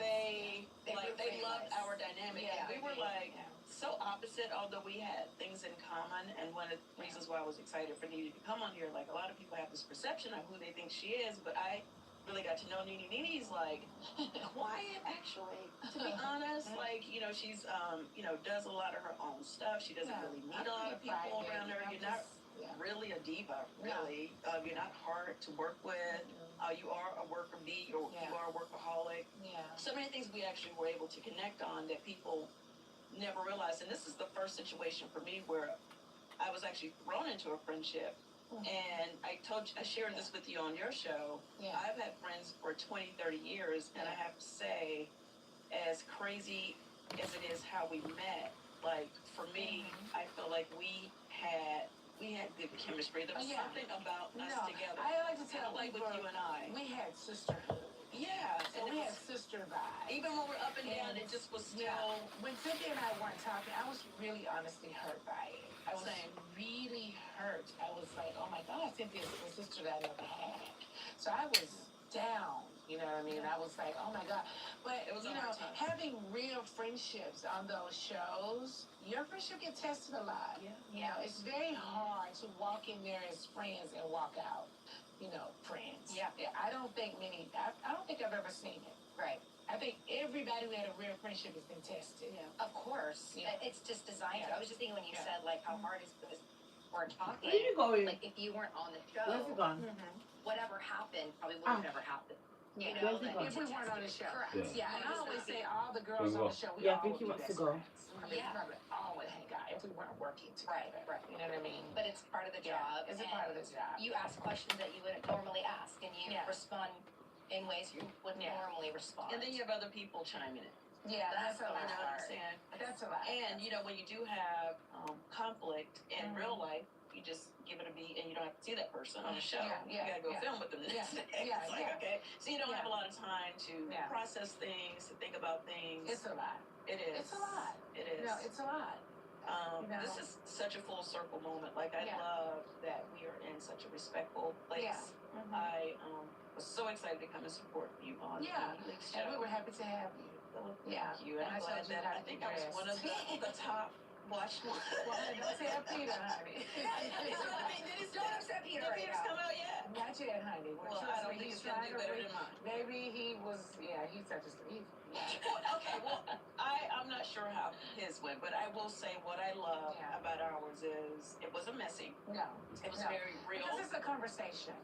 That's what we like. Overall. It was pretty much like this. Like, we just talked. And we just loved on each other, and we just kind of went down memory lane because, no matter what, like, we have, like, I couldn't forget about my time with you. I tried. Like, I was literally thrown in a whole new career. And, you know, I always say this, like, I felt in so many ways protected that they gave me you because, well, my mind was like, well, I'm her friend, she don't go against me. That didn't work out a little later on down the line, but I did feel like I was a little bit under your wing, and there was some protection because you were the star, you were very strong, and I was still trying to figure it out. So, every time we speak about you and her experience, we speak so highly of you. Thank you. I appreciate my flowers. Well, you know what? We don't do on and off camera. We don't do this enough. People can sit on a couch and watch the show all they want to and say what they would have did and how they would have did it. I don't think either one of us could have done it any differently. It just had to play out this way. It just had to play out the way it played out. We couldn't have changed it. We honestly could not. Do you ever think about wishing you could change a moment? Biggest regret? The only moments that I kind of wished I could change on the show is moments with my oldest son and me and Greg not talking about our divorce so much. Kind of because we got back together, so I kind of hated that we shared some stuff. Too much. I see. Got it. Yeah, that makes sense. But Greg was always respectful. Like, he just got it. He just was like, you know, I'm not going to go but so far with my wife. I'm not going to take my wife all the way over here on this camera. So he wouldn't do it. He wouldn't do it. Yeah. Can I just say something, and this is a total compliment? You are totally regular. I am regular. You really I are. told you. Yeah, I'm really regular. You really are, and You said I got off the plane and came over here in orange. I know. And I had already told them, like, I didn't even tell them you were coming because I wanted to surprise them. And I was like, I should really come in. And I was so excited. I was like, I called you. I was like, I said, but don't get your hopes up because it's a big event that we all are going to tonight. Yeah, I don't have a and suitcase. she's just coming in. She's flying right in. But knowing you, I should have known that as much, even with her, literally this woman's suitcase is like somewhere floating in Delta World right now. We have a huge event that we're going to tonight, and she still showed up. Yeah, and no you're here, relaxed. Yes, girl, no hairspray, nothing. Just like, I'm just here. So excuse me, y'all. So I looked at this video. I am just here. I don't have a luggage, nothing. And you know, I've been told so long, if you carry on, which I did, that you should put a look inside an outfit in your carry-on. Yeah, they always say that's true. I have a blanket, socks, candles, so now you're speakers. I can listen to music, snacks. That's what's in my carry-on. So I've never did a look in there. I don't have any. I used to, and then you're like, oh, it's such overkill. Yeah. And then the day you need it, the day that luggage don't show up. That's a bad thing when that luggage don't show up. Girl, I wanted to call the guy that checked my bag in. I was like, I wish I knew his number. I could fix my bag. I was here. Hopefully it's on its way. Yeah, it wasn't even late being checked in. So I'm like, why didn't it get on the plane? And it said on my app that it was at the plane. So I'm thinking, it's on the plane. That's weird. Yeah, that's weird. That's weird. You feel secure in that moment. Yeah, I was like, before we let you go, what was your favorite season that you were on Real Housewives of Atlanta? And remind me, I'll help you figure out who was on that cast. What do you think was the best season of Real Housewives of Atlanta that you that you felt like we were really killing it? Might have been 6. And I think I was on most of them with you. Yeah, so I think it was 6. Season 6. That's my favorite. Yeah, I think it was season 6. That was the season that we were really killing it, like on. 5, 6, 7. I think that was the season Portia and Kenya came on. Yeah, we were really going there. And Phaedra and I came on right before that together. Yeah, but maybe a couple years before. We 3, came on season 3. Oh, that's right. I forgot. Phaedra and I came on season 3. And then so Kenya came on 5? 5 or 6. I can't remember. Yeah, we were really killing it then. Yeah. Your show was enormous. Yeah, it was. It was enormous. It really was. It was just not just like cable, but just everybody was watching. Everybody was watching. You know, we came on in a time when reality, all these other shows that you see now were not in existence. Yeah, they were not in existence. So, but also it wasn't all glammed up. Like you guys got dressed up for parties, but like normal. No, we were very regular. Yeah, but I think that's what made it great. And I think that's what made viewers be able to relate. I feel like I came on the underdog, but I left the big dog. You really did. The underdog. You really did. Baby left out the big dog, like seriously. Yeah. Yeah. That's the beauty of this type of show. You can go on, you can't go on and try to figure it out. Like you don't know if you're going to, like the very one you think is not going to be the one will be the one to blow up. Be the one. The very person you think you're going to be friends with will be the first one you fall out with. Exactly. Like you just... It doesn't work that way. Yeah. It's very tricky. So what do you got? Well, I might ask you a question, but I got to ask you. So what do you guys think about now? Well, you know, Cynthia, because you're on. Yeah. They feel totally different than how we feel, don't you think? Well, I think they've had a chance to study us. Yeah. You know, because this is like what season? Yeah, so 16. they come on already 16 years to study us. You know, we were coming on, and I was just saying this on somebody else's show. We literally at that point we be all up in TJ Maxx, still trying to pull it together. You know what I'm saying? And these girls are coming on now with full glam squads, Marcus down, all of that stuff. Yeah, they're ready. You know, very very different. And I think one of the things that people appreciated about us, it was new. We were still figuring it out. Like we were just.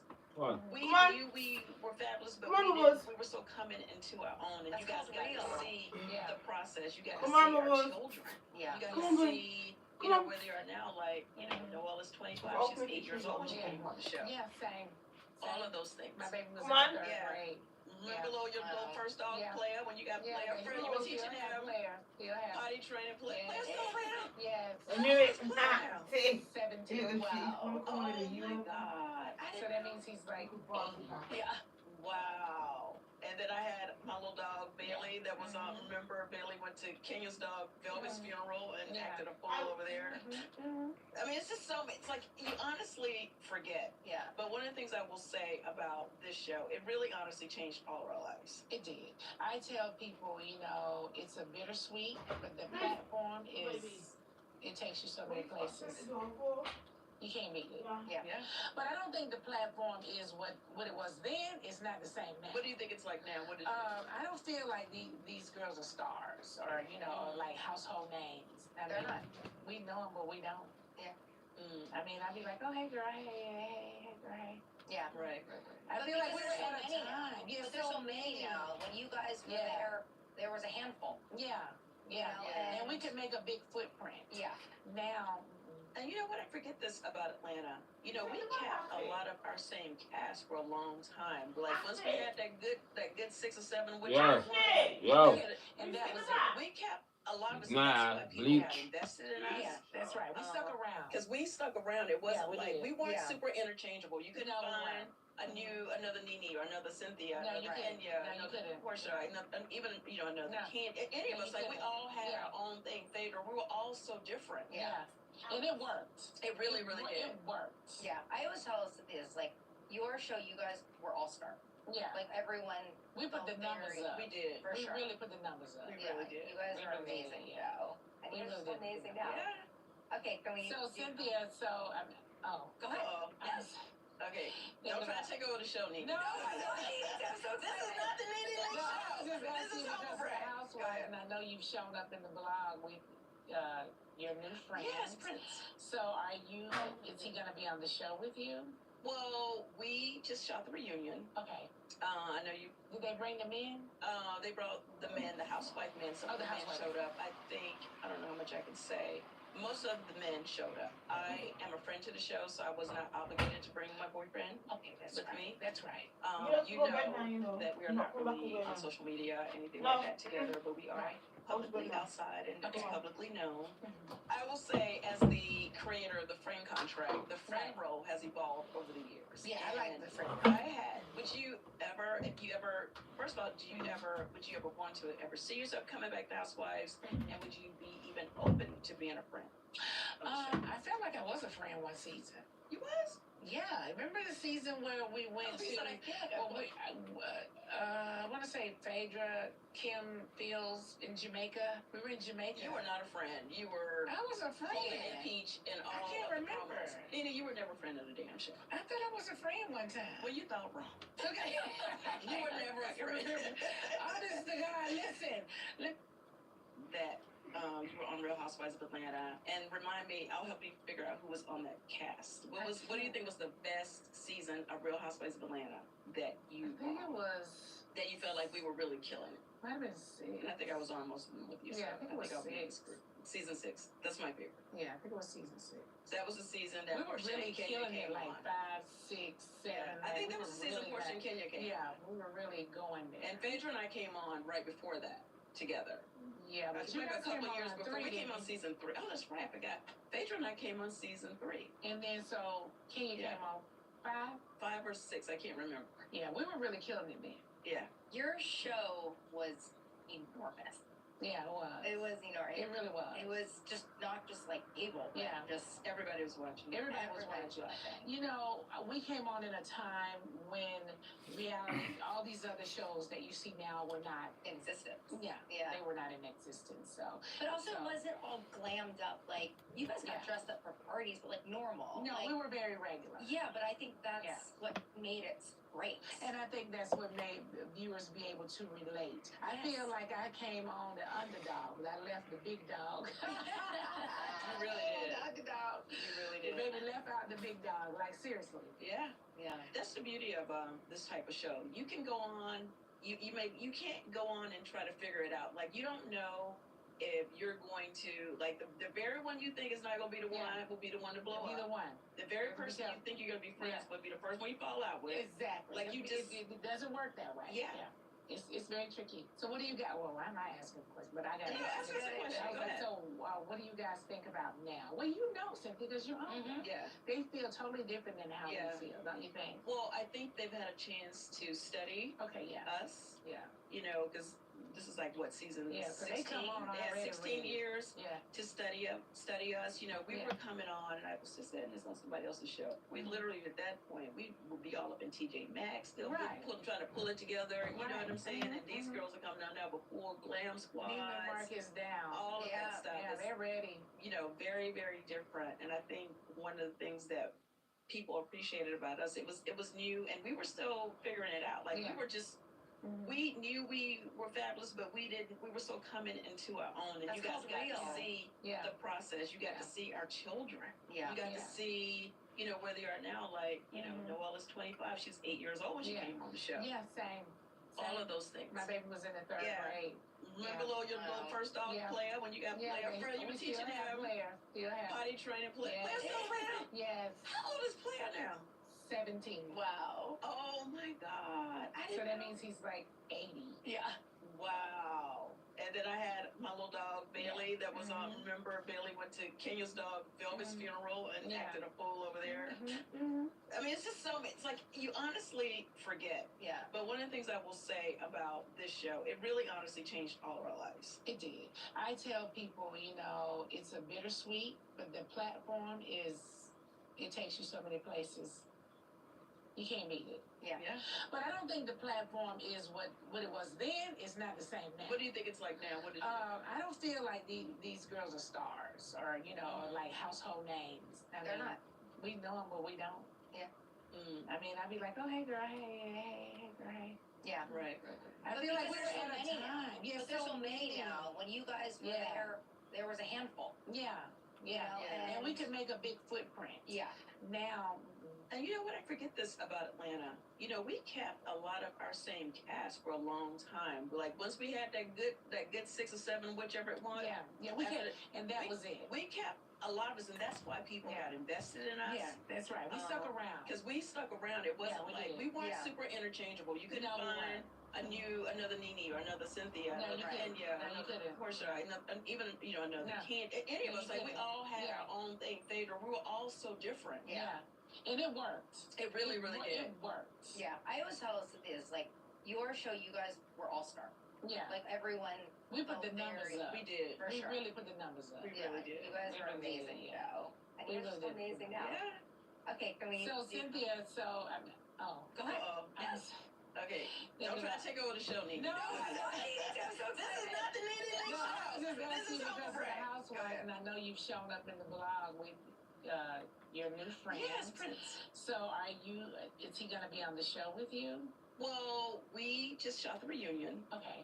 I know you. Did they bring them in? They brought the men, the housewife men. Some of the men showed up. I don't know how much I can say. Most of the men showed up. I am a friend to the show, so I was not obligated to bring my boyfriend with me. That's right.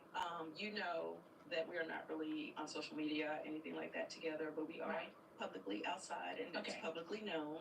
I will say, as the creator of the friend contract, the friend role has evolved over the years. Yeah, I like the friend role. Would you ever, first of all, would you ever want to ever see yourself coming back to Housewives? And would you be even open to being a friend? I felt like I was a friend one season. You was? Yeah, remember the season where we went to? I want to say Phaedra, Kim Fields in Jamaica. We were in Jamaica. You were not a friend. You were. I was a friend. Holding Peach and all. I can't remember. Nene, you were never a friend of the damn show. I thought I was a friend one time. Well, you thought wrong. Okay. You were never a friend. Honest to God, listen. Let me see. You were never a friend. I'm not mad at the friend role. Okay. I just think if I just answering your question, if I were to ever step back on that platform and would I be a friend, I really kind of feel like, I don't know, that I would be a friend. Well, I would have to look at it kind of like, I like the friend role. I like the capacity. I don't have a problem with it at all. But I just would think, Nene, season 1, the first housewife thing, and I'm a friend. Right. I don't know. Well, here's the thing. This is where it worked for me, for someone that came on season 3. Mm-hmm. I enjoy that I don't have to bring my family on the show. Okay. I enjoy that I don't have to bring my man on the show. I love that. I literally just get to show up. I love myself. that idea. You know, the network was pretty gracious about working around my schedule. I was able to still do other shows. Yeah, I love that. TV projects. And you're not as movies. committed or hell. I'm not. Yeah. It's a lot of work being a full-time housewife. It is a lot of and work. after doing it, you know, we both did it for over a decade. Yeah, it's a lot. And I could never really do a bunch of other things. When I was filming as a housewife, my whole brain was housewife. You know, everything was housewives. And we talked about this, Crystal. Like, even when I would come home, I was never present because I was always thinking about what's going to happen the next day, what do we shoot next day, what I'm going to wear, all of that stuff. Me too. I haven't been present in a long time with my family. Yeah. And one of the things that I've been really trying to make up for lost time with is actually spending real time with Noelle, because we were filming since she was 8 years old. Yeah. And I was there. My body was there. When I tell you spiritually and mentally, I was not there. I just was not there. I couldn't figure out how to do both at the same time. It's a lot.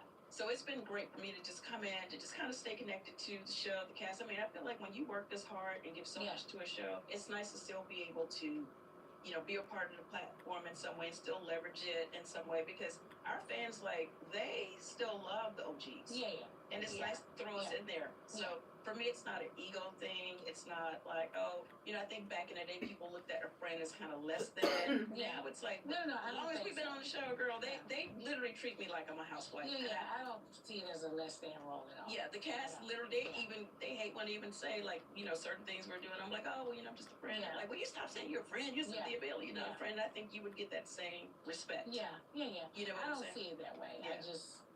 I think the friend role is great. Yeah. But I know I think your initial thing is what I'm reading. What I get is like, I think if you're, you know, to have the opportunity again, they would just ask you the whole time.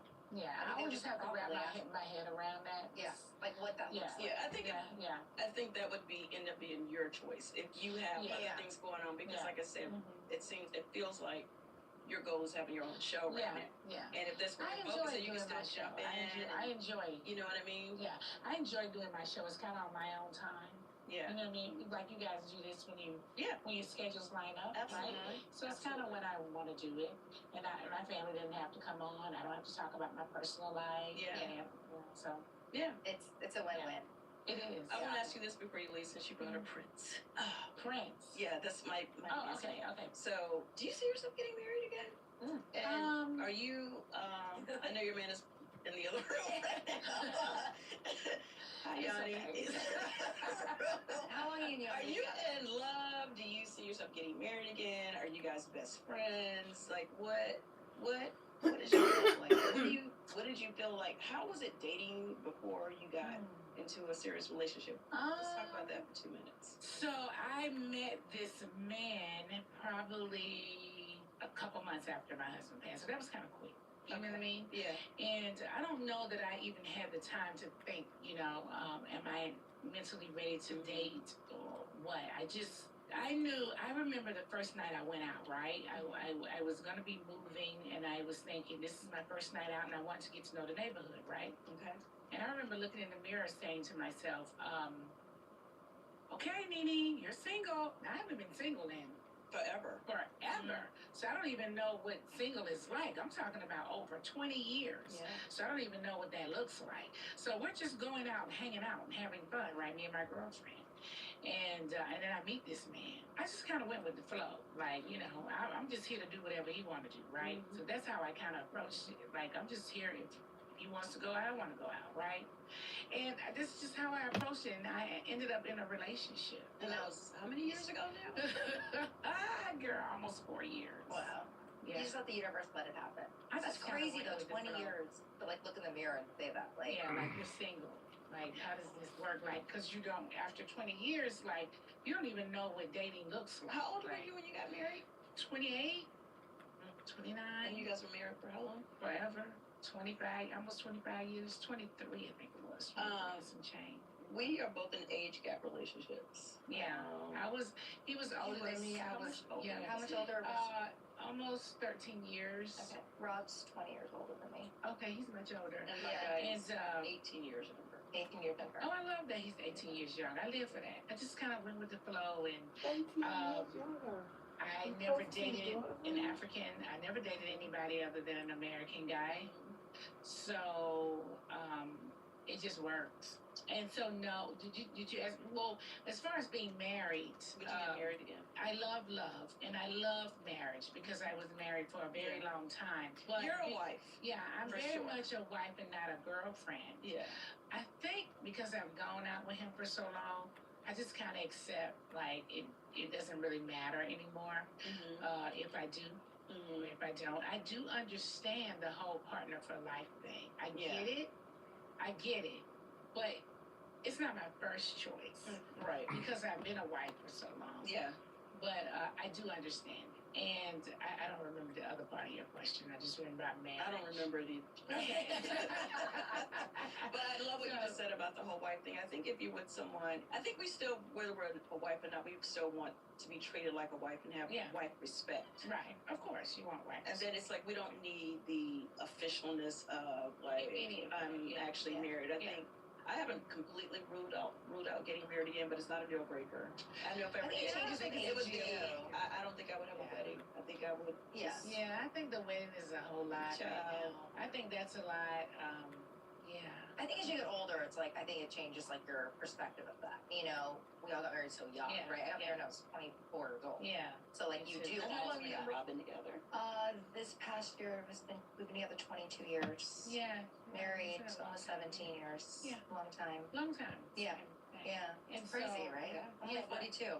Yeah. For me, the one thing I would say about a relationship is this is what this has taught me. It has taught me to, I wouldn't want to be public. Like, I wouldn't, look, I'm never going to be a secret, right? I'm not, I just don't want to be public, but I'm not a secret. You Right, get what I mean? that's exactly the space Yeah, that I'm happy to go everywhere, be everywhere, do everything. In I real don't want to be a secret, but I don't want to be public. I would never, ever, like, be as public as we have been. Absolutely. Like, I'm when I say public, I mean in, like, social media eyes. Yeah.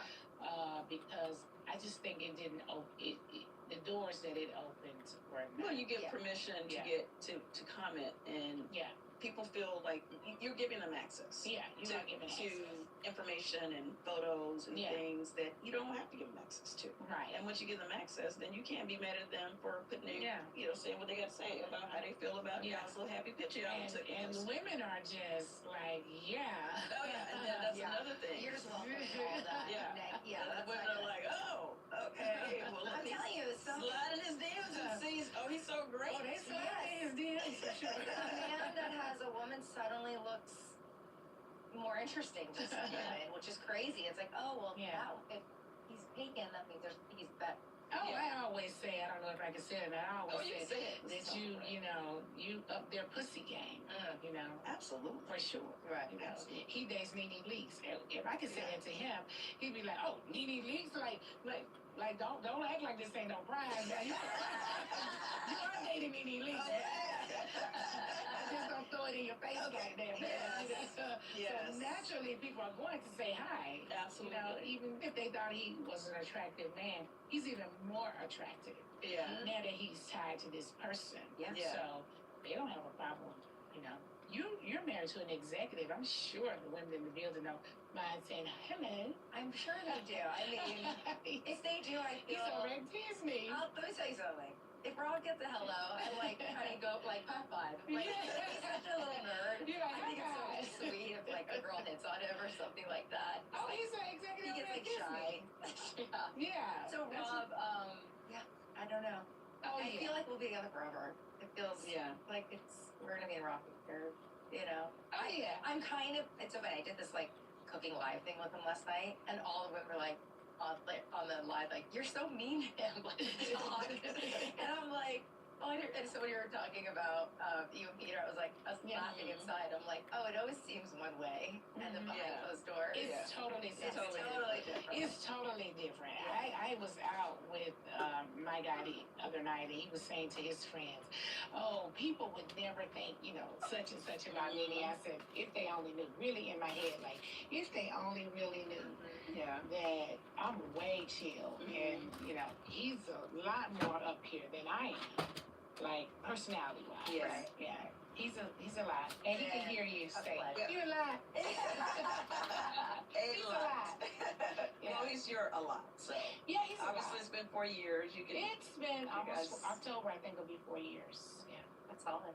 We usually end the show with a humble brag, and how that works is you say something in your life that has humbled or that is humbling you. And then it's like a brag, like, little flex, like, but you are, whatever. Yeah. You do one first, and then I'll do mine, then you can do last, so she can say. My humble brag today is I am very honored that you are here. Oh, thank you. You are Nene Lee. Oh, thank you. I'm just so regular. I appreciate these flowers. See, I'm giving you flowers. Yeah, I'm so regular. At the end of the day, yes, we're quote regular, but behind closed doors, we're still Nene Lee. I am. And so I am just truly humbled that you came here. But my brag and my flex is that I have this amazing show with my girl that gets to have Nene Leaks on it. Yes. So that means I must be doing something right. Yes. So that's my humble brag. So thank you for being here. Thank you for having me. Thank you for providing your Thank girl you. here. It was awesome. Yeah. You're welcome. It was no doubt in my mind. I hopped right off the plane and, you know, here I am. Best. I appreciate you. Yeah. So my humble brag is I'm just so humbled that we have somehow through everything come back together in a very different but very loving and respectful grown space. That's good. I'm so humbled that I still get to call you, have a drink with you from time to time, see your growth. I feel like you are have grown a lot. For me, a turning moment for me when we were spending time together in Abu Dhabi, and we just had a chance to sit and talk, and that conversation is always just ours. But I've just seen the evolution, so I'm just so humbled for your growth, and I'm so humbled for our growth. Yeah, as sisters and friends for life, regardless of whether we see each other every day or whatever. And my brag is we got Nene motherfucking Leaks. She showed up. Bags didn't come. My girl came straight from the airport. That is a brag.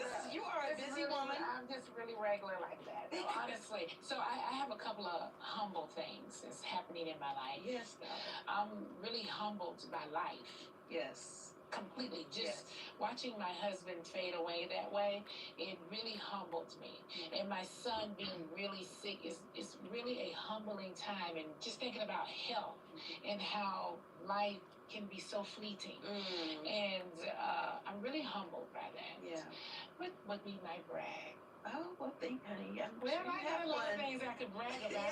But, you know, let me see. I guess my brag would be playing off of you guys. I am fucking Nene Lee. You better give yourself your flowers. You are fucking Nene Lee. I've done a lot of things. As you would say, and you ain't gonna never change it. I ain't gonna never change it. I've done a lot of things I just don't really talk about. Actually, I forget some of the stuff I did. Isn't that the truth? One day I went to IMBD, and I was like, I forgot I did this. I was like, look at my resume. Like, I would have never. I started out with nothing on my resume to having a freaking resume a mile long. Like, I'm still going. Doing all of these things. And so I'm grateful and I'm thankful. You guys helped me today to even get back in the mental space of thinking like, yeah, girl, don't forget who you are. Don't forget all the stuff that you've done. Yeah. So. It doesn't matter where you are in space, time. You are still fucking Nene Lee. Yeah. And everyone out there, even if they, let me tell you, for every person that comes up to you, 100 are inside saying, "Oh my God, that's Nene Lee." Oh yeah, they walk up to me and say, "Oh my God, it's Nene Lee." You don't walk out the studio, and somebody's gonna say, my man and I walked off the plane, and some guy was like, "Hey Nene, you look fabulous." I mean, they just say it anywhere. They don't really care where we are. They are always gonna holler and speak. And so all those things are very humbling, and it's a blessing to you. It is. Right? Yeah, so I'm humbled by life. Amen. Life You're is humbled very by humble. life. Yeah. Thank you, Nene Leaks, for thank you. hanging out with Crystal on Yeah. Humble Brag. Yeah. We love you guys. We usually try to say something. What language were we speaking? Korean. Korean. How do we say How do I do goodbye? Well, how do we say goodbye in Korean? 안녕하세요. We do something. 안녕하세요. I'll let Nene close us out. In Korean. 안녕하세요. Okay. Wait a minute. Ready? Ready to listen? Together. 안녕하세요. Okay, ready? 안녕하세요. Yeah. Okay, we need to say it with a little more enthusiasm. 안녕하세요. Almost. 안녕하세요. 안녕하세요. Yeah, there you go. Bye, y'all. We love you guys. Bye. Make sure you guys tune in. Make sure you tune in and follow and subscribe and like the Nene Leak Show. She is doing her thing. Yes. And of course, we appreciate you guys here at Humble Brag. Thank you so much. I'm humble. Yes.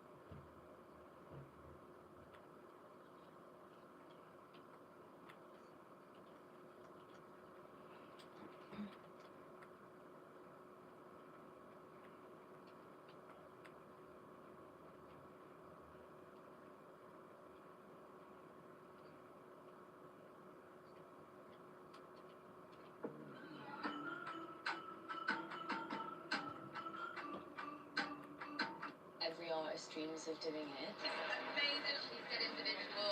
She's such an icon. She's such an advocate. You're amazing. It's the gig everyone wants to perform at.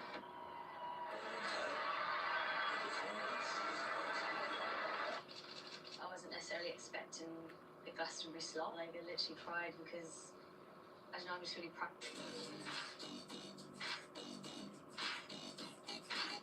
This is the same backyard, but you are not in Decatur. Okay, in Decatur, what we do it greater. You are not about to whip my ass. Yeah. So where y'all learn spades at? Where was the first place you seen a spades game go down? Well, that's two different questions. The first place we learned was in a trailer right up there. I mean, just because we work together don't mean I know you. Your stomach is flat. Your ass. Your titties. Yes. Your titties sick. What else? So I'm trying to understand. What else? Keep going. Your eyelashes is funny, and one waist, one leg. Y'all just convinced me I'm perfect. Get your kids out the street. If I see the kids in the street, I'm going to gather them up and put them on the car. I will get my own kids. If you look around and read the room, you would stop. Stop talking, bro. Because they were they're holding back. She mad. See, just like a real housewife. You cannot wear pink hair and squirt. Who's saying that? That's not what. Okay, Nick, we ain't playing.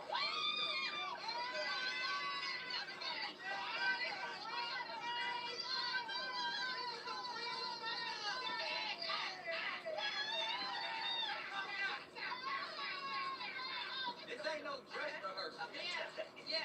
You all uncut, no commercial. Let's get to it. From Wondering, this is We Playing Spades. What we doing? What we doing?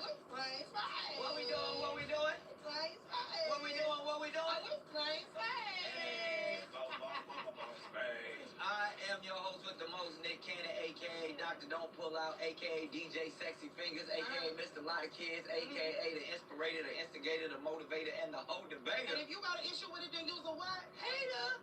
Because we stay on top like a numerator, and to the left of me is the best of me, my bestie, the one and only Courtney B. And then tell them what the B stands for. The B stands for Beat Your Ass. And that's exactly what we're doing right here in the back backyard boogie because we playing the card game for the culture because we supposed to. If you ain't never played spades, then you ain't never been laid. You understand me? And I'm excited about this one, Court. Me too. Yeah, we about to get to it because we got some queens in the building. Queens. Some bosses. Bosses. Some real ones. Models. This is what they do. They are entrepreneurs, like you said, TV superstars, models, moms, just all the way Daddies. around royalty. So, and I know they know how to talk some shit. Oh, they talk a lot of shit now. They got to do it because they here in the backyard, and we in A-Town. Exactly. ATL. They gotta show us how it's done. Out here. So without further ado, please welcome to the backyard the one and only Portia Williams and Cynthia Bailey. Well, welcome, ladies. They done brought drinks and food and all kinds of I'm starting to say, boy, ain't never been so festive. We gotta get into it. We gonna get to it. So clearly we know how y'all know each other, and you know y'all. Don't she know me? Because she always like to say, I'm still getting to know her. I have not said that in a long time. When did you really get I always said, you know me I now? wanted to get to know people. I mean, just because we work together, doesn't mean Yeah. I know you. But now y'all know each other. That's my boo. I feel like we known each other for a while. Yes. We know each other. Yeah, we did our photo shoot that went viral. That was a sexy photo shoot. Did you get pregnant? Did you get pregnant? I don't know how I didn't. Oh, okay. No, I'm saying. See what you doing already, messy. You know what? You let me slide. You want to ovulate that day. She want to ovulate. She want to ovulate. I'll let that one go. I'm sorry. It was Gorgeous. Yeah. Gorgeous, baby. Oh, had a cheekbone, baby. You know what? We ask this every time somebody sit down at the turquoise table, though. When the last time you got your ass whooped? In life, Figuratively? You mean like a sexy way or like by your mama? Well, you could have been thrown across the room. Neither one actually. I'm itching for Okay.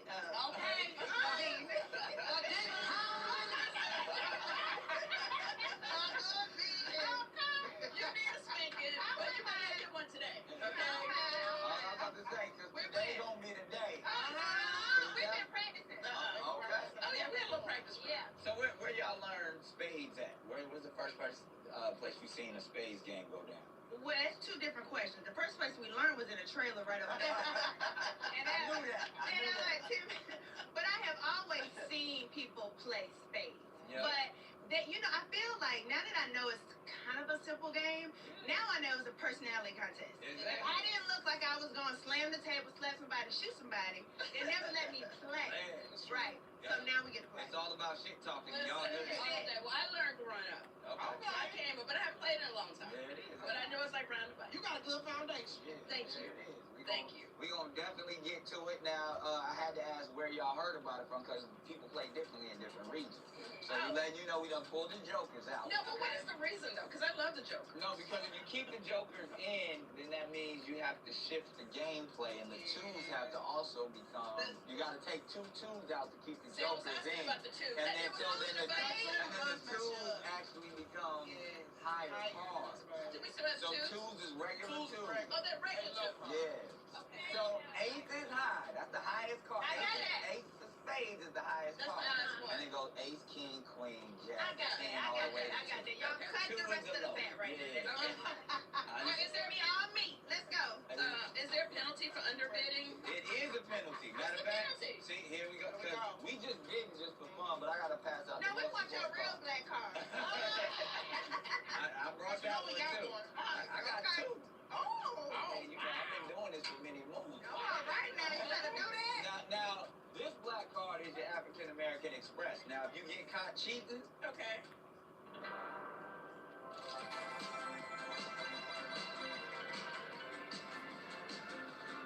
we snatching it, and you are no longer a participant in the black Now, culture. how do you cheat? Well, we can keep the game on the culture. The culture. That's how. If you get caught reneging, Okay. you know what that is, right? They didn't explain to you That's what what you do with a nigga? Yeah. Yes, it actually does. Because only niggas renege. Well, I ain't no reneging nigga. Okay, good. Cuss and everything. Yeah. Just don't show them my side of the world. Okay, so we get kicked out. Yeah.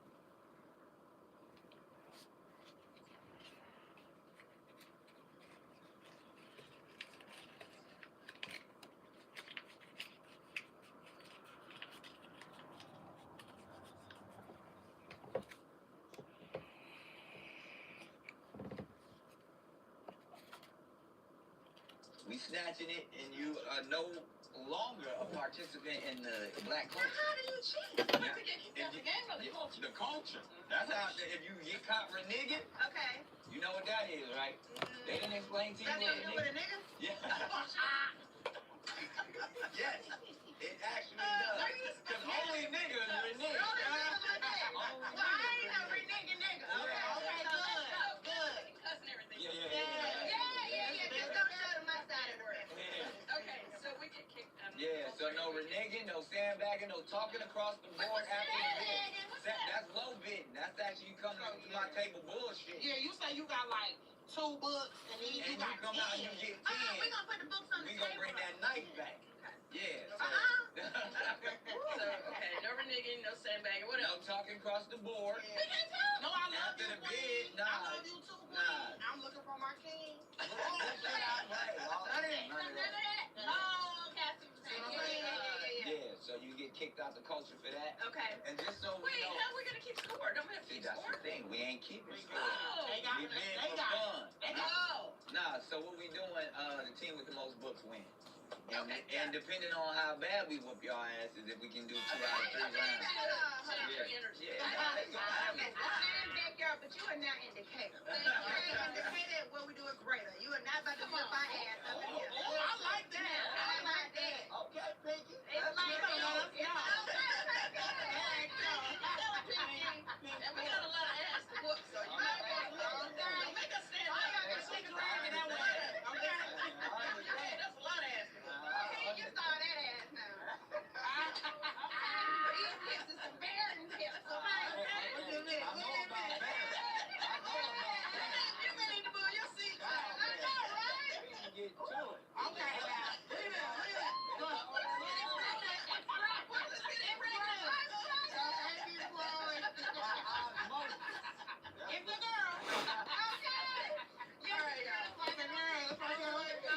We having some fun today. Speaking of your black card, is there any black stereotype that you do not participate in that might get your black card revoked? Is there a black movie that you ain't never seen, a black dish you don't eat, a black dance you can't do?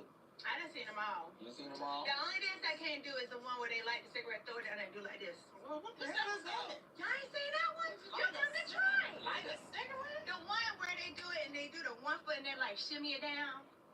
That ain't where them fans at. That ain't that one, is it? No, not that one. Oh, that's not that. No. Is it a No, two-step? from Detroit. Light a cigarette? He play like he is and he drop it on the ground and he twist it out. Twist it out so you know guys who do it. What? I'ma send it to y'all. Okay, just twerk it out. Is twerking a black dance? It is a black dance. You can't twerk? No, you should have moved. Hold on. You got it. Wait, no. You got a solid twerk. I'm not the best. She's improved. But thank you, friend. I mean, I was just saying, when you're working with something, it ain't. I have the tool. She went a lot of years with having it and not moving it. Really? But now she know how to make that top part jiggle. You want to show it real quick? Show me. Just a little bit. But I can only do it if I hold on to the table. We like when you hold on to We'll get up and look. Yeah. I got it. I got to make sure you do it. If I do it right.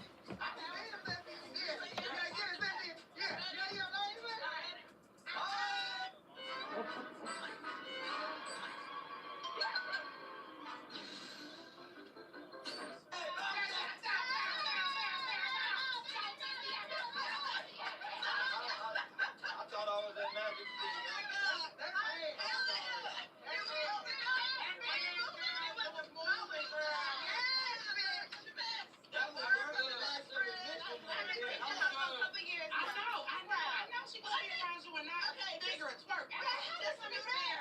I wish Portia could do it too. I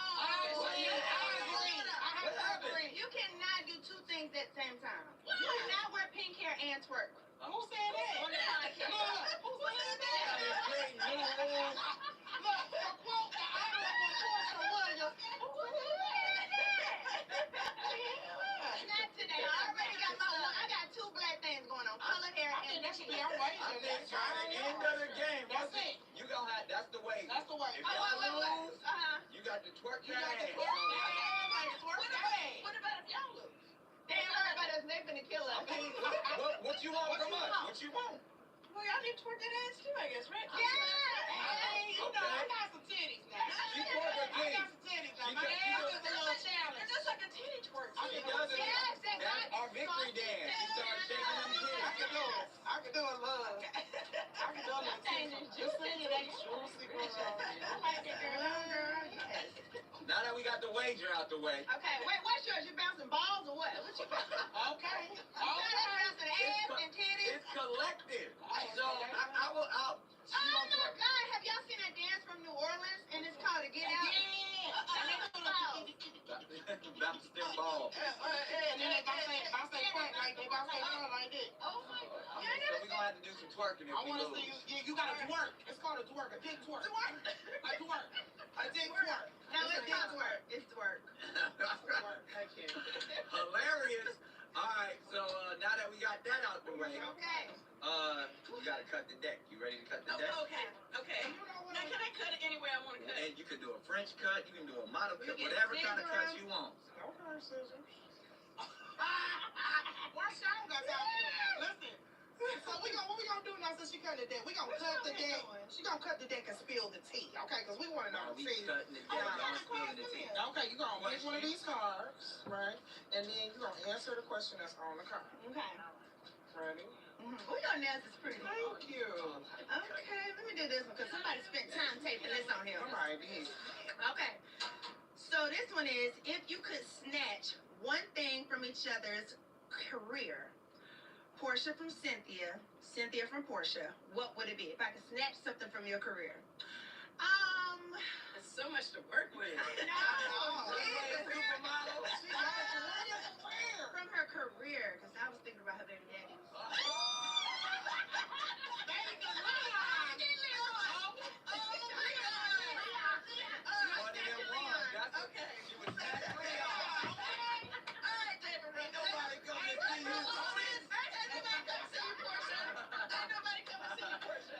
Wait, what you gonna snatch from me? You want Dennis? How you get that nigga like that? I'll take a little bit of you and a little bit of Dennis, and I'll take Pilar.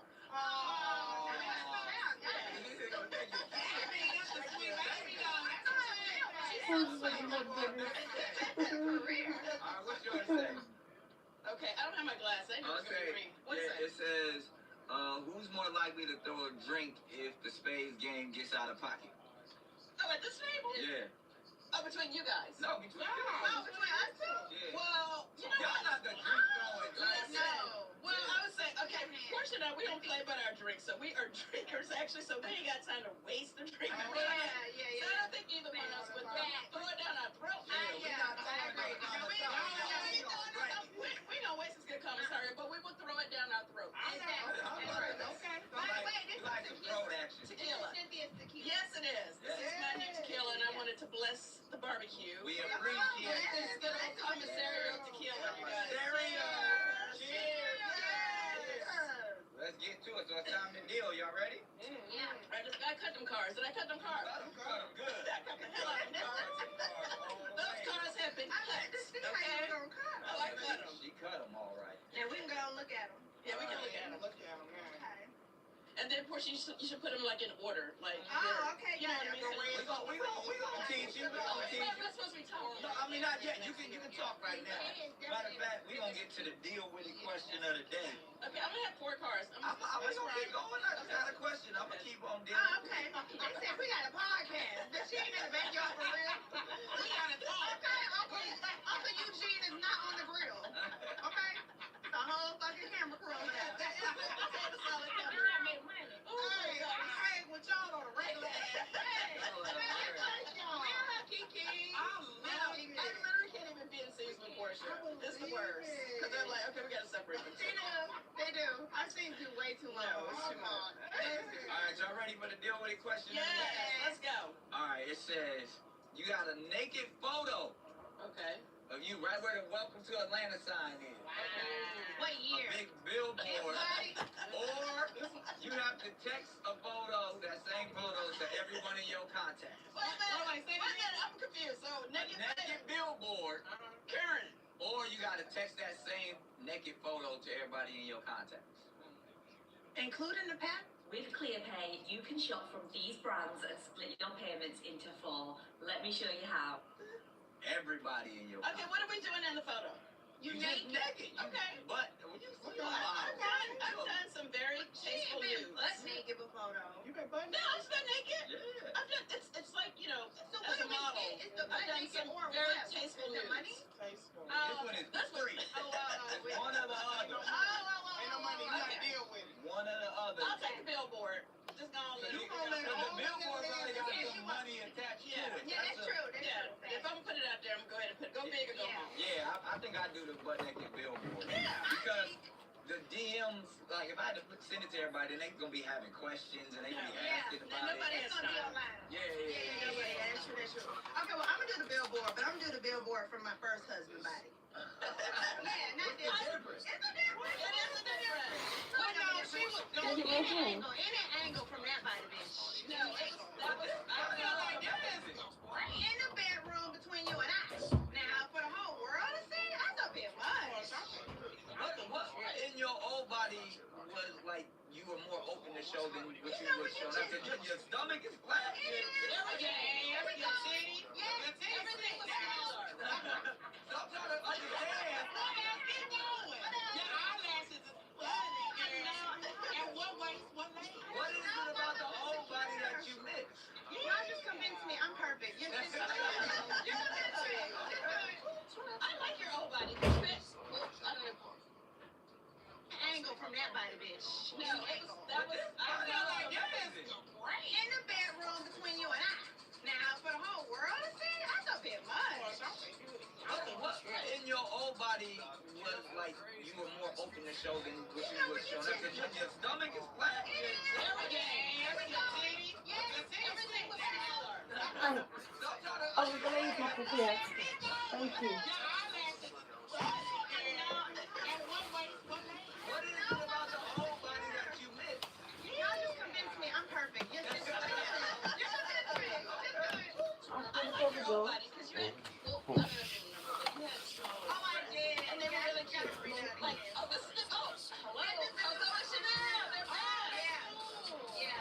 When you got them done, So when I started, they were very Especially about small, the clothes. very cute and adorable. And then I upgraded to Coco and Chanel. And then recently on my podcast, y'all made me call Portia. I got them done again, so they had turned it to Ben and Bob after I breastfed. Because that thing looking down. And then I got a lift, so now we are back. Right, guys? We're back. We're back. Welcome back, Coco. Yeah. We missed you guys. They don't shake yet. How long that takes? I don't know, but I'm struggling just now. Listen. There you go. All right, so now this is the time where you get to bed. It's the only time you can talk to your partner. So Courtney, I think I got a strong So we friend. gotta see how many books we have. We gone? We out of here, partner? What the heck? Real.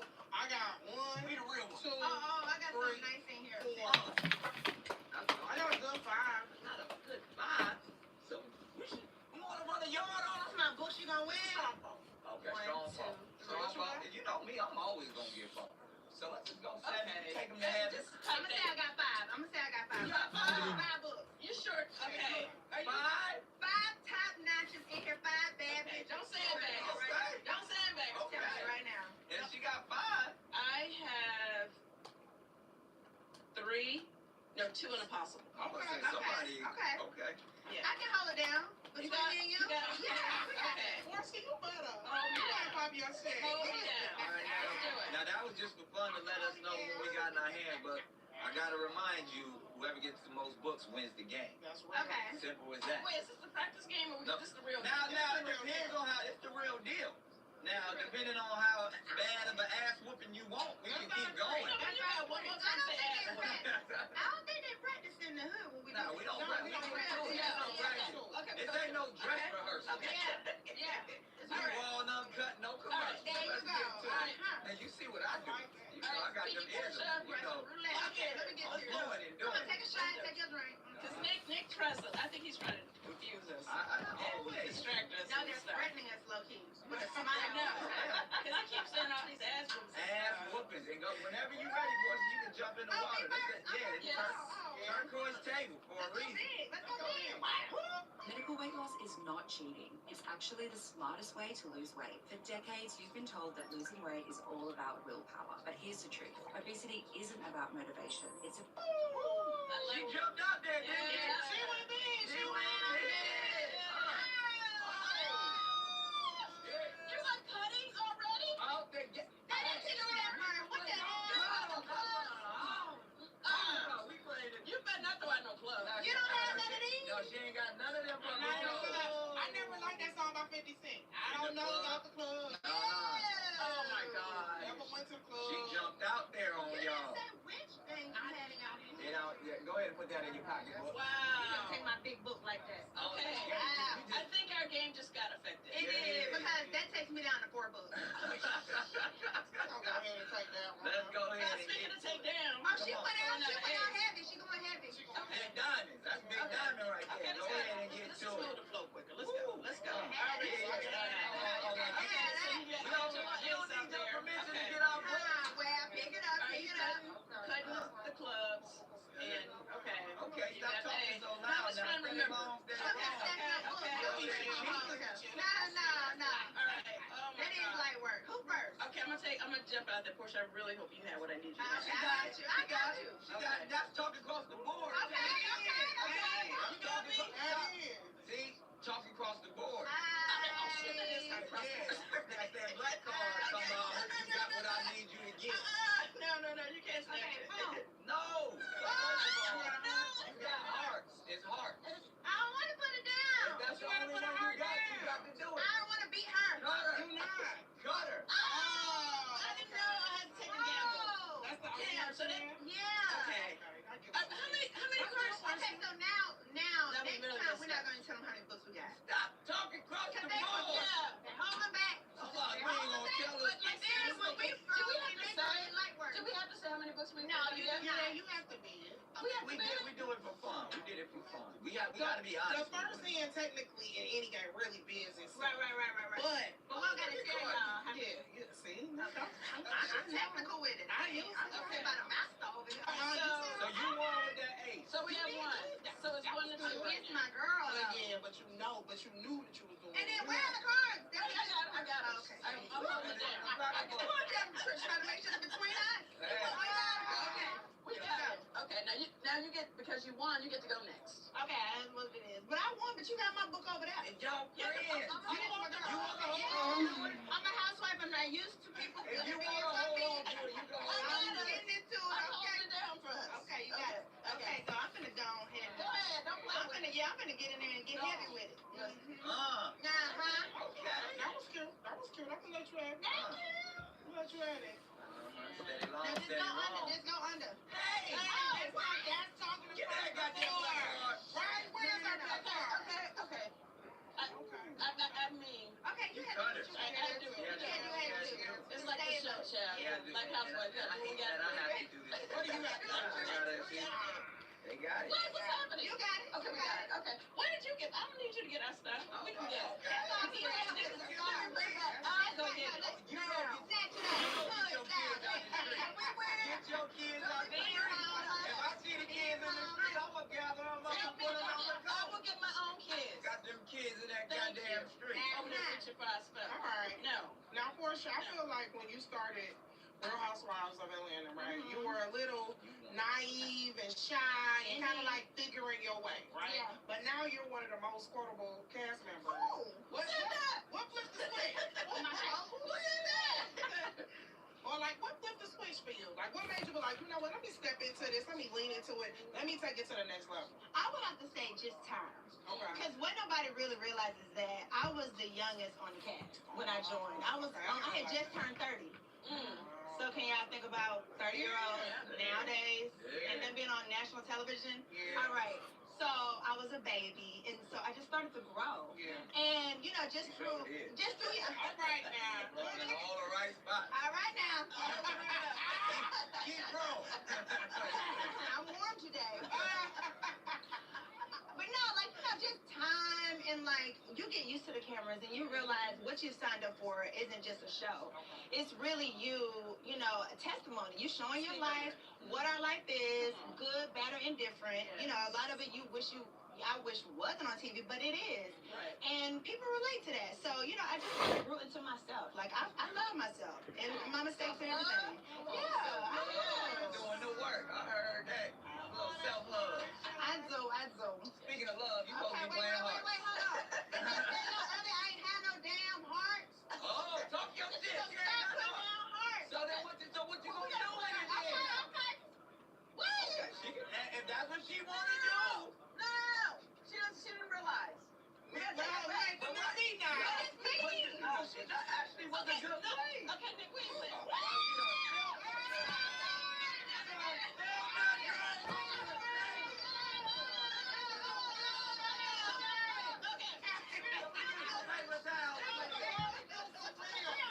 That's why we got the holes in the turquoise.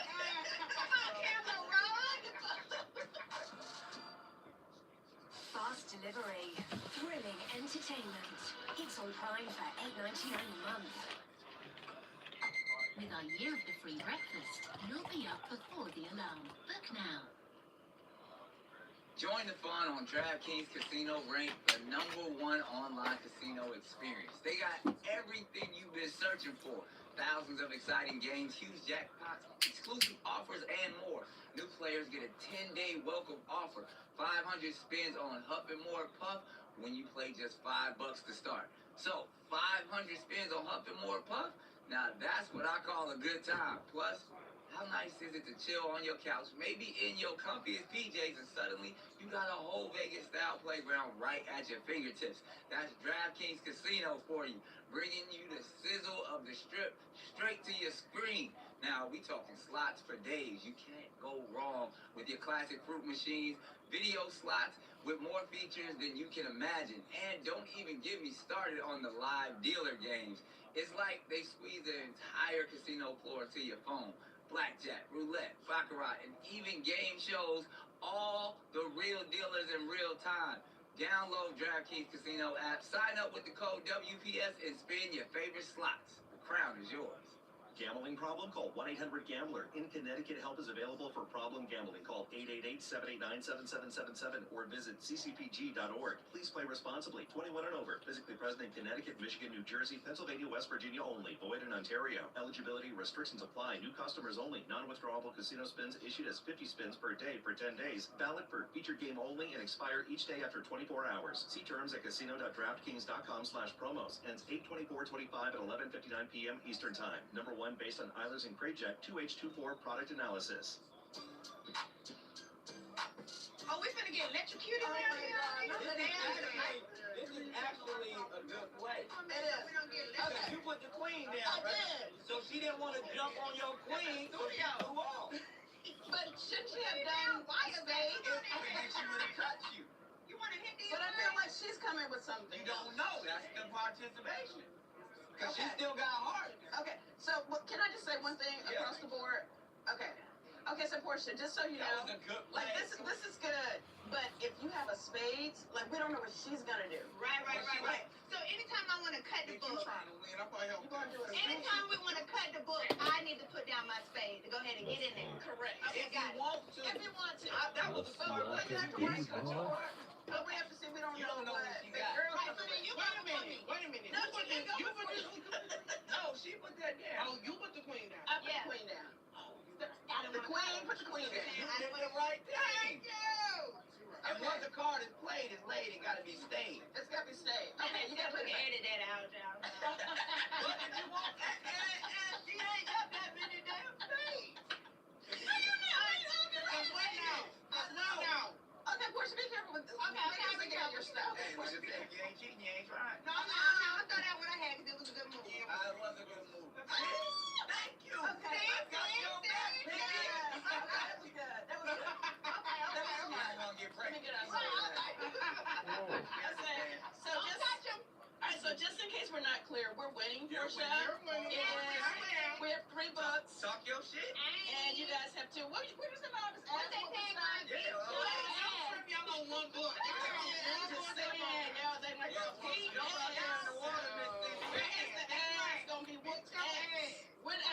whoop that.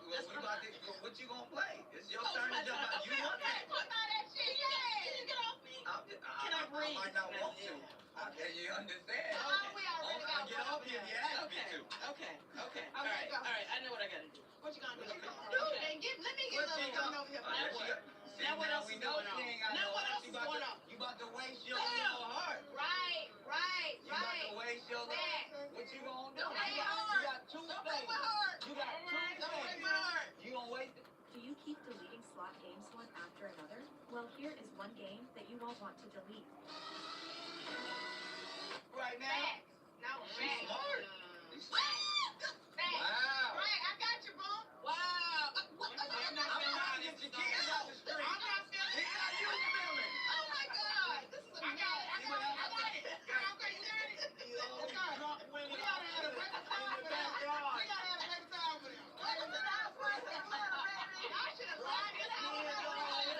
Listen, did you get my car? I told you about getting my car. Put it back over there. Out the street. Unsupervised ass children. There you go.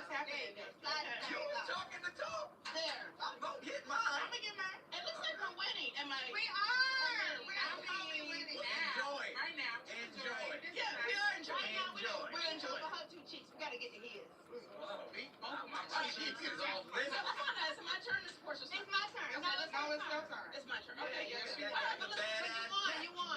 Well, in the spirit of winning, I'm gonna put this. That's cute. Okay. Hey, but look. Go ahead, partner. And you already know. Oh. You got something more powerful than that? Willie Clement? I can do a little throwaway. Oh, you good. I was just cutting corners. Not my partner. You know how to play. Put that in your pocketbook. Take care of them kids. I like that because we got a low. We ain't hitting with our high cuts. But you know what? I know what my partner gonna do with that. I know what she gonna do with that. I know what she gonna do because this is my partner. We like lethal weapon.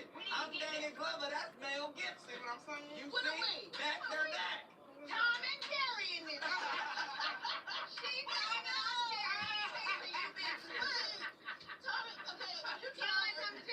They wasn't really partners. They was fighting the whole time. Okay, let me think on what it is. All right, now what you gonna do with that? I'm gonna do something. When did you put? Okay. Read the room, pig. Okay. Go ahead. Slice it up. Slice it and dice. Go ahead. You got clubs. Go up. Come on. All that shit y'all was talking. It's quiet. It's getting quiet. I could have did that better. That was my fault. That's okay. It's my fault. It's time to whoop ass. We still got plenty of time. I had it on my mind. Bring.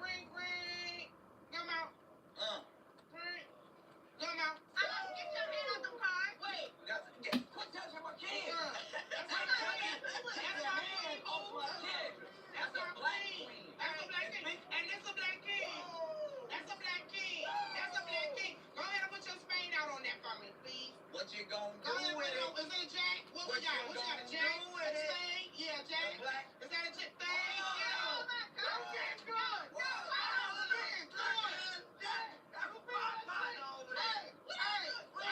good. I'm getting good at this shit, y'all. Did you think I just read that? We talking about. Very aggressive in here. Hey, we got to. We knew the housewives was coming. We had to bring our A game. Drink up. Look at all She ain't talking. I'm gonna pour you up too. We ain't in our business. We got this. Hey, since we here, let me pull y'all car. Yeah, pull that car. I'm about to pull y'all car. Take a look at this and show it to the camera. Okay. You still gotta play your spade. Okay, yeah, here we go. What is it? Show it to the camera? Yeah. Show it to the camera. Okay. Is it gonna be? Oh, was that 50 Cent? That's what she said. Let me fix it. 50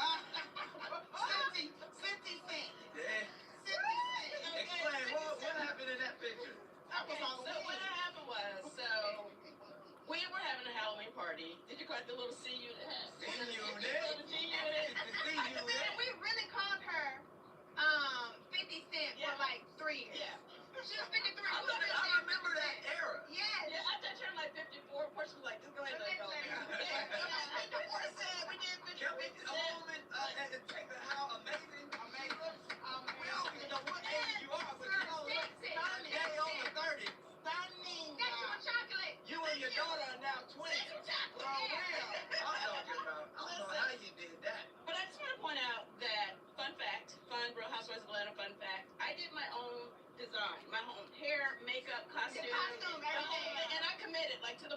Portia and some of her friends, Yeah, honey. we was trying to holler. They forgot I was actually Cynthia, Oh, honey. no, we did. And they were like, they were like, what's up, 50? I was like, okay. You know we are filming. How you think about when she was 50 at the party, she never broke character. I didn't. When I tell you committed to the bit, I did. That's how you got to do it. I So you like the role play is she what had you're saying. some housewives face down. Yes.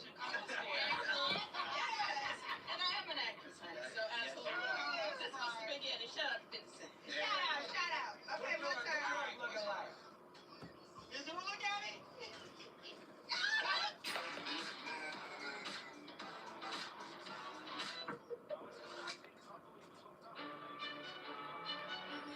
Around here, we're rather fond of tradition. It's not like we're stuck in our ways. It's just that some things should never be changed.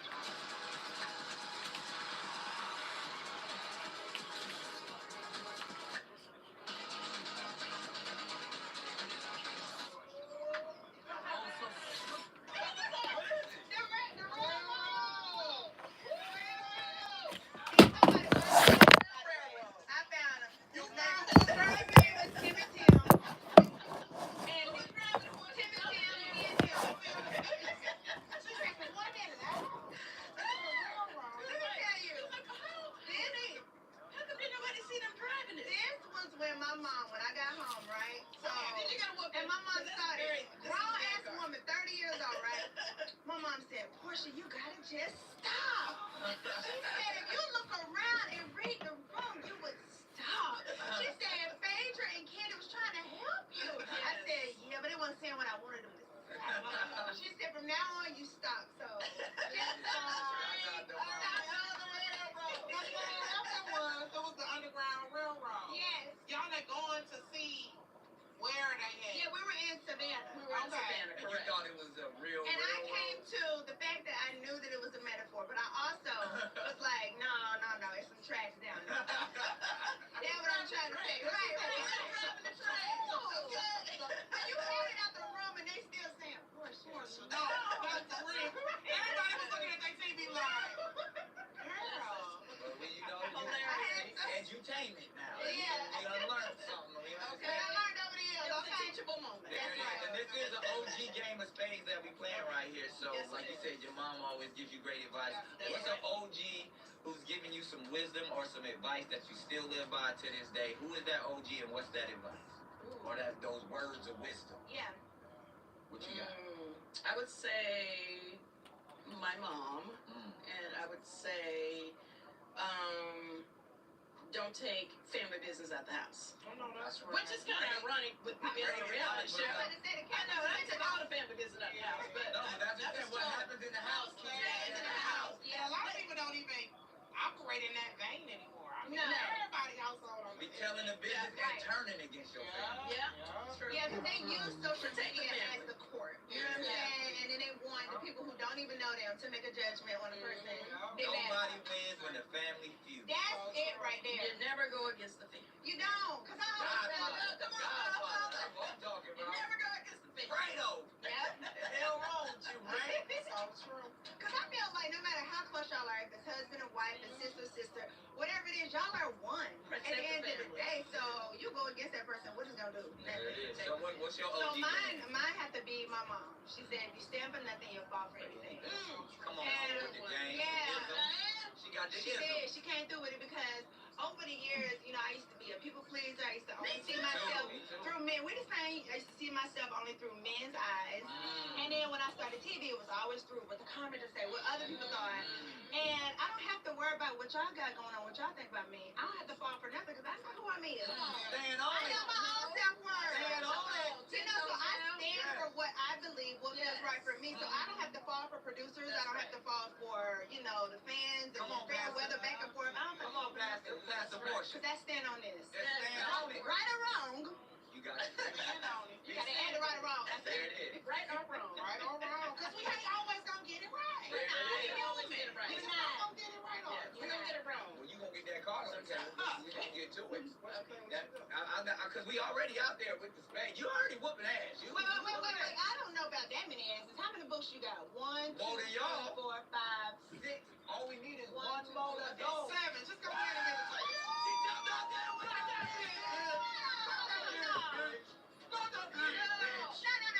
Where that car come from? Big bitch. It kind of reminds me of them titties. If you look at it, that's almost. That's look like what you got up under there. Yeah, we whooped y'all ass. Wow. Whatever You saved that. You been smiling and She played it well too, didn't she? She played. Oh, you ain't even got no stage. Hold on. But you had to train them. Train that out. But we're not gonna lose all the way with her pants down to the ground. I got a little queen. You wasted that black queen. We still playing even after she win this book. Speaking I of thought queen. we were done after she did that. Yeah, you just wasted it. But I like that you played that queen, because I got a question for you. Okay. Who's your reality queen? The one who's did it better than anybody in Well, y'all television. be like, yo, thank you. Who's the queen of reality in your opinion? I would have to say New York. Because she's just... Tiff started it, right? Yes. Shouts out to Flavor Flav. Shout out to her. Now, of course, shout out to Nene because she started the platform that we are on. All respect to her, girl. But when it comes to the beginning, Tiffany, New York let me tell you, New York Polar, she just... I don't know. It's like even to this day, if she shows up on a show, you're gonna watch it. She got legendary stuff. She didn't really go by sound bites. This is what she be doing. I don't know. To me, she needs her first I agree. Okay. I agree. Oh, hold on. Let me not forget. Do y'all remember when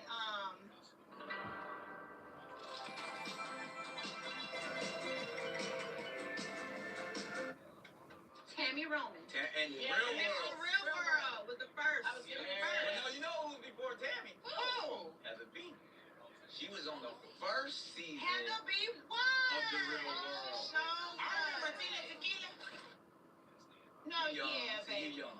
You gotta go back. Heather B was season 1 of The Real World. Yeah, Season 1. Shouts out to her and Sweat. She's still doing her thing. So we're gonna give a shout out to Heather B, Tammy Roman, Nene Leakes, and Miss New York for opening up the doors. They walked so we could really. Hold on, don't forget about Whitney Houston. Remember she had her reality show. Me and Bobby Brown. Bobby Brown. You know what I'm saying? What's that with them glasses? Yeah. Hell to the no. To the no. R.I.P. to Whit, man. Nip was the one. You gonna go? We can go ahead and jump out there. We just go ahead and drink that. Y'all got y'all ass whooped now. Whatever you gonna do. Now y'all want to play. Right, that's embarrassing. Okay. Well, no, we're not gonna be embarrassed because it's like they're winning, but they didn't just kill us. I mean, Y'all went bored. Y'all barely got off the board. Is board 4 or 5? Yeah, board is 4. So y'all I'm just... not a spy. No, 4. You just And Alabama's 5. So in Alabama. Like they just count Alabama. They can count, but they count with a salt tongue. You know, Okay, so let's go. That's over. Still we still gonna end it with a spade. That's right. Go ahead, guys. That's gonna make the edit. Don't worry about it. As we play that last spade, we also got a thing that we do called call a spade a spade. Okay, call a spade a spade. An undeniable truth in your life. Okay. What is an undeniable truth that lives by? Ooh. I would say to put God first. Always. And speaking of truth, to just live in my truth. Live in your truth. Whether you like it or not. Call a spade a spade. It's what you get. I love it. And that's it. What's something that, like, cause her undeniable truth is she say big girls got the best coochie. Oh! You might want to change yours and then come out the Lord over there. It's the gushing. Something about They say them juicy women got to juice it out. That's the juicy That's what they say. What is that about a pool palace?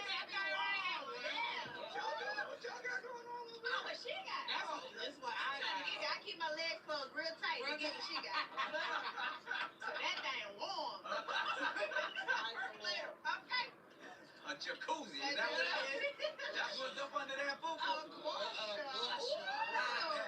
Gusher. I don't know what mine is. What's your It's numb. Oh. Sorry. I can't. Sorry. numb. It is. What's I'm numb? divorcing, so you know. You just so don't really. it ain't numb. It's on ice. It's on ice. Yeah, It's on ice. You wouldn't anything to be together for us. I love him. Exactly. But no. It's on the pause. Have you seen What it is? their chemistry is crazy. It is crazy. It's on the pause. You gotta let her be her though. But you know, it's not Their about. chemistry is. They are so cute. But it's not here yet. It's not here. Right now, I'm all in my head. You know, I got so much going on. I'm in survival mode. I'm working hard, doing things.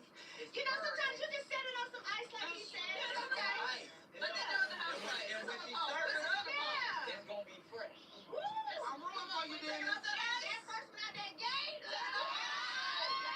We're gonna put it on her. What?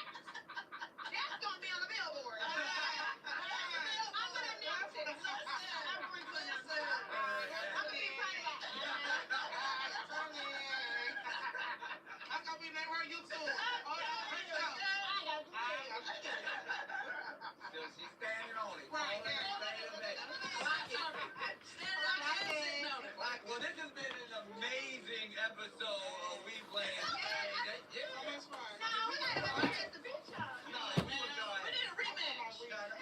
is 1, 2, 3, 4, 5, 6, 7, 8. That's a lot of guys. I'm sorry, that's a lot of guys. That was a lot of guys. Okay, I don't know if y'all just whooped our ass. Y'all beat us, but like, what is that? It's a library. It's a library. We a lot of books. We read. We read. Now she mad. See, just like a real housewife. Flipping tables over. I knew I was smart for me to screw this table down today. Okay, you know what it was. Come back and get your ass whooped again. It was fun. And we gotta prove, and one way we gotta prove that y'all was here. You either gotta leave your drawers or sign the wall. What's wrong? Y'all need greater than me. I know. How you know we wearing drawers? I like you. I do. I like you. Oh yeah.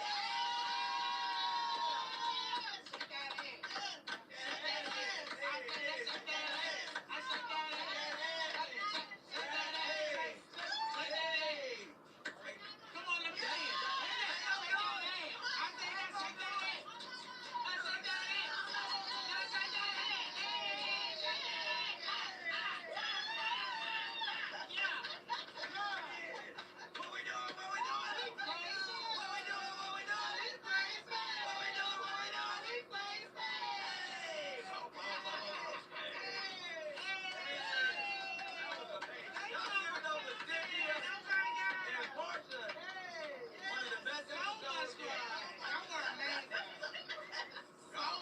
And thank you to the commissario for turning it on.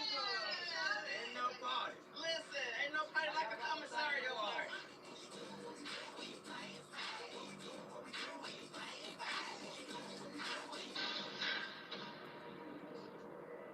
With ClearPay, you can shop from these brands and split your payments into 4. Let me show you how. 1. Download the ClearPay app and sign up. 2. Explore trending products and find your favourite brands in the app. Add items to your cart, and when you're ready to check out, tap the Buy Now Pay Later button to pay in 4 interest-free instalments. You'll make your first payment right away and the rest over 6 weeks. I've used the ClearPay app for everything, from clothing to travel. You can even see sales across brands. Look at these trainers that just arrived from JD Sports, and they are so cute. Download the ClearPay app and sign up today.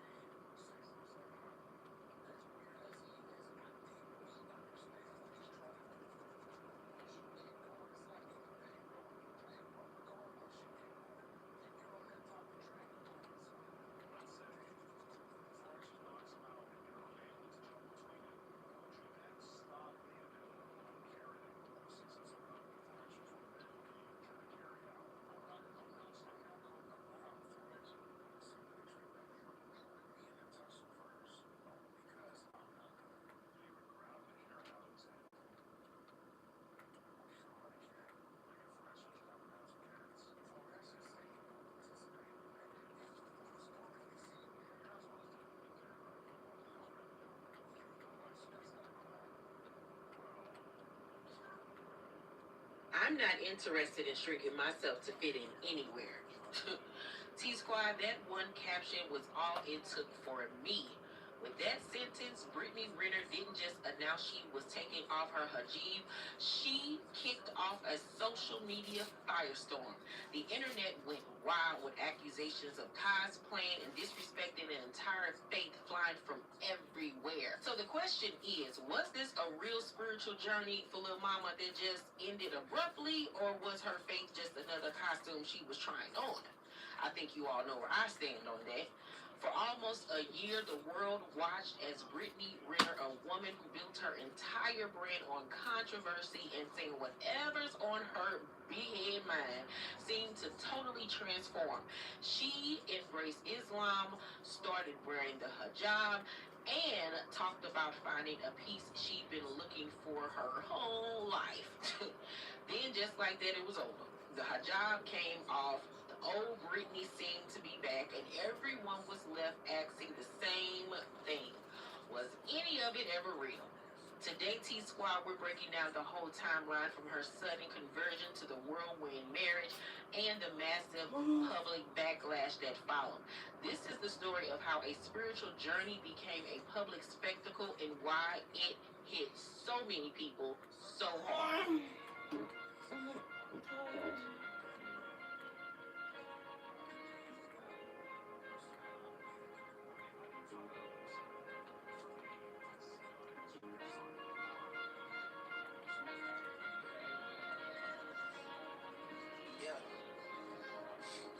So before I get to spilling the tea on Miss Brittany Renner, let's go back to the beginning. How did we even get here?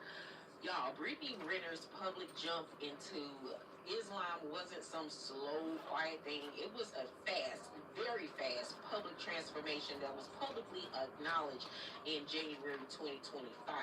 She announced she had formally converted, taking her Shahada or declaration of faith. According to Renner, this wasn't an overnight decision. She claimed Allah put Islam on my heart 5-6 years ago, but I was not ready to accept it. She described her conversion as a serious moment, saying, I felt like if I had not taken my Shahada, I was going to go down a really dark road. Child. But the backlash against Brittany Renner wasn't just about a piece of fabric. For many, her actions and especially her words felt like a deep and personal insult. The internet was flooded with comments accusing her of using Islam just to get attention. You saw phrases like cosplaying as a Muslim and she's done with the cosplay everywhere. You know, I called her a fake ass Muslim. One of the rawest reactions came from a user who wrote, "Stop disrespecting my religion. Islam isn't a marketing strategy, a way to get in the blogs, or a way to gain attention." Ain't that the real true tea? One of the reasons, y'all, why I side-eyed her religious transformation is because we have known Brittany Renner to be famous for her provocative statements, for being brutally honest about her life, and for knowing exactly how to get people to pay attention. She's an author, an influencer, and a master of reinvention. From her relationships with pro athletes to her tell-all book, Judge This Cover, her whole career has been about keeping people watching, talking, guessing, gossiping.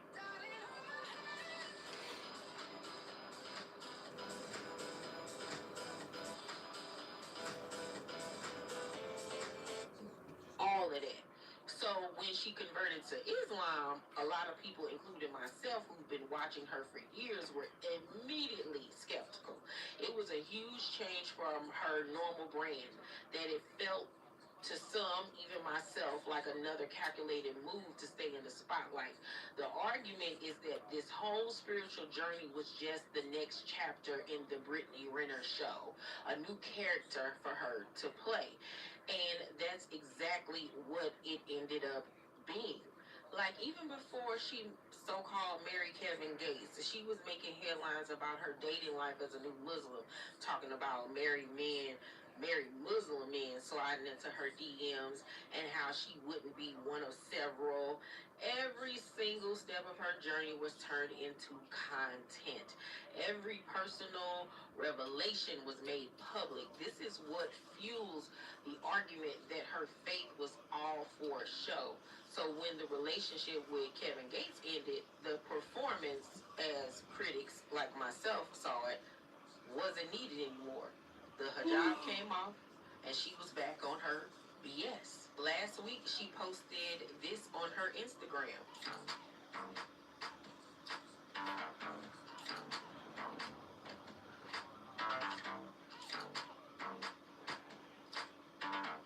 So, as you can see, she back in her freakum dress, showing skin, got that thing poking out, showing the thigh tattoo, damn near showing a cootie cat, child. Girl, you can't make this mess up. You literally can't. She is such a fraud, okay? And the fact that once again this lady was sitting up here playing with religion is like diabolical. It is so diabolical. Let's read some of these comments. Fashion by Nicole says, so when the man is gone, so is the hijab. Funky Daniva said, I guess being a Muslim wasn't paying enough. It sure wasn't. It sure wasn't.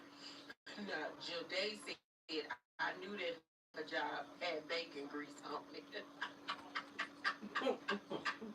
Now, that was funny. Then this person said she back to factory setting, y'all. Wow, playing with religion is so sick. Wow. I can't believe she played with them people religion.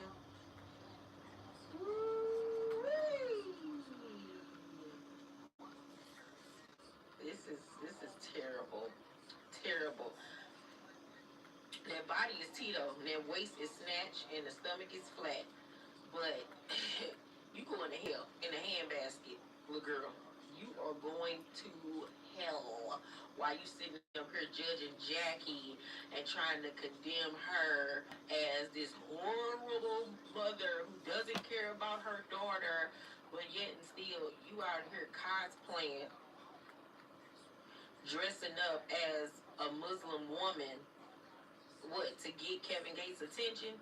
Because that's what it's giving. Like, it's giving like you really honestly did this just to get Kevin Gates' attention, and then once you didn't have it anymore, you said, oh, okay, now I'm done playing. Let me go back to what is my moneymaker, which is my body. Me being controversial. Girl, but you're a great mother. You're a great mother, aren't you? Girl. Anybody that could be friends with a chick like this, I gotta side eye you. So if Chantal is still friends with her, you just as fake and fraudulent as she is. Because I'm not playing around and being near nobody that's gonna play with God, okay? Because I'll be damned if I'm standing next to you when he strike you down. No ma'am. No ma'am, Pam. I'm alright. Nah. Am I shocked that she has reverted back to who she really honestly is at the core of her? No. We all knew that it was just a matter of time and that this was just another plot and scheme that Todd Tucker came up with, okay? It's just sad to see somebody go out so bad. And Brittany Renner is not a dumb woman. She just uses her gifts in the wrong way. She could be so much more if she used her gifts for good and not for evil. And that's why she's never going to go far in life. Everything about her is always going to be on a mediocre level. It really honestly is. And it's really sad to watch. And it's just disgusting. So So T-Squad, what's your verdict? Was Brittany Renner's conversion a real search for spiritual growth, or was it a marketing move tied to a guy? Was the hijab a symbol of a new faith or just a prop for a temporary role? The truth is, only Brittany Renner really knows what was in her heart, but what this whole saga clearly shows is the messy and often toxic place where celebrity, social media, and religion all smash together. In today's world, personal journeys get turned into products. Faith becomes content, and sacred symbols can be boiled down to just an aesthetic, which is truly sad. Brittany Renner said Islam had a positive impact on her life and that she was grateful for the experience. Even as she took off the hijab, she still uses Islamic phrases like Alhamdulillah, which means praise be to God. Maybe her journey with her faith isn't really over, or maybe it was just a chapter that's now closed. In the end, her story is a powerful example of the challenges of trying to find faith in the public eye, where your realness is always being questioned and every move you make is judged by millions. I want to leave you with one last question to chew on. In our culture today, is it even possible for a celebrity like Brittany Renner to have a genuine, private, spiritual experience? Or will the demands of their brand always turn faith into a performance? Thanks for watching, T-Squad. Please make sure to thumbs up this video, subscribe to my channel, and turn on your post notifications so you know my video drop. I love you guys, and I will see you on the next one. Bye.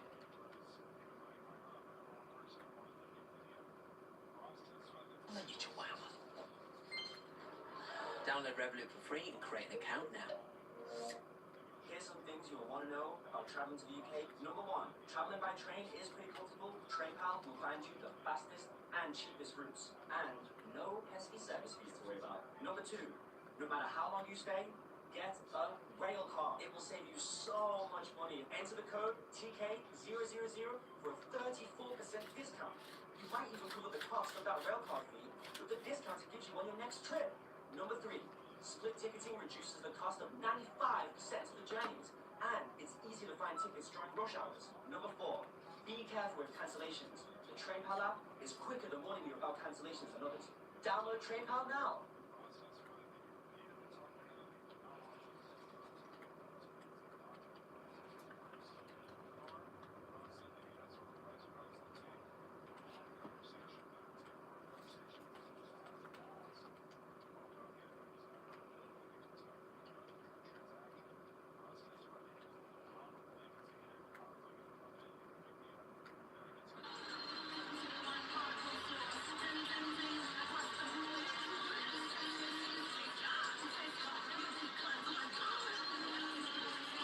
Hey T-Squad, it is that time of...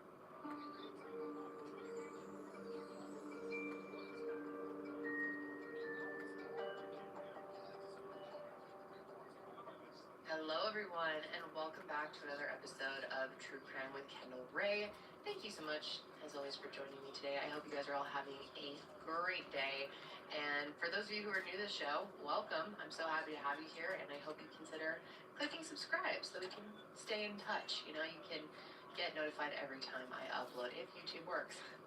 But anyway, today I am back with another family-involved episode, and as you guys know, I love doing these types of episodes. It means a lot to me to be able to hear from families directly, understand cases more in depth, and I'm just so grateful to be able to do it. And, you know, these types of episodes do take a lot longer, you know, on the back end, and you start working on them quite a bit in advance, and it takes also a lot of trust to make these episodes happen. I don't take it lightly that a family would trust me with their story, and I'm very, very grateful today that I have Hope McGlone joining me to tell all of you her sister's story. It's been such a treat for me to be able to connect with Hope McGlone. She is an amazing person and has done so much for her sister. She was only 16 at the time of Brittany's murder. And yeah, today we're going to be talking about the murder of Brittany McGlone. This case, you guys, should have been solved years ago. There have been a lot of failures in this case, many, many reasons for this family to just be beyond frustrated at this point, including the fact that someone was arrested and then released. That's right, and I'll get more into that later on. But yeah, it's just truly heartbreaking how this whole thing is played out and how Brittany's family at the end of the day has just been left with no justice. And right off the bat, I do want to ask everyone to take a moment to go and follow their Facebook page. I'll have it linked below. I know this means a lot to the families that we work with. This is something that I always really want to encourage people to do. If you're on Facebook or social media, to take the moment to go and, show them that support, just so they feel that there's more people behind them, that they're not in this fight alone, because it can get lonely, and just at times you can feel hopeless, is what I continually hear from families that we work with, is, it just gets draining, and having support from other people, even if it's just a follow or a positive comment, or even just commenting here if you're not on Facebook or social media or whatever, it means a lot to them. Now, I'm really eager to tell you about Brittany's case, because, oh my God, it's gonna piss you off like it did me. But before we get into it, I do need to thank this week's sponsor, Grammarly, and it's thanks to their support and also support from all of you that today we're able to award Brittany's family with our Hope Grant through the Higher Hope Foundation. I'll be so honest with you guys, when it comes to writing, which has been something I've struggled with my whole life, I really get stuck. It's like I know what I want to say, but I don't know how to make it come across in the best way possible, and for it also to make grammatical sense. But once I started using Grammarly, all of that changed. It's an AI writing partner that sounds like you, not AI, and it works where you work, providing high quality suggestions that understand context to ensure that you sound the way that you want to, regardless of who you're talking to. They have a ton of free features, such as revising your writing with a single click, or suggestions to keep your writing concise, grammar support, and conciseness suggestions. But if you want even more than that, upgrading to Grammarly Pro is really the right choice. And there's a couple of things that I really just love about Grammarly. One being the fact that I can have it right on my phone, so it can help me with text messages and DMs. But another feature I love is that you can highlight a section of text and a feature will pop up that suggests ways to improve it, such as rephrasing it, shortening it, and even formalizing it. And you can even type in your own prompt if you aren't satisfied with their suggestions. It saves me so much time with just a few clicks. I also really love their setting goals feature, which allows you to set your goals to ensure the suggestions are made in your voice and adjust to the right audience. You can set the formality, the tone, and even your profession. I absolutely love Grammarly Pro, and I think you will too. So sign up and upgrade to Grammarly Pro to level up your productivity. You can use my link for 20% off Pro. That's Grammarly.com/Kendall07. All right, huge thank you again to Grammarly for their support. And with that, let's go ahead and get into Brittany's case. So Brittany Danielle McGlone was born on November 9th, 1987 in New Mexico to her parents Patricia and Ron, and she also had one older brother named Ryan. However, she ended up moving and was raised in Winsboro, Texas, where she lived with her mom after her parents got divorced. Now, they actually split up when she was still pretty young, and both of them went on to remarry and have more kids, which meant Brittany ended up with several siblings on both sides of her family. And according to her mom, Brittany was really always the child that she didn't have to worry about. And Patricia said that Brittany was everything that she could have dreamed of, and that her daughter was born an old soul. She always seemed to make the right decisions and wasn't the type to get into trouble. And I also learned that she was pretty reserved.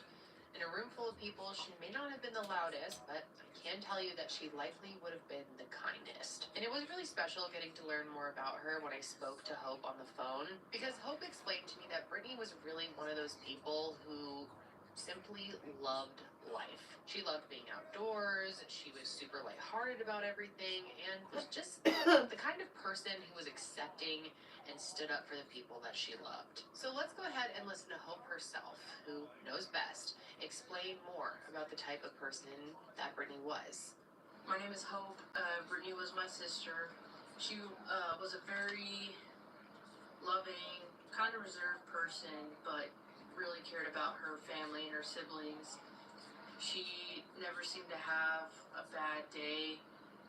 I would talk to her about things that, things that were going on in our family or things that bothered me, and she didn't really have the same reaction that I did. She was just kind of like, it is what it is, and move on from it. She's very independent, loved horses, loved being outside, very goofy, very funny. We had so many inside jokes. We quoted movies all the time, movies that we watched a billion times over and over and over again. Loved music. That was always a big thing that we shared was music. We would listen to like Linkin Park in her room, or like the first Eminem album, different rock bands that she liked. She just liked hanging out with her siblings. I think that was an important thing for her and something that brought her joy. Now, as for Brittany's life leading up to what happened, we need to jump to 2006. This was the year that she graduated with honors from Winsboro High School, and despite plans to attend nursing school, she decided she wanted to take a year off. So her plan was to continue living at home with her mom, get a job or two, and then in the fall of 2007, she was going to start back up with school again. And in the fall of 2006, that plan was well underway. First, Brittany was working during the day at a discount retail store called Alco. And then in February of 2007, she also started working late shifts at the Lowe's distribution center in Mount Vernon. And it was actually through her manager at Alco that Brittany ended up meeting a boy named Jeff Stogner. Now, Jeff was the manager's son, and he ended up becoming her first boyfriend in November of that year, just after she turned 19. And just being totally real here, Brittany's family was never a fan of his, and the more I talk to them about it, the more I understand why. And her mother, Patricia, straight up just did not like him right from the beginning. She said he acted dirty and like a criminal, and genuinely just couldn't see what her daughter saw in him. And on the other hand, Brittany was someone who had so much zest and passion for life, and really did have the real drive to succeed, even though she was, taking a little bit of time to start back up with school. But she really wanted to do something with her life, and Jeff didn't seem to be that way at all. And as sad as they were to, see her upset, they were quite relieved when they broke up after only 6 months of dating. However, fortunately for them, that didn't last long, because after a few short weeks of being broken up, they ended up getting back together. Now, we don't know much about this time in between them getting back together and her death, but I do know that Brittany more or less kept up with her regular routine, which was working her 2 jobs, spending time with family, and also, of course, spending time with Jeff. And it sounds like Brittany was really a very, routine-oriented person, which is very relatable. I'm like that too. And so any changes to her routine were pretty noticeable. And on May 3rd of 2007, her routine did change.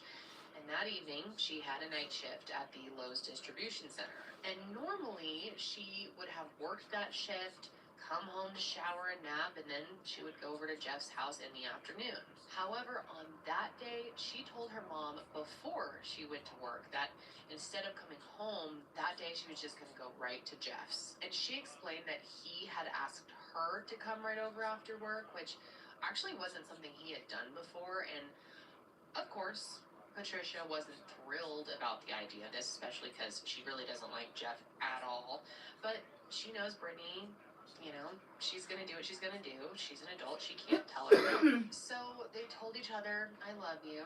And Brittany got in her truck and left for her shift. And yeah, the plan was for her not to come home after. She was just going to go right to Jeff's. And sadly, it's really, really hard to think about, but this was the last moment that her and her mom or any of her family members would see or hear from her again, because the following day, Brittany was gone. So that brings us to Friday, May 4th, 2007, and to everyone's knowledge, everything was wrong. And that was until about 2:30 p.m. when Patricia got a call from Jeff. And immediately, when she starts talking to Jeff, the hairs on the back of her neck just stood up, because he wanted to know if she had heard from Brittany. And she, of course, was under the impression that Brittany was with him. According to Jeff, though, she wasn't answering her phone, which was odd because Brittany always answered her phone. So immediately, Patricia hangs up with him and tried calling Brittany herself, but her phone went straight to voicemail. Then she went ahead and called Jeff back, and his response to her was that Brittany was actually there. And he said that she's here sleeping. She's sleeping hard, was his quote. Which, of course, you would think means that he was with her and that she was okay. But Patricia's motherly instincts were kicking in like crazy, and her intuition told her that Brittany wasn't okay. So at 3:45 p.m., a deputy with the Wood County Sheriff's Office responded to a 911 call alerting to the fact that a body had been found. And the call came from Jeff's mom, who, if you remember, was Brittany's manager, the manager at Alco, and she said that her son had found his girlfriend dead in his bed. And you guys, the scene, oh my God. The scene that first responders walked into was nothing short of horrific. There is a People magazine investigates episode on this case, which I will touch on a little bit more later, and they have like a reenactment in there, and even that, even though I know it was fake, was so disturbing to look at. There in Jeff's bed was Brittany. She was undressed, lying face up in bed, and covered in blood. And there was nothing to question here. I mean, Brittany was 100% murdered, and it was obvious that it was with some kind of blunt force object. The real question, of course, though, was who did this and why? Now, unfortunately, due to several factors and failures on an investigative level, and possible corruption, in my opinion, and in the opinions of many others, those questions just still have not been answered. And we'll go deeper into that later on, but at first I want to share with you what is currently known. So as soon as more investigators arrived on the scene, they were quick to make an assessment, and two things in particular really stood out. For starters, there was no sign of forced entry or any indication that anything major was stolen.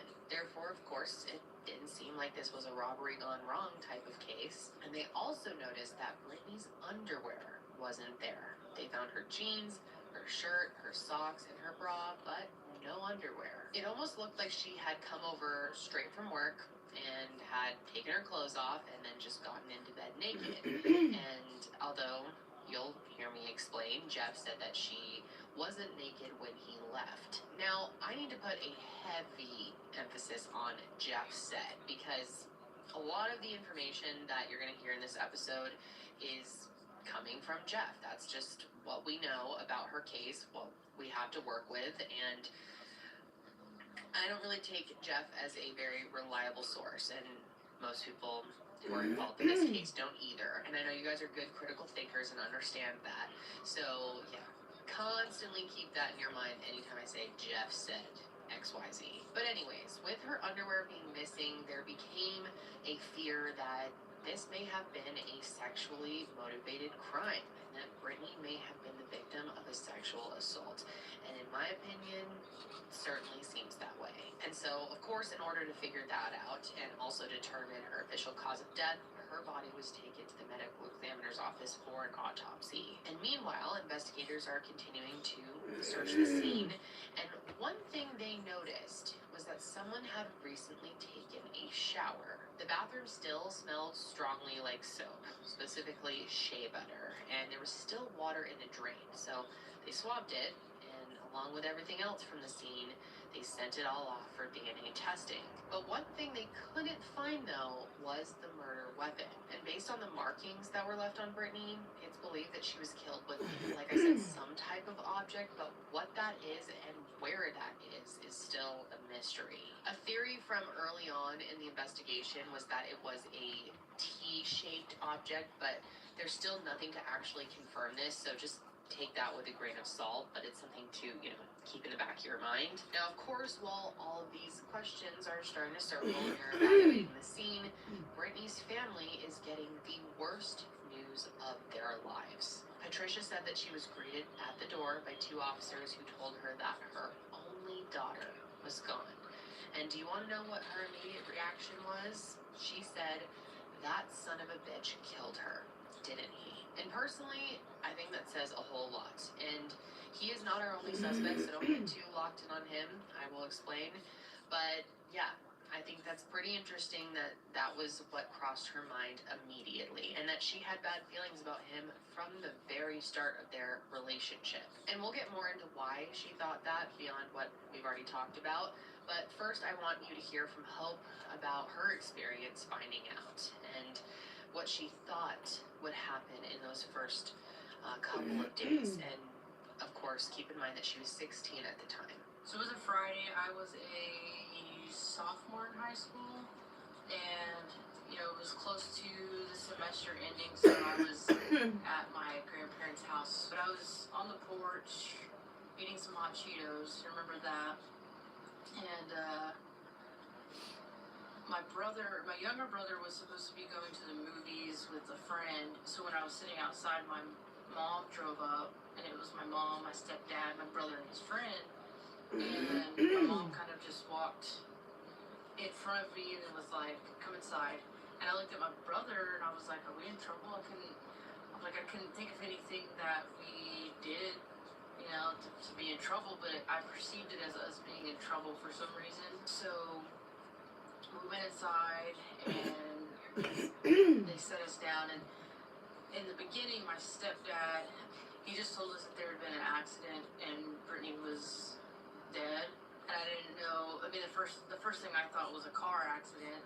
But when he said that, I remember just kind of freezing, and then seeing everyone looking at me and my brother. And then I got up and I ran out the front door to the front yard of my grandma's house and kind of collapsed in the yard. And my grandma went out there and was holding me and my brother in both of her arms. I never remembered who or how I found out what had actually happened to her. My mom informed me that she was the one who told us that she had been murdered and it wasn't an accident. But I can't recall being told that. I went from not knowing that she'd been murdered to being murdered. And the rest of the evening, I just spent with my family. I remember sitting on the porch and kind of talking about things and what we thought might have happened or who. And I believe Jeff's name had come up just between my family and I talking about things. And I guess I thought that the next day really the next day that someone would be arrested. I thought, it was like TV shows and everything happened so quickly on shows and movies. So I thought like any day now or that someone was going to be arrested, and it just turned out that was never the case until many years later, but that was didn't go the way we thought. So a big reason that everyone's attention turned to Jeff had to do with a few things, okay? For starters, he was the last known person to see her alive, and that is always a reason to look at someone, of course. But they also had their sights on him because his and Brittany's relationship had recently experienced a bit of a hiccup, okay? So when they were broken up for that short period of time, Brittany ended up being intimate with another guy. It was just, one of those one-night kind of things, but in the eyes of many, they wondered if maybe this really upset Jeff, and maybe it could have been a motive. Now, to be clear, her family still, to this day, believes that this is a very valid motive, and it's not something that can be ruled out. And Patricia was actually the one to tell deputies about it in the first place, because she felt like it was information that they probably should know. So at that point, Jeff was, of course, brought into the station for questioning. And honestly, from the viewpoint of detectives, he did appear to be very upset about what had happened. And they also said that he was very forthcoming with the information that he had. Jeff shared that he and Brittany had been dating for roughly 7 months, and that the reason she was at his house that morning was because he had asked her to come. And he specifically said that he wanted her there because he and his stepdad were driving a few hours to Dallas to pick up his grandma that day. So he wanted to spend some time with her before they left. So according to his story, Brittany arrived at his place around 5 a.m. And by that point, he says that he had fallen asleep on the couch while he was waiting for her. So when she did get there, she woke him up, and the two of them ended up getting in bed to cuddle. Jeff explained that they fell back asleep, but that he woke up at 7 so that he could shower before he and his stepdad left, and that was right around 9 a.m. Now, in this interview, he swears that she was still in bed, alive, when he told her he loved her and walked out the door. And he also swears that she went to bed wearing a t-shirt and underwear. And this is where things get interesting because Jeff's story doesn't end here. Apparently, while he and his stepdad were checking the oil on the car just shortly before they left, a guy named Chad Carr showed up, and he was the boyfriend of Jeff's little sister, Velva. Now, I really want to point out here that Velva was still in high school and Chad was in his 20s, so that alone tells you a lot about this guy, right? And according to Jeff, Chad had come over that morning to pick up a check, and then he just ended up sticking around to chat for a bit. And this is important because in Jeff's story, he says that he told Chad that Brittany was asleep inside and that he and his stepdad were headed off to Dallas. Therefore, he gave Chad the knowledge that Brittany was home alone. And then fast forward to 3:30 p.m., this is when he says they returned from Dallas, which is when he went into his room and immediately saw a big puddle of blood. And in a state of shock, he says he ran over to her and was screaming at her to wake up. And if you believe Jeff, again, this is Jeff's story, that means that the window when she was murdered was roughly between 9 a.m. and 3:30 p.m. Again, that's if you believe that she was alive when he left. Now, investigators kept pressing him, of course, and they even asked him about that one-night stand that she had to see if that was any kind of trigger for him, if he was angry at her for that. But he said he didn't care. He told them that they had talked it through, and since they were broken up when it happened, it was, just the way it is. He did mention that someone else had stopped by, a guy named Cody, and I guess he had texted him that morning asking if he could drop off some weed and said that he left money for him underneath this garden gnome at the front door, but apparently when he got home, he lifted up the gnome to see that the money was gone, but no weed had been left behind. So now, of course, Chad and Cody are two people that investigators want to take a look at. But the issue, though, is it was going to take a couple of days before a polygraph operator could drive into town. In the meantime, though, the investigation was well underway. The clothing that Jeff was wearing had been taken from him so that they could test it along with other evidence from the scene, and the autopsy, like I said, was in progress. And in fact, the next morning, the results came in, which confirmed Brittany's cause of death as blunt force trauma to the head. And something actually stood out to them about this, because it turned out that Brittany was not sexually assaulted. And the reason it stood out so much was because it meant that her murder wasn't sexually motivated, which, we also know it wasn't a robbery gone wrong. So that means that whoever killed Brittany did it from a standpoint of hate and intent. And whoever that person was, they had to have known that Brittany was over there alone. So investigators tracked down everyone who was there and brought them in for questioning, starting with Chad. Now, Chad seemed a lot less willing to talk to them and even quite frankly annoyed that he was there.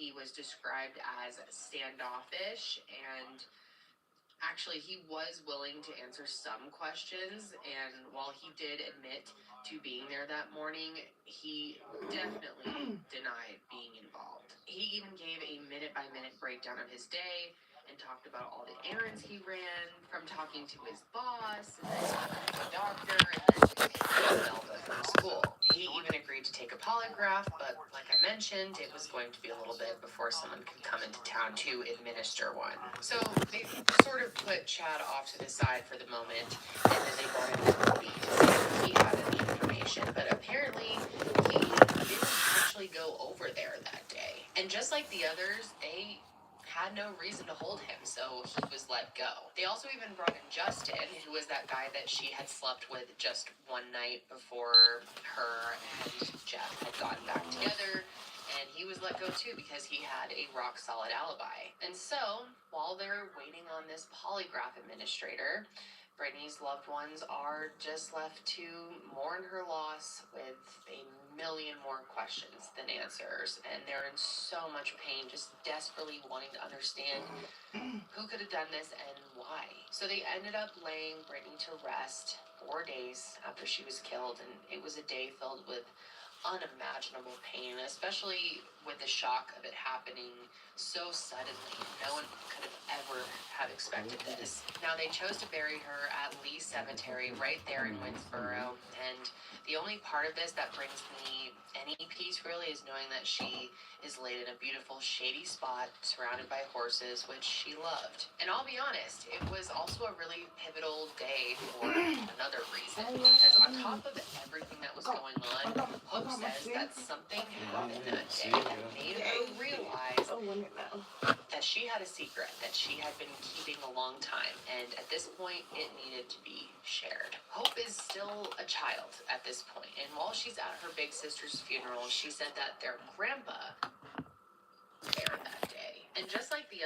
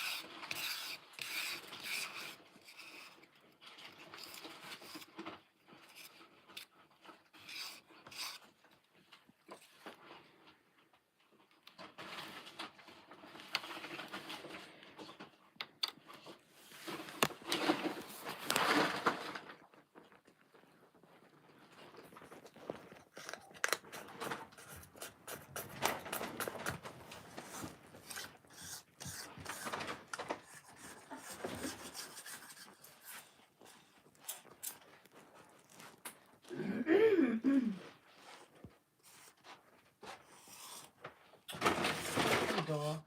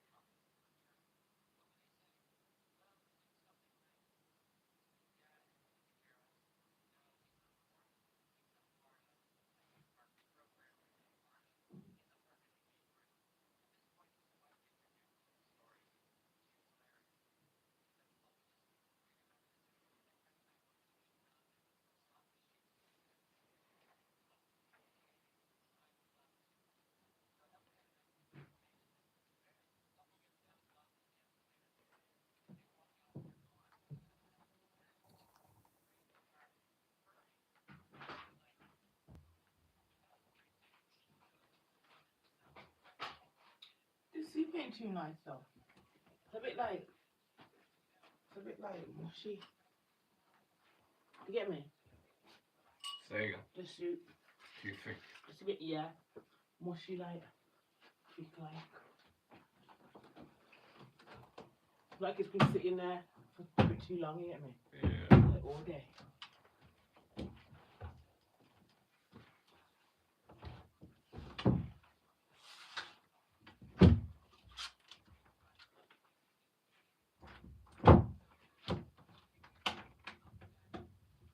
They push onto this in the jar.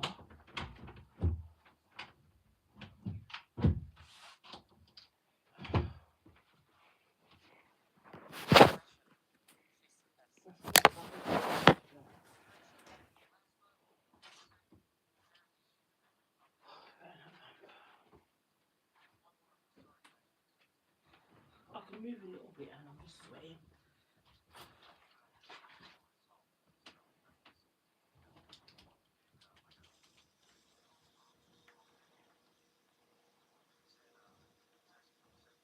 Others, they had no reason to hold him, so he was let go. They also even brought in Justin, who was that guy that she had slept with just one night before her and Jeff had gotten back together.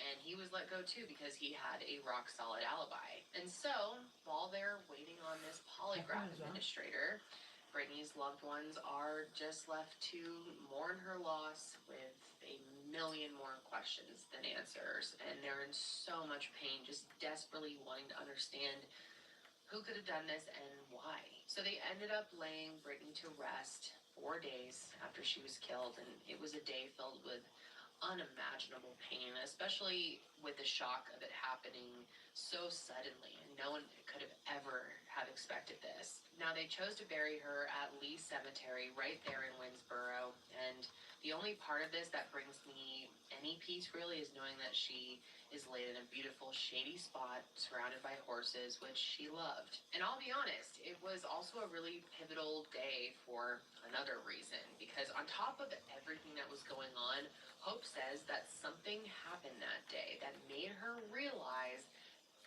that she had a secret that she had been keeping a long time, and at this point, it needed to be shared. Hope is still a child at this point, and while she's at her big sister's funeral, she said that their grandpa on their dad's side had put his arm around her and said, "Have you gone to see the body yet?" Not even something normal like, "Have you gone to see her yet?" but specifically the body, which, I don't know, maybe I am over exaggerating. That is so fucking weird to me, and I know Hope feels the same.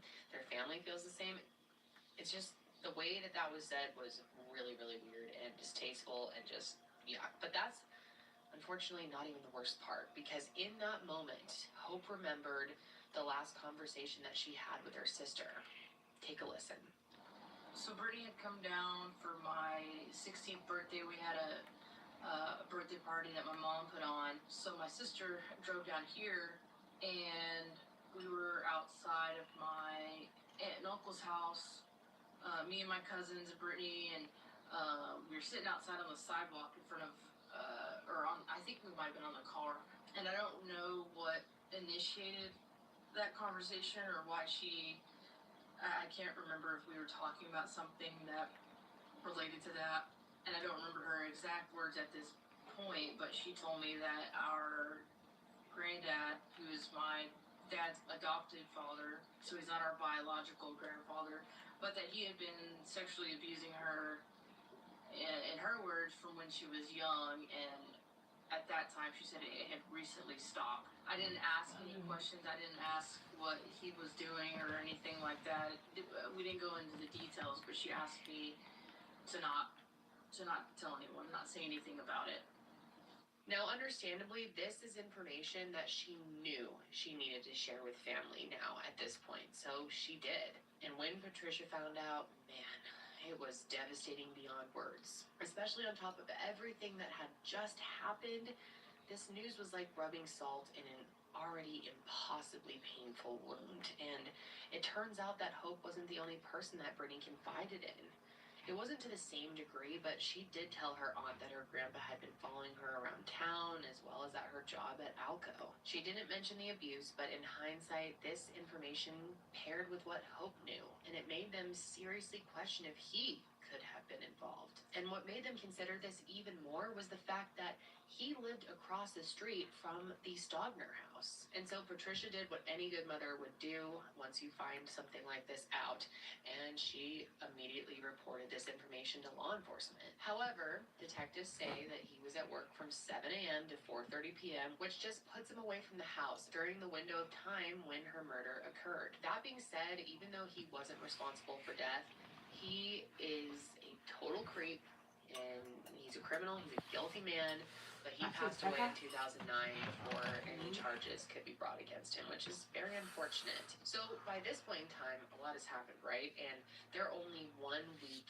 out from Brittany's murder. And finally, at this point, the polygraph administrator had arrived. And everyone was really excited about this, hoping that they would get a little bit closer to the truth, if not expose the truth completely. So starting off with Jeff, the detectives did say that he passed with no problems or signs of deception. And the same goes for Cody. He passed as well. However, Chad, on the other hand, straight up failed it. Specifically when he was asked if he had anything to do with her cause of death and if he was responsible for the injuries that she sustained. And when he was told that he failed, this loser was adamant that he couldn't have done it since he had already accounted for his entire day. And of course, polygraph tests are not the end-all, be-all. They certainly don't prove guilt or innocence, and they are not even admissible in court. I mean, anyone who is into true crime or in this industry for work knows this. Okay, so this doesn't prove anything, but hey, it's definitely something to take serious note of, right? And honestly, Chad's whole demeanor just seemed off, so they decided it was best to continue looking into him, of course, and just listen to what they found. It turns out that he had already gone to prison before for assaulting a woman in a similar fashion to how Brittany was murdered. The victim of that assault thankfully survived and pressed charges, hence how they were able to learn about it in the first place. And learning this was especially helpful because it gave detectives probable cause to get a search warrant for his house. And they did end up finding some things. And it's creepy, you guys. This included a pair of shorts and a t-shirt, both with suspected blood on them, as well as a ski mask. And then they also found not one, but 2 pairs of women's underwear. Now, one of these they learned belonged to his girlfriend, but the other,